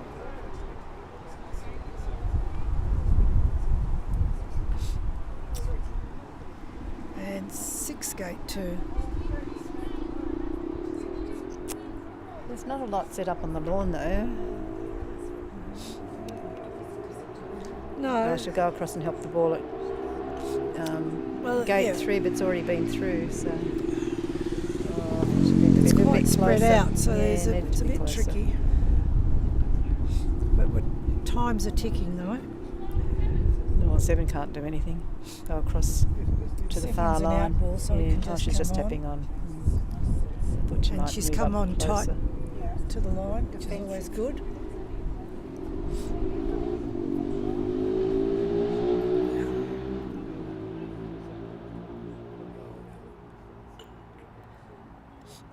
A nice touch by Philip. Kept his ball close to the. I wasn't sure other whether he was red trying balls. to slide across to the gate pole or. Well, it's 8. 8's been through 3, so it's it can do anything. No, he's trying to bombard. Yeah. Probably thinks that ball won't get to play again, so he was trying to bombard the red It ball. might play again.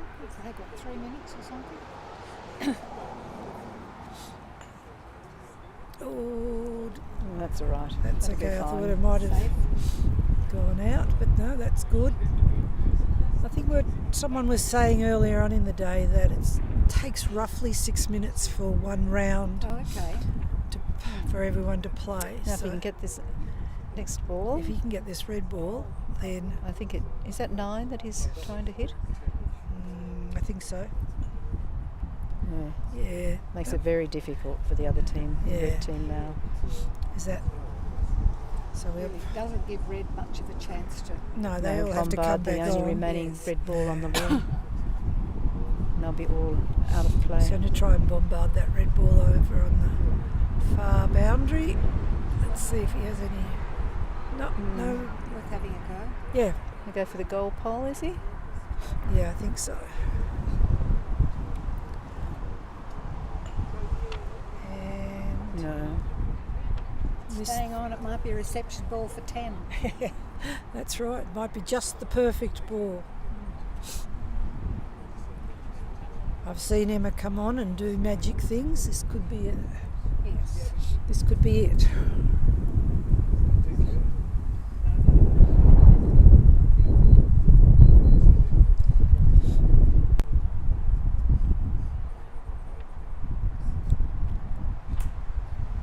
Beautiful. Straight through the middle. Oh, and look at that. Lovely. nice distance. Oh, let's hope it doesn't go out. No, beautiful weight.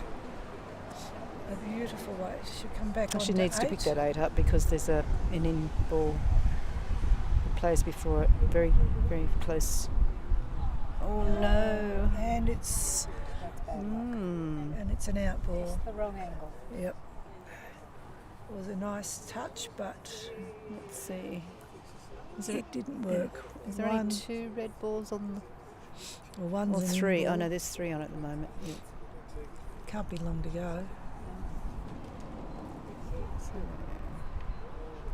And One where's hasn't run hoop 2 yet, but it's really behind the hoop, so... can't do much about that. No. It's he trying to put that on the goal pole, you think? It's called time, but I haven't heard any of the beepers. Well, he's the official timer. Yes. Perhaps he was trying to run gate 3. Perhaps. Oh, that was a bit casual. I know, he must have touched it. Yep. He needs to get rid of. So, almost all over. Red Rover. I have to go for that white ball to enable him to come back to run gate 2. It's quite close to the boundary though. And just missed it. That was his only chance. Only thing to do, really. Ball 2's an in ball, and For the peg, I think it's for the goal pole, yes. Good try. Yep. Well, that would And be that's game. it. Time. Yep. Good game. Well, nice to catch up with you, Margot. Yes, thank you, Ju. Oh, somebody's doing more back exercises over there. That's. I thought she'd fallen over, but I'll no. leave you and Margaret. Thank you, Julie. See you next game. We need to get you a timer. That would be good. See if there's one in the shelter. Yeah, well, that was a interesting game. Just for the time. Yes. Yeah. So the final score,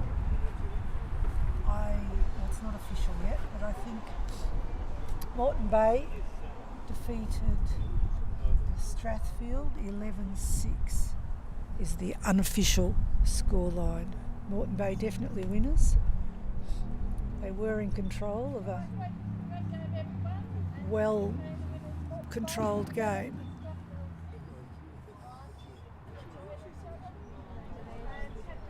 And they've all shaken hands and bowed to one another nicely, signed off on it. So Moreton Bay now, since I've been doing this, have won 2 out of 2. So they're playing well, and I'm not sure what Strathfield have done. The next game, And it's now afternoon tea, all right. and the next game will be at 3:10, Right. which I think is Hazelbrook Moreton Bay versus Canberra. Is that the Right. correct way of saying it? No, it'd be Hazelbrook and Canberra, Moreton Bay. Which Okay. potentially, right. I don't know exactly. That's a strange combination for the Canberra group. Yeah.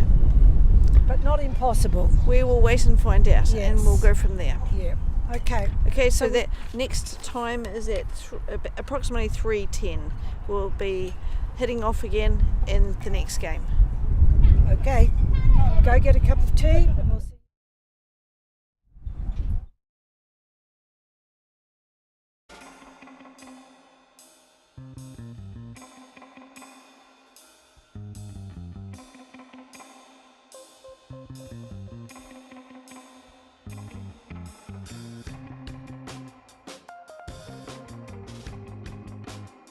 You, Philip.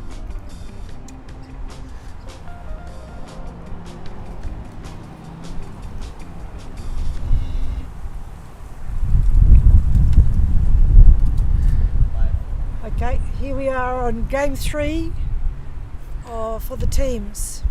Philip Browner and myself. Philip, welcome. Well, thank you very much. You can probably see from the fact that the picture is a little shaky. It is indeed pretty windy here in Canberra today. It was very windy yesterday. It's been a little calmer this morning, but the wind has come back now. It has been strong enough that it has actually been blowing the balls around, so we've been reviewing the rules about what happens if a ball actually gets blown as you're about to hit it. I think that's actually even been implemented a couple of times so far in the tournament. But Well, is that what happened in the last game out there near the goal pole when there was a bit of a conflab after? the one I was playing. Yeah. No, that was one of the ones where the referee, discretion is a better part All of the right. game. So I told the referees that I was going to hit the ball incredibly hard to go quite near the goal pole, precisely, and then they stood back a little bit. I didn't want to hit the ball very hard and have it skip up because I was Yep. trying to do a jump shot. Didn't want to hit any referee in the head, so Right. Well, that was a good thing, not to want to hit the ref in the head. yeah. It's not a contact sport, No, so no. particularly not a sparked ball that short distance. So, but that wasn't the wind problem. That was a different issue. That was a different issue. Yeah, fair enough. So, neither Toronto... Now, I know Strathfield... I'm not sure if they've won a game. I know Toronto lost in the first round. So we've got two teams who I think who are trying to get on the scoreboard here. You might be right, because, yes, last game I watched with Strathfield, they didn't win. So, yeah, I'm not sure about Toronto. So, yes, it'll be a hard-fought game then. Everyone's trying to win. They are all trying to win, and it's... Funny about that. It's funny. It's been quite an even tournament, actually. There are a lot of good players floating around. So even teams that sort of didn't look like they were winning terribly often in the doubles have some pretty good players in them. Yeah. But I think that's one of the really good things about Gateball is that because we mix and match between teams and randomly so, you might play with somebody this tournament and somebody else next tournament. It does even things up and spread the joy and the knowledge. It is. It's a good strategy. It's something that paid off at the Asian Championship last year, where we took 4 teams, and 2 different teams both managed to win against incredibly strong Asian opposition. Right. Yeah. And it's partly about spreading that knowledge further inside Australian Gateball and getting them to bringing everyone up to higher levels. Yeah. No, it's a really good part of the game. Okay, looks like the formalities are over and done with in this game. And we're about to start with Toronto leading. Yeah.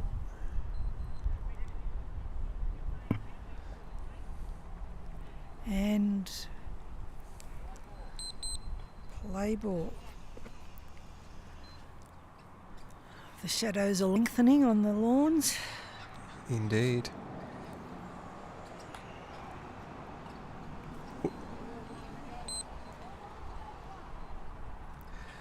It's always awkward when that happens. You're now in the middle of nowhere and you've got to try and decide where to put ball 1. He's done very well with that, because that's a difficult shot, and ball 1's in a reasonable position. It's a little far out from the line, but he's come back well.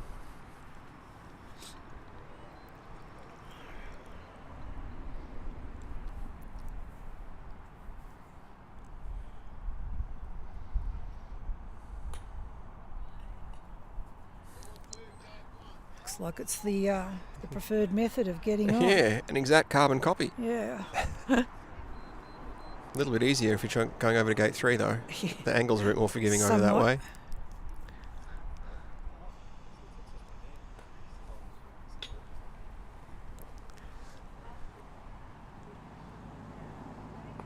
Ooh, deliberate holdback. Early on in the game. Yeah, it's a curious one. It's one that they do a lot in Asia, and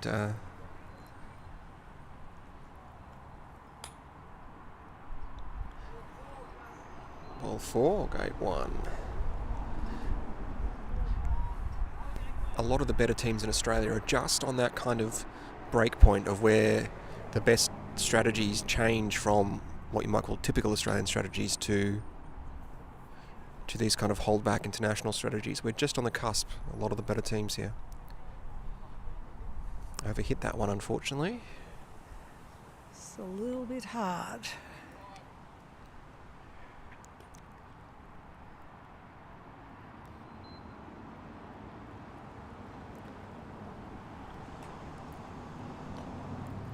Nope. Yep. Hit the leg, but went the wrong side of it this time.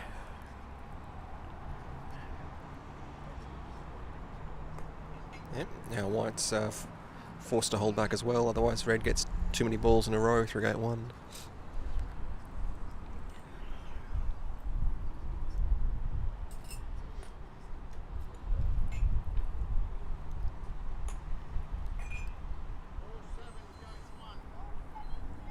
Oops, and... Ooh, yep, these are fast lawns, so I've done that myself a couple of times today. It's very easy to do.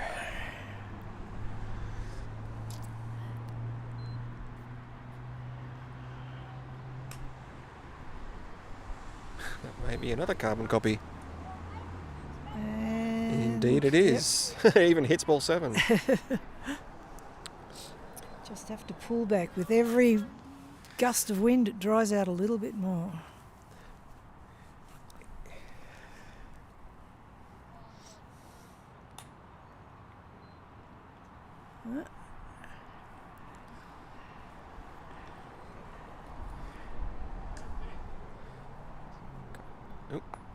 Right, start again. Round 2. We only have 2 balls on the field.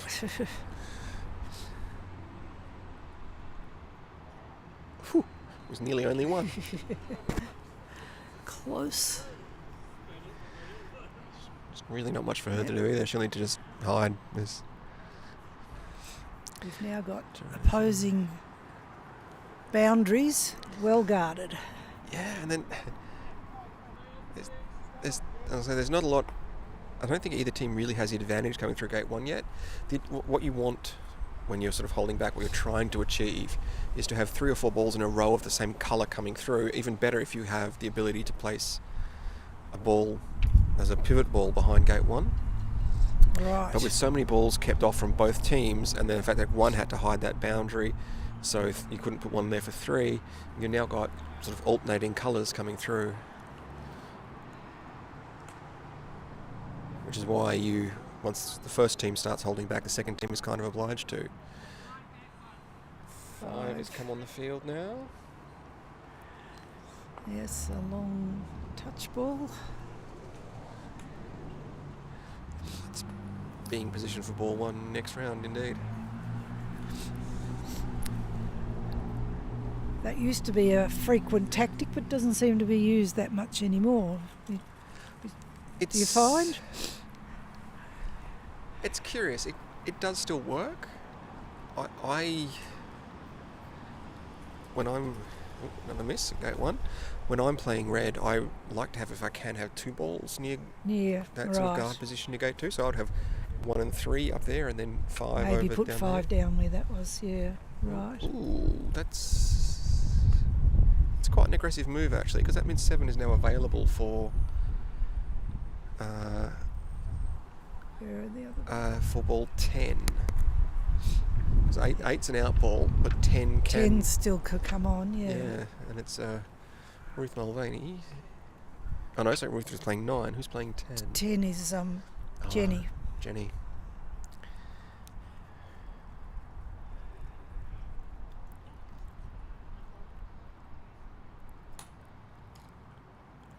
Oops.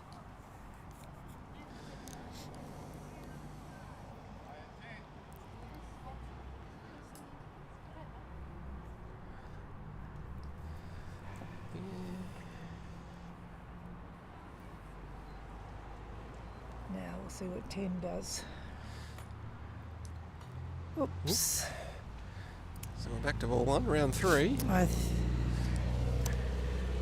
Thinking Not sure if that gate touch is on. I don't think. But it's going to be. That's gate 2 for 1 gate 2. Yep. Nice weight to get down to 3. Does allow that slide, but with ball 2 guarding it down there, there's not much you can do from there. Just trying to look, because we've got balls 2 and 4, which are both on the field. 2's over near gate 3, and is 4's an out ball down the back. No, I think it's been tapped back on. So I think. Oh, is it? Yeah, because this is round 3. So yeah, 4 will could have a long pot shot at the Reds.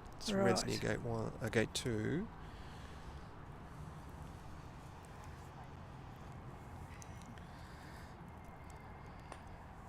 Yeah, because it came through and went out of bounds, but then we're up to the 3rd round. So yeah, that makes sense.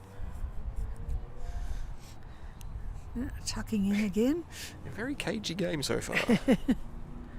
No one's quite game to poke their head above the parapet. It's not the way the Queenslanders play.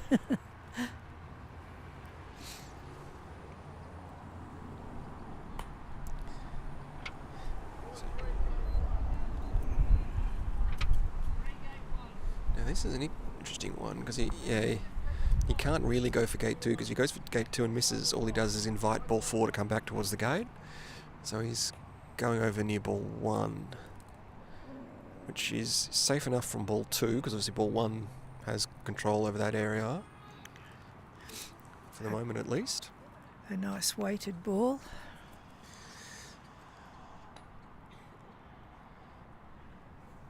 And what's coming on still?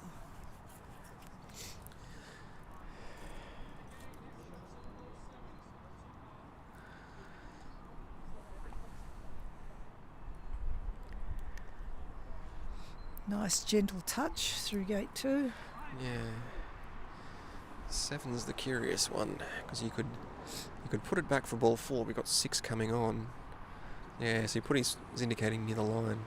You can threaten ball 4 whilst not being too easy for ball 6 to collect. Yep. Nice.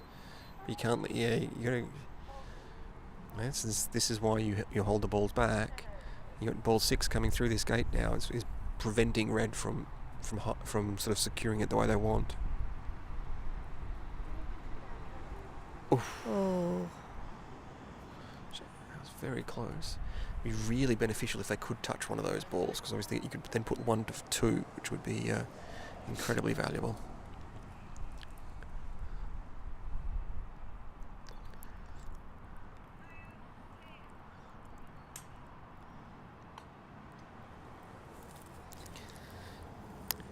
No. So that's 2 white balls. Oh, yeah, we've still got 3 balls to come on.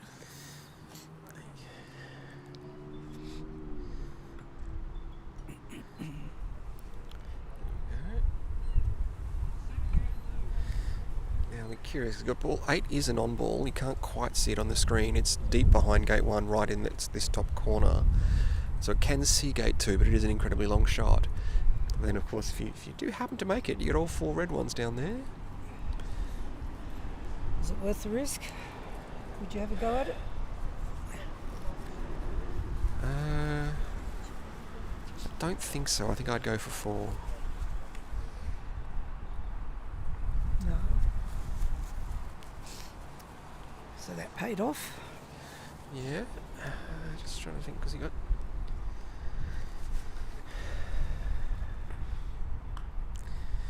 Ooh, that looks like a good move. I'm not sure that it is. The problem you have is that next time through, 1 is in that red cluster. If you don't clear that red cluster, 1 touches 3 and sends 3 to 4, and 2 is stranded. Oh, but she's got it. Yep, well done. So she really did have to get that. But now well, from her perspective, she would hope to get off all 4 of those red ones. You're going to come back this way for the 3 first. Oh, no, I'd go the other way. No, all right. What's she playing? 8. She's 8, yeah. Yeah. The other option here, of course, is you don't need to put these ball owls out. You can put them near ball 2 as slides. If she wants to. Jeff has been known to do that sort of stuff. Oh, of course, no, Jeff is the captain of the opposition, so Jill is just tried and tested approach. Oh, lovely shot. It's a good turn on Petula's behalf.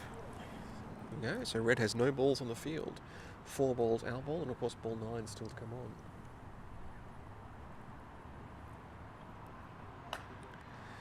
Do they have many points available? They've got 4 near the correct gate.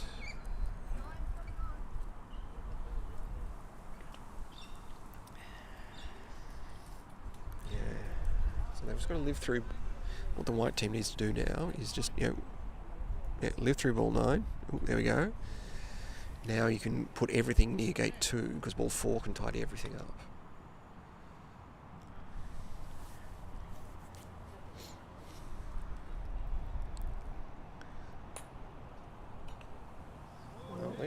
Got on with a little bit of luck, but she's on. All she needs to be is up near 4 where 4 can touch it.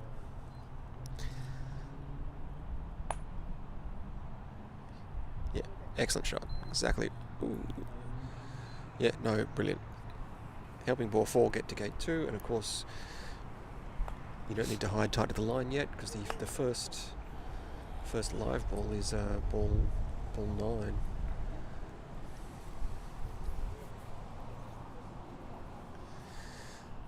All right. So only one red ball on. It's curious. It would be a sneaky tactic. You could almost put 8 in the reception behind ball gate 1 because that prevents them putting anything there for 9. Right. Yep. That would be sneaky. That would be sneaky. Let's see if they got the But sure, it does seem to be a little sneaky. same wavelength. Yeah. There we go. So It's not bad. yep, prevents them putting any balls there for ball 9 to play with once it comes on. Yeah. Yep. Have to be a little bit careful. They've got ball 1 over there. Oh, that's Oh. good. Oh. Oh, that's really valuable actually, because that means they can now set a gate touch for 4. That was a bit handy. No. Yeah. This is something that new teams sometimes forget. Yeah. They don't realise how far in control they are, so they're still being a bit timid. Yep. You know? I call it the gateball equivalent of man spreading. You just put the balls right in front of the gate. The red team can't do anything about it. It's your space. Take it.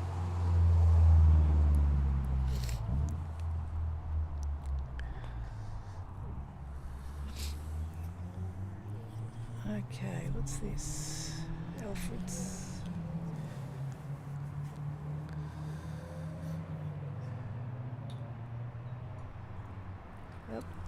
Yep. Ball 4 gate 2. 4 has scored gate 2. And 15 minutes to go. Ooh. Oops. Okie dokie. Still got 4 with 5. An out ball.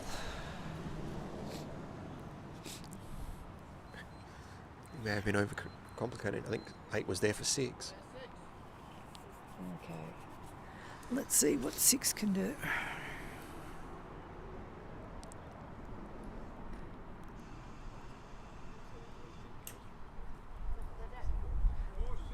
Nicely done. Bit of a Indeed. cluster though. Yeah. But I guess there's not. No, 9's to come on still. So. Yeah. This is a curious decision point because there are 2 valid plays here. You can put 8 to your balls and hide them and do things. There's a case to be made to send 8 to ball 3 in front of gate 3 because you could collect 3 and 5 if you did that. Maybe he's backing himself to set the gate touch. Yeah, there's a lot to be said for splitting them a little bit, isn't there? For that reason.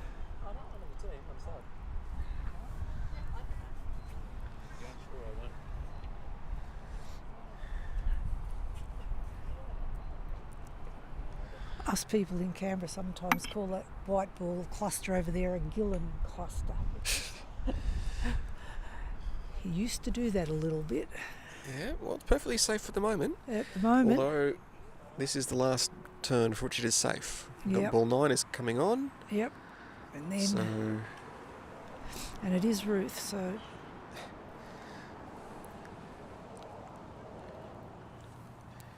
what she got?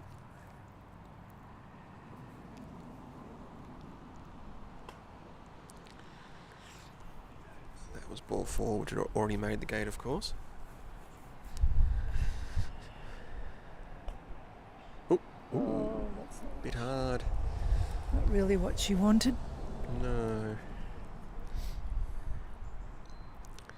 What she got in hand is it's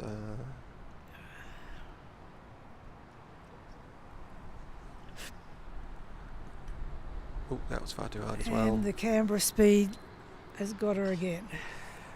It is an area one and a third time. That's better. She's got that one. Oh no, that one's just on the line. Nice. Lovely.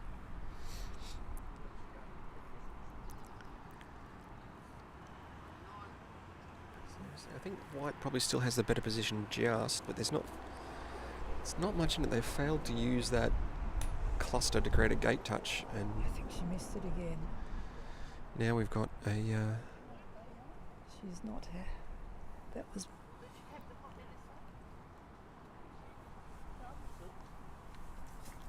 There, yeah, so we've got a substitution here. Next round, of course. Ooh. Now, 3 is live. It's the first live ball they've had for a while. It's curious. You've got different options here. Oh no, 1.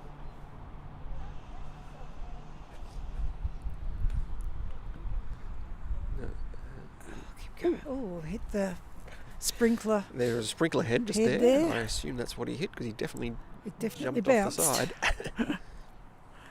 That's for sure. Okay, is that gate touch on for 3, you think? No, because 3 isn't for that gate. It's 3 for 3? No, it's not. That's a shame. Oops, that's a shame. Yeah, it's not been the highest quality little passage, actually. We've had a few mishits. They can be quite unforgiving lawns. They are a little bit too paced, and one of the paces is exceptionally quick. So if you hit it slightly too hard, it goes out.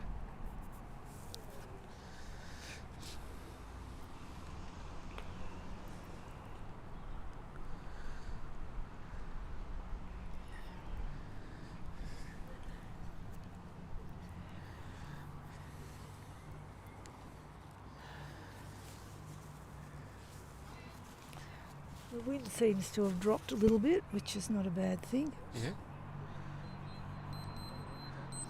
We got still got 9 coming on. Where's 8? 8. It's 10 minutes to go. Oops, just.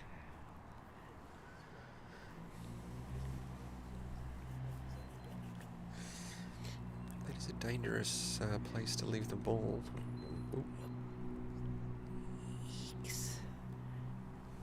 Oh, that was a nice weight in the end. So a little rushed, but it was okay.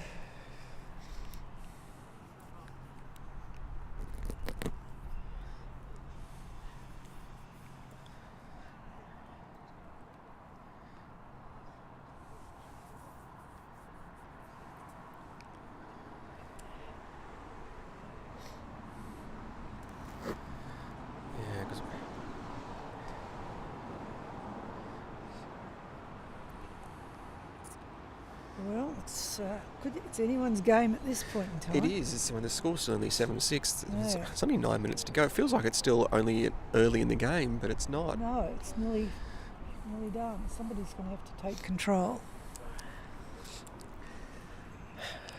After a lot of cagey positions, we now have ball 9 with a lot to feast upon if we can make it onto the field.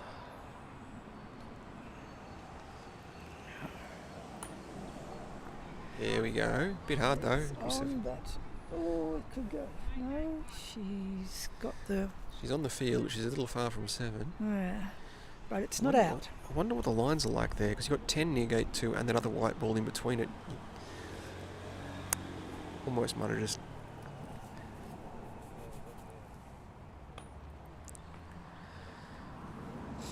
Okay. That definitely creates a double, I think, with the gate and ball 10.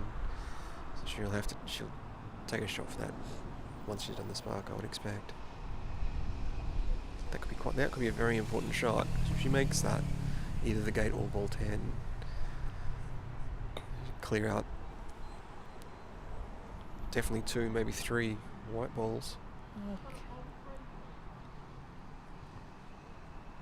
Oh. What's he seeing? Is he trying to wait for 3 to touch 5? Oops. Missed it by a fraction. Right, now we're very split down the middle. Where's the other white ball? Oh, There's one white ball deep on the scoring side and gate 3 right on the line.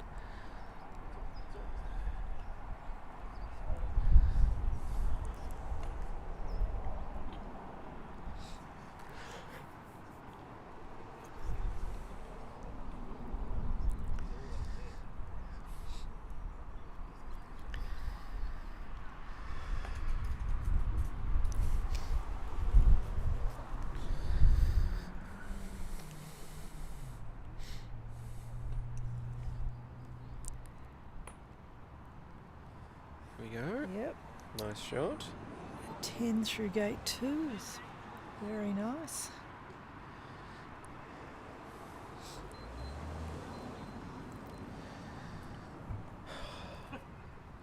It would be a difficult shot, but what ball one almost has a gate and touch opportunity here. It goes back off 7, then through the gate. They're long shots, but the angles are right. Touch 7 on the left, come back through the gate on those red ones. Simple game. Oh, got it.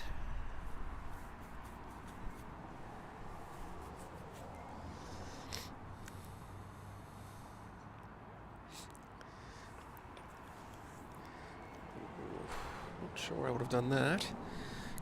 Because ball 3 is the one that's a little out from the pack, and ball 4 is looking at a very tempting ball right in front of the gate. Yeah.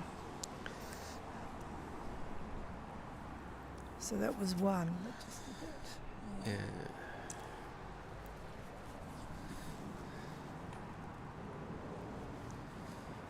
Two may very well score the tying point imminently. Maybe even the go-ahead point, depending on what they try and do.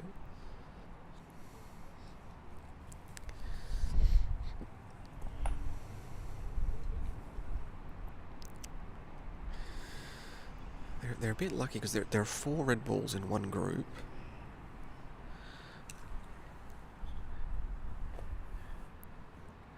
And the odd ball out is ball 3. Ooh, just missed. Missed it. And it's an out ball. And 5 minutes to go. Only 5 minutes to go. There's the one red ball that's all out is ball 3. So they would love to have 3 touch 5. Because 4 probably can't get back to protect gate 2. So if 3 could touch 5, you can send it to 2 with impunity. But it is... And it's a... Oh, wow. But it's still in. 5 balls and a gate. Yep. And there's a lot to aim at.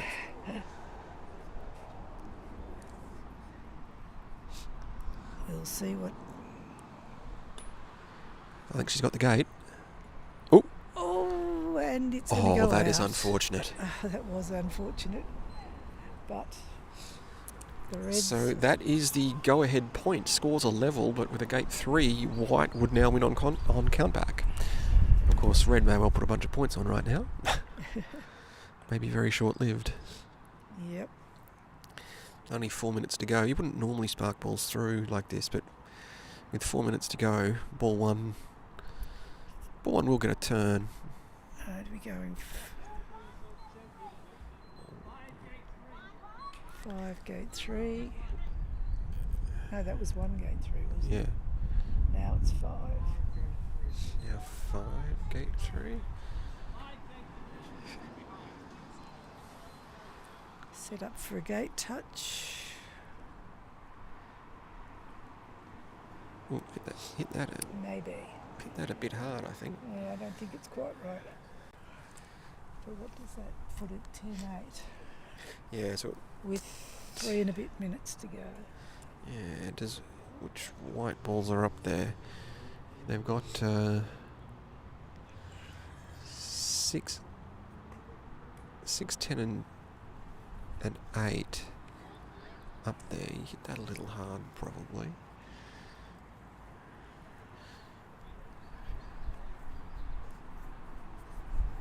Didn't want the gate, maybe didn't have the angle.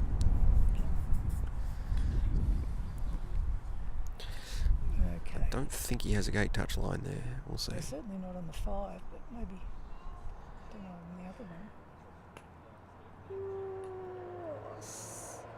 Did go through, 7 gate 3.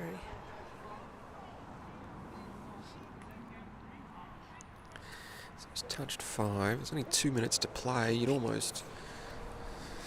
Would you go to the pole? I'd give it a solid whack, go to the pole or out of bounds out the Or out of back, bounds. because you might collect on the white ones on the way. Right. And it's not going to play. The only option is like, did you want to give it to maybe 1 as a slide ball? Yeah, it's going to be close to the...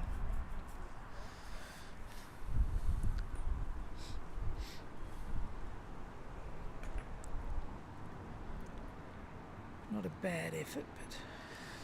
Yeah, now one's a difficult one, because What do you... 1 will get to play. Put it back to 9. He's going... Yeah. Doesn't want to go past it. No, It's curious.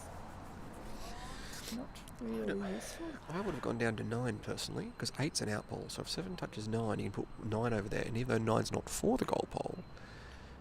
Oh, there you go. 7 agari. Somebody asked me just before, what does agari actually mean? It's from the Japanese word agarimasu, to finish. Yeah. It literally means to finish. To finish, sorry. Yep, okay. Thank you.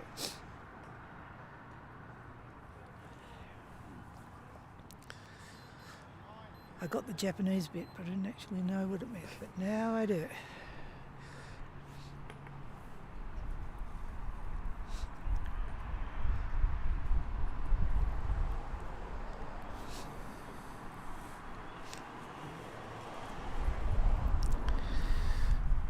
Yeah, only 40 seconds to go.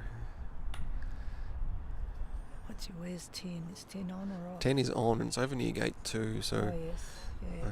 I suspect this may be the end.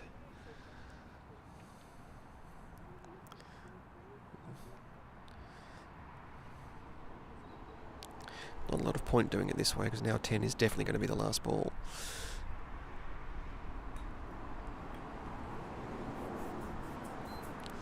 Well. And how many? What's the Score score? is 13-8, so yeah, red will win this fairly comfortably. This time. 10 can't score the gate here, even they can put a couple of balls through, but It's a big ask. what would you need to do? You need to clip one of the balls in the centre and then arrive near gate 3. Technically possible, but not really one you'd expect to happen. No, missed that.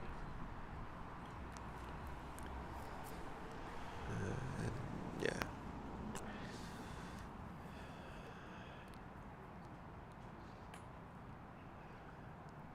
Not a game that rose to any great heights, it must be said. But fairly solid win for Toronto in the end. 13 points to 8, with the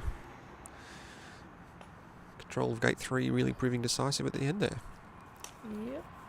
Oh well, that was an interesting game. They had the balls were separated for quite some time. Quite a cagey sort of feeling out process at the start there, and then just when things that we were trying to move into that middle part of the game, couldn't quite grab it. Neither team could really grab it by the scruff of the neck. Yeah. And then so red ended up with it. Like, I can't help but think that if 4 had not clipped the leg and ended up out of bounds, it would have been a very different game. That's right. It's just those little things sometimes can have a big impact. Often is in Gateball, of course. Absolutely. Yep, that is true. Well, thanks, Philip, for your expert tour conversation.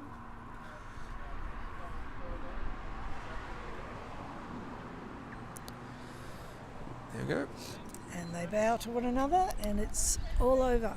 Thank you very much for calling this game with me, Margot. Right, now there'll be There's one more game this afternoon, and I think the streamed game will be Hazelbrook versus Moreton Bay. Yes, I believe that'll be a curious game, actually. Right. The other game is Canberra versus the combined Canberra-Nowra team. Yep. So stay tuned. Thank you very much. And that's at 4 o'clock. I don't quite know what the time is now. It's 3:40 now. All right. I think we might try and get started a little early. We'll see how we go. Sounds like a plan. Okay. Thank you very much. Thank you.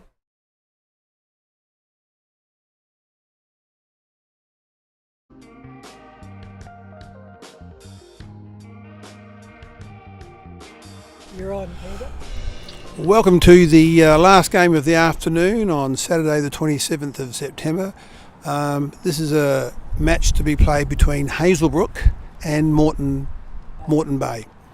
The Hazelbrook team won the toss and have elected to play red balls, which means they're the leading team. Referees are Jeff from Woodville and Ruth from Toronto. Yeah. First ball, Maxine.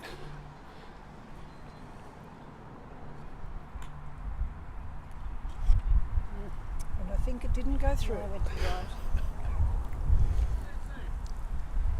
This is a high pressure match between two very fancy sides, so there's a lot resting on the score. Ball 2, gate 1. That's right. And we're away. I think we've got it under control, Julie. Excellent. I'm heading on. He's a fast learner.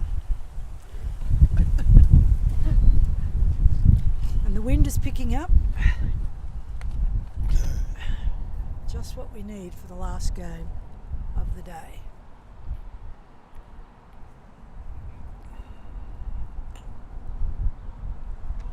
John playing ball 3 has just gone through gate 1. And he's read the speed of the Lord nicely. And tactically, he's going to play over to defend gate 3.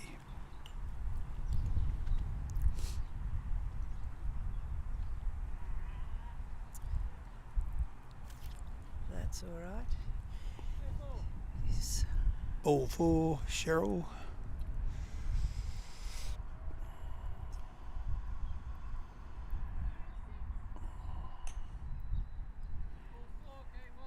Cheryl scores gate 1. And it's just going to stay in, I think. And a ball has just landed on the line, I believe. Yep. Safe as houses.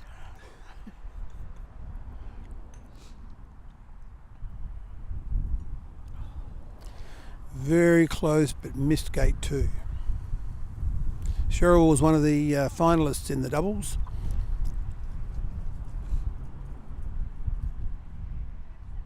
Penny's playing ball 5.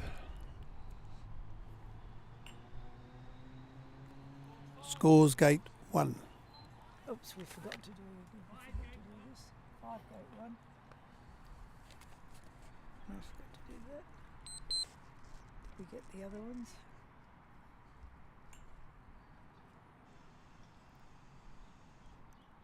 Oh.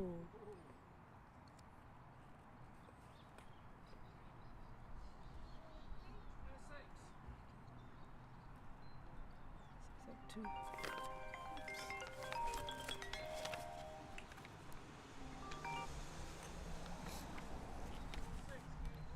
Kathy's just played ball 6 through gate 1.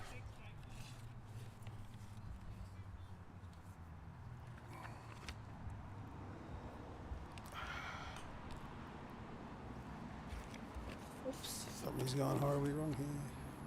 Samuel? Oh, it's okay. He fixed it. I think he got back. It's okay. Oh. Ball 7 is Gillon. Makes gate 1. So in this early stage of the game, the first 5, 7, 10 minutes, rounds 1 and 2, the players are positioning to take tactical advantage to control the court. Sometimes keeping the ball off makes a big difference.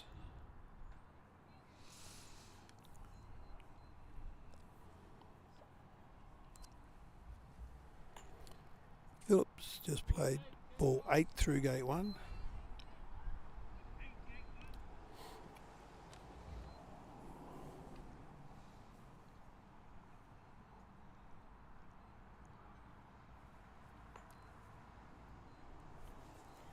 Players are vying to take control of gate 2 to stop their opponents from scoring and to score themselves.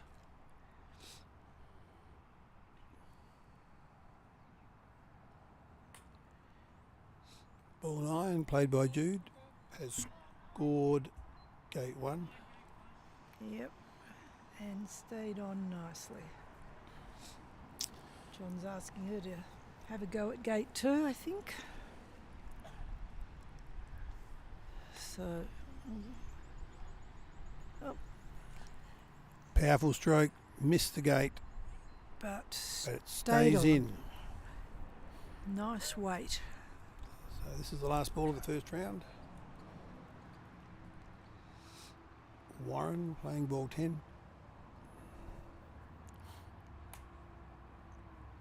And it makes the gate. So the following team, the white team, now has 5 balls in play.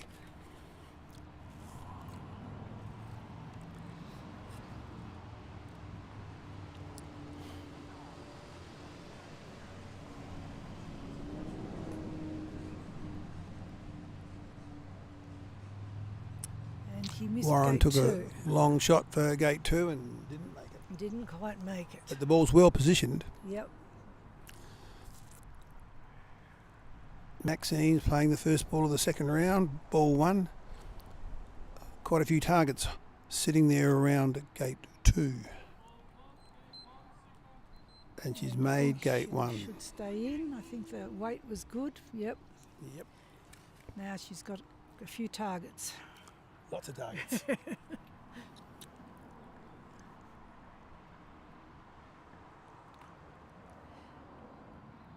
And Beautiful shot. Hits a white ball did she? and gains a spark.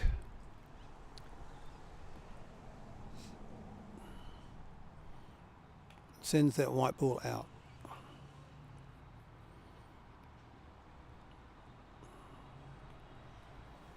Another touch, another opportunity to pull a ball out of play.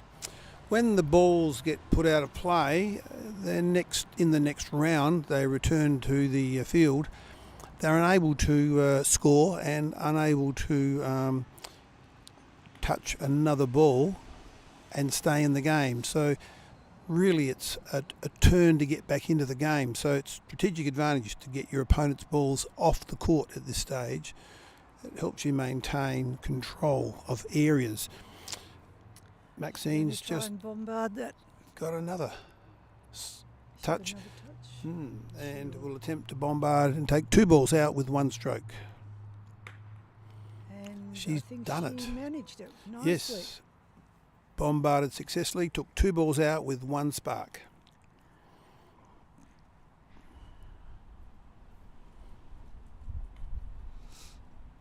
And put herself through gate 2 after a great turn. Maxine's leading the way for her team, taking out so many balls. Yep. She's done it again. She has now touched 5 balls in this turn and scored, and she'll proceed to send this last white ball out of the pitch. Fantastic turn.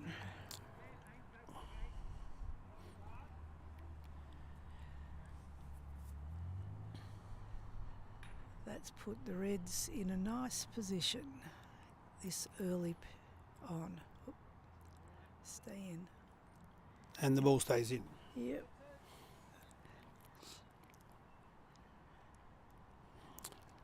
So the trailing team, the white balls, have to rebuild. So the next 5 balls played will be set into the inner field, and they're unable to score or legally touch another ball. So therefore, it's all positioning. And the safest place to leave these balls is very, very close to or on the line, which doesn't give them a lot of scope for the round after this. So the red team is in a very strong position at this stage. That's true. Scores are 6-5. Doesn't look like a lot on the scoreboard, but with so many balls off, the white team's in a very, very difficult spot. And the red team can pop a couple of balls over there. What did he just put over there? 5, I think, wasn't it? Yeah, these are the balls that have 2 numbers on them. They are. Which is very unfortunate for commentary Do from you this have distance. balls with 3 numbers on them? Much easier Over to in read. Adelaide? Yes. They're much Well, our club has balls with 3 numbers. right, yep. And they're recognised as suitable for match play. Yes, yep. Yeah, they are easier to read, that's for sure. For us poor little sideliners. Penny puts the ball 5 through, gate 2. So that was ball 5. Penny just sent ball 5 through gate 2.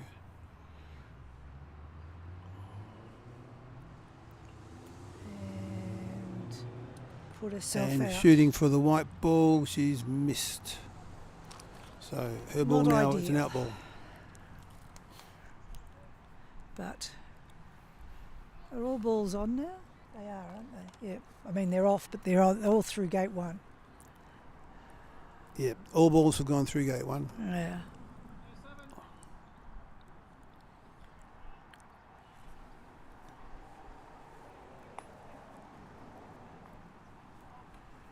Nice, neat touch from Gillon, playing ball 7.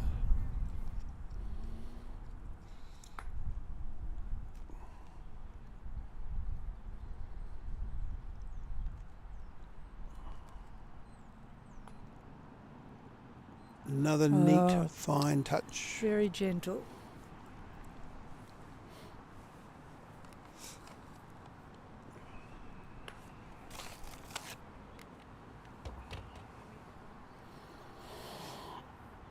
The purpose of this layup is attempting to position balls 1 and 3 to achieve a gate touch, which will give an extra shot. Ball 7's. Ball 7's probably a better option. Yeah, it's in a position where ball 1 can actually reach it, I think. So that was a beautiful turn. I think he's very happy with it. I think you're right. The extra turn will enable him to take out some white balls. It's a very ball powerful. 1 will take out some white balls when they get the extra shot during a turn. Yeah, it's an extremely powerful play in gate ball. A gate Yes. touch.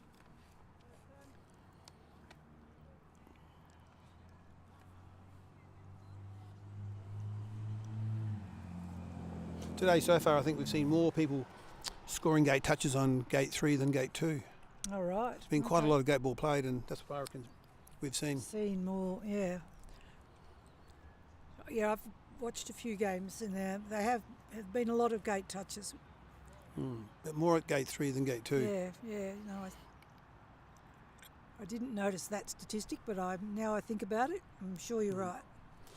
One of the good things about holding a ball back during first play of each ball is that you can be at the top of the, I believe it's called the second corner, and she got it. There goes the gate touch. 3. And from there you can hit through the balls around gate 2, as we saw Maxine do, and take them out while they're setting up a potential gate touch. So 1 gate 3. 1 gate 3. Maxine's on fire today. Yep. And gate touch, so she's still got 2 shots. Oh, she put one in a not necessarily a great position. Each touch gives her a continuation shot, but that extra shot hasn't been used yet, so she still has 2 shots. Still has,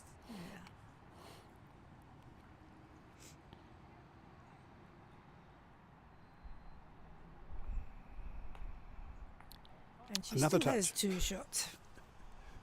She has not used it up yet.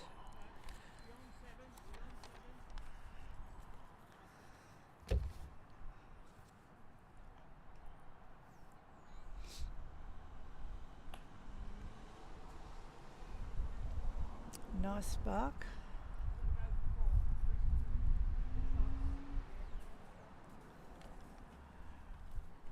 Ball 4, the white ball, is about possibly 12 or so inches, 30 centimetres or so from the line, and therefore vulnerable to a play. Maxine's placed her ball beautifully, approximately 3 or so feet, a metre, and been able to touch it, which will remove that from the pitch.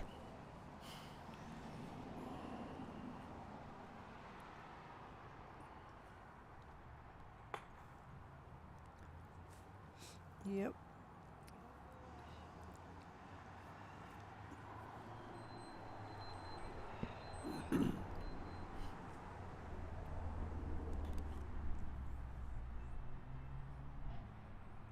So ball 1's been played back towards gate 3 in an attempt to keep gate 3 guarded by the red team.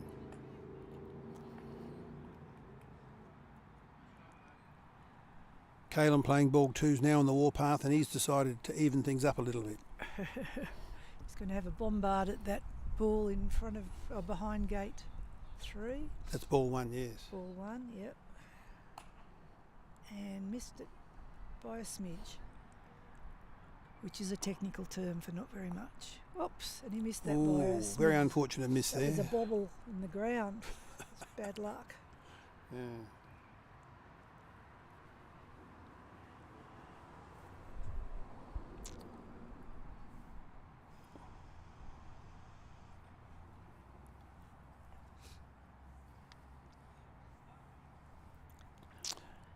So John's now basically seeking to send the first ball he's touched and the second ball he's about to bombard off the pitch to maintain his team's advantage.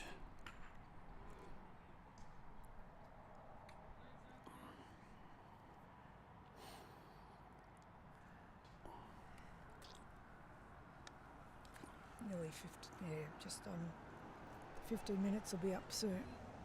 So we're at about the 15-minute mark. So the ball's all now positioned, and control of the court is what the players are aiming for.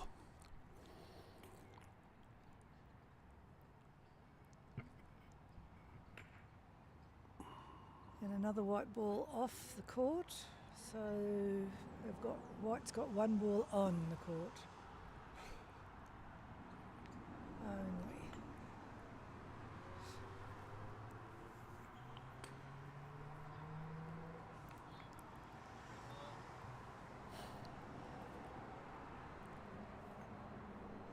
Cheryl's tapped on for number 4. Where's 5? 5's. Yep, they're all just repositioning themselves. Repositioning time. So that's 15 minutes remaining.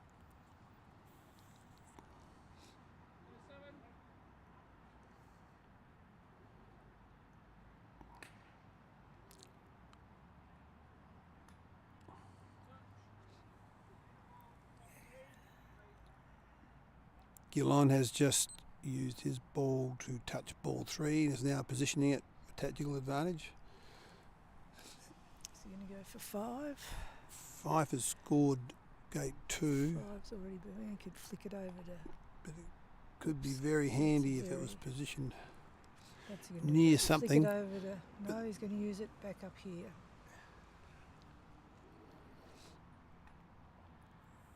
Yep. 7. By positioning balls around gate 2 very close to the line, the red team, the leading team, can minimise the scoring opportunities for the white team. 7 gate 2. Ball 7 gate 2.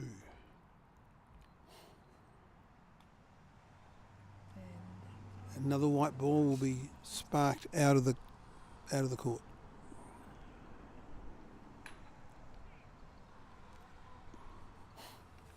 Okay, where's he going now? Over to gate 3? Or set up a gate touch? What do you reckon? Set up a gate touch. Potential gate touch.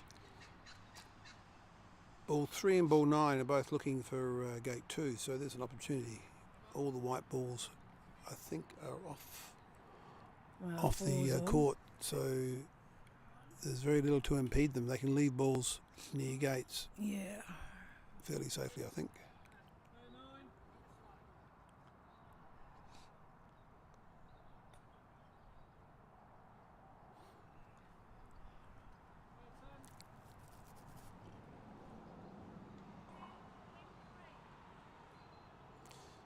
The white team are currently playing a very defensive game because the red team has taken control of the area around gate 2 and 3. That's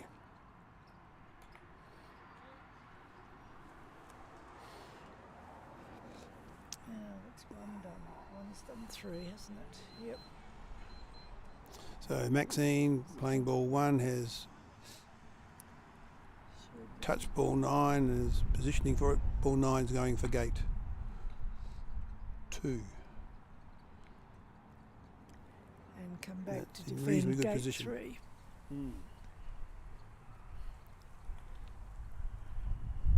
Oops, could have been a little bit harder, but that's okay. It's in. It's Most not importantly, out. it's in. It's not out. Yeah. That's a good thing.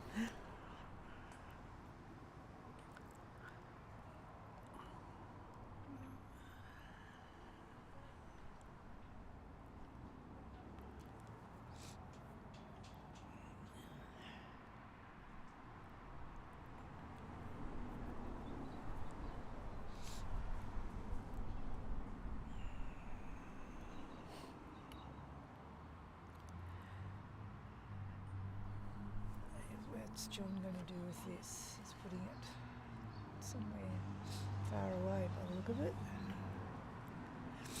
Up there into the corner. The lawn seems to be getting a bit bouncy in this time of the evening. Yeah, earlier on the day, some of the bombard shots were actually going over the balls they were meant to hit. Right, yeah. Very frustrating for the players. It is. 3 gate Ball 2. 3 gate 2, so Scores 9-5, 10. No, I'm not keeping score on that. It's up there. 10. I'm not keeping here. What's the minutes? 10 to go. Yeah, it was about 10.5 minutes to go. The red team has stretched their lead 10-5, and they control large areas of the court around gates 2 and 3. Oops. That was 4. Where's 5? Ball 4 struck and missed ball 2. And it's stranded out there. 5-3.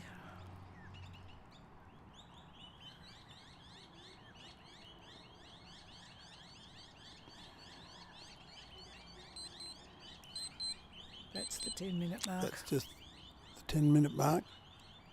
Chime. Yep.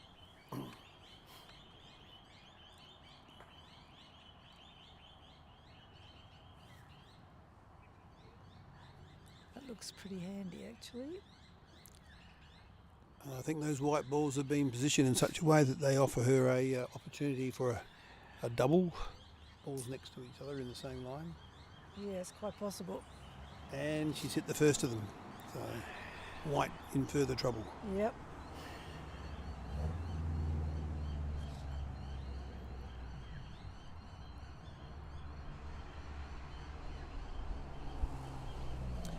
Yep, another successful touch.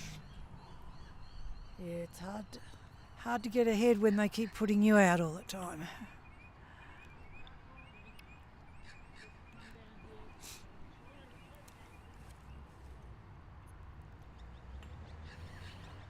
It's looking... No, she didn't want to do that.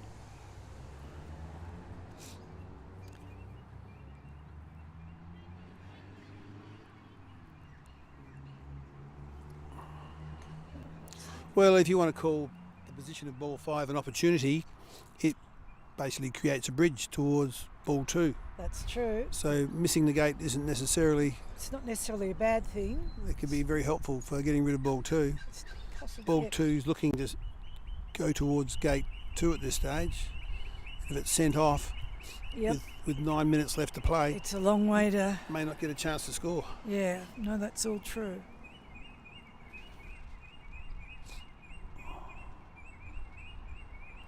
So 9's set up. Now, Gillon's playing ball 9. He's set it up in front of the... And he's checking to see whether it's an opportunity to score a gate touch. Hard to tell from his reaction whether it was on or not.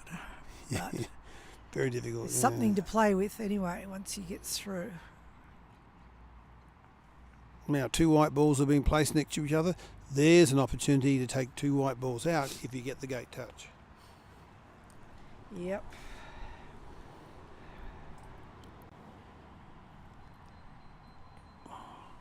Oh, yes. Well done. The gate touch has been achieved. So Jude has scored gate 9. Gate 2. Very nice. Increasing their lead, and she has 2 shots. she has 2 shots now. She now has a spare shot. What's she going to do? So it's a tactical move, and she has to choose, or the captain has to choose. Looks like he's got. Oh, and she got it. Brilliant Nicely touch. done. So she's preserved her spare shot with a successful touch.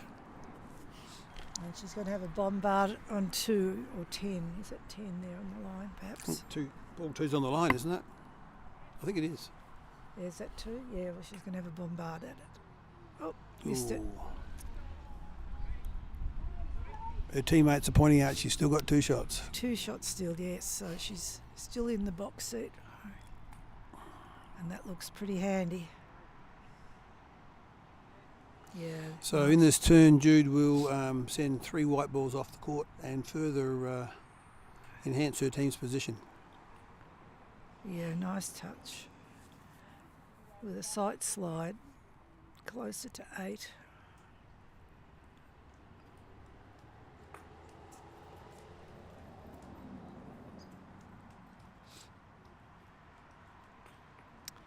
Yep, nicely done. So she's made the maximum use of her gate touch.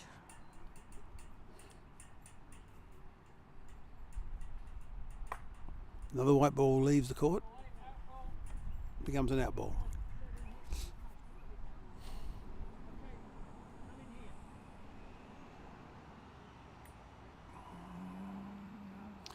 The grass has been playing fairly fast today, so... Did you play yesterday? Yes, the ball... Was it also fairly warm day, and the balls were moving fairly quickly yesterday. Yeah, I believe that was so. Often the first balls through gate 1 were all going out. Yes.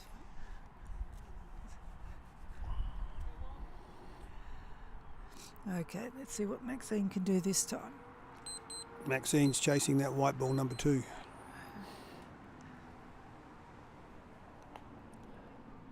Yeah, that's what she wanted. Yeah.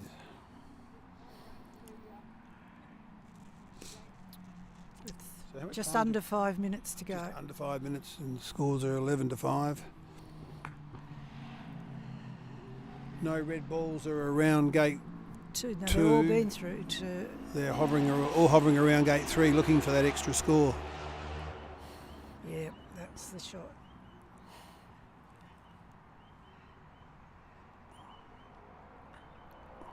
Another white ball being sparked out of the court. Now 1 is going to go where? Back on.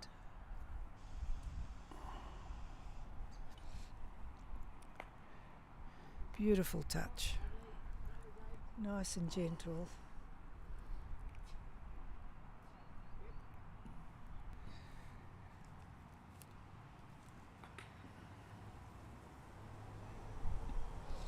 Will she try to Agari? At this stage of the game, ball 1 will probably not get another turn. It could be used by other balls, but wouldn't get another turn. So going for the centre peg, Agari, worthwhile consideration. The only other alternative was to put it over there for a gate touch, but a captain's a captain's call.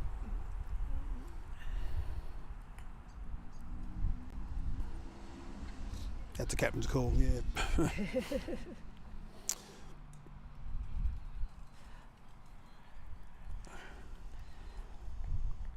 I often wonder about that ball 2 positioned by the centre peg. It's in a precarious spot because it's an extra target for the red balls to hit on their way to hitting the centre peg. It's quite useful.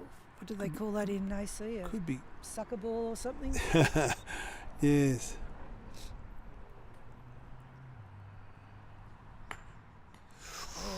All 5 stuck on the leg. Another red ball to be able to use that one. Yep. And it's next to play for the Reds, and there's 2.5 minutes to go or thereabouts. So,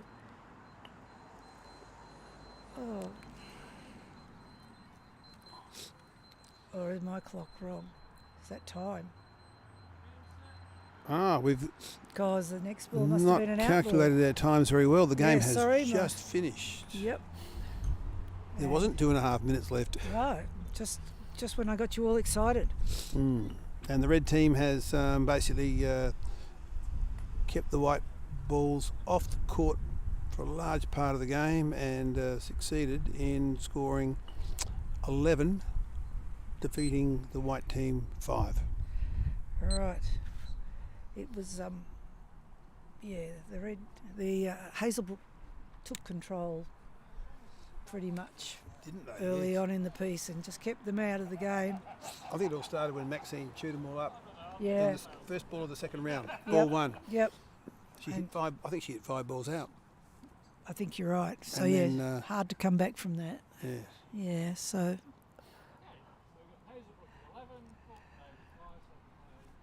Still not a hugely high score, but convincing win by Hazelbrook.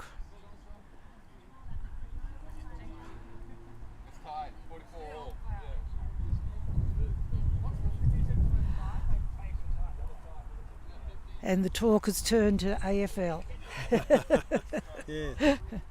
Very good. I don't know. I'm sure the AFL boys are talking about the Gateball scores as well. Sure. Yeah. Well, the AFL had a boring game. It was 36 points each at half time. I mean, where's the excitement there? They should have been Yeah, watching exactly. exciting Gateball games. Exactly right. And that's it for today, I think. I think so, We're yes. all done. Thank you very much. Thank you very much. And I don't think it's going to be televised tomorrow. I think this is it. Oh, right. Yeah. And so, are you a Gateball player? I am a Gateball player Oh, of good. sorts, but not this time. Oh. But the broadcasting's been good.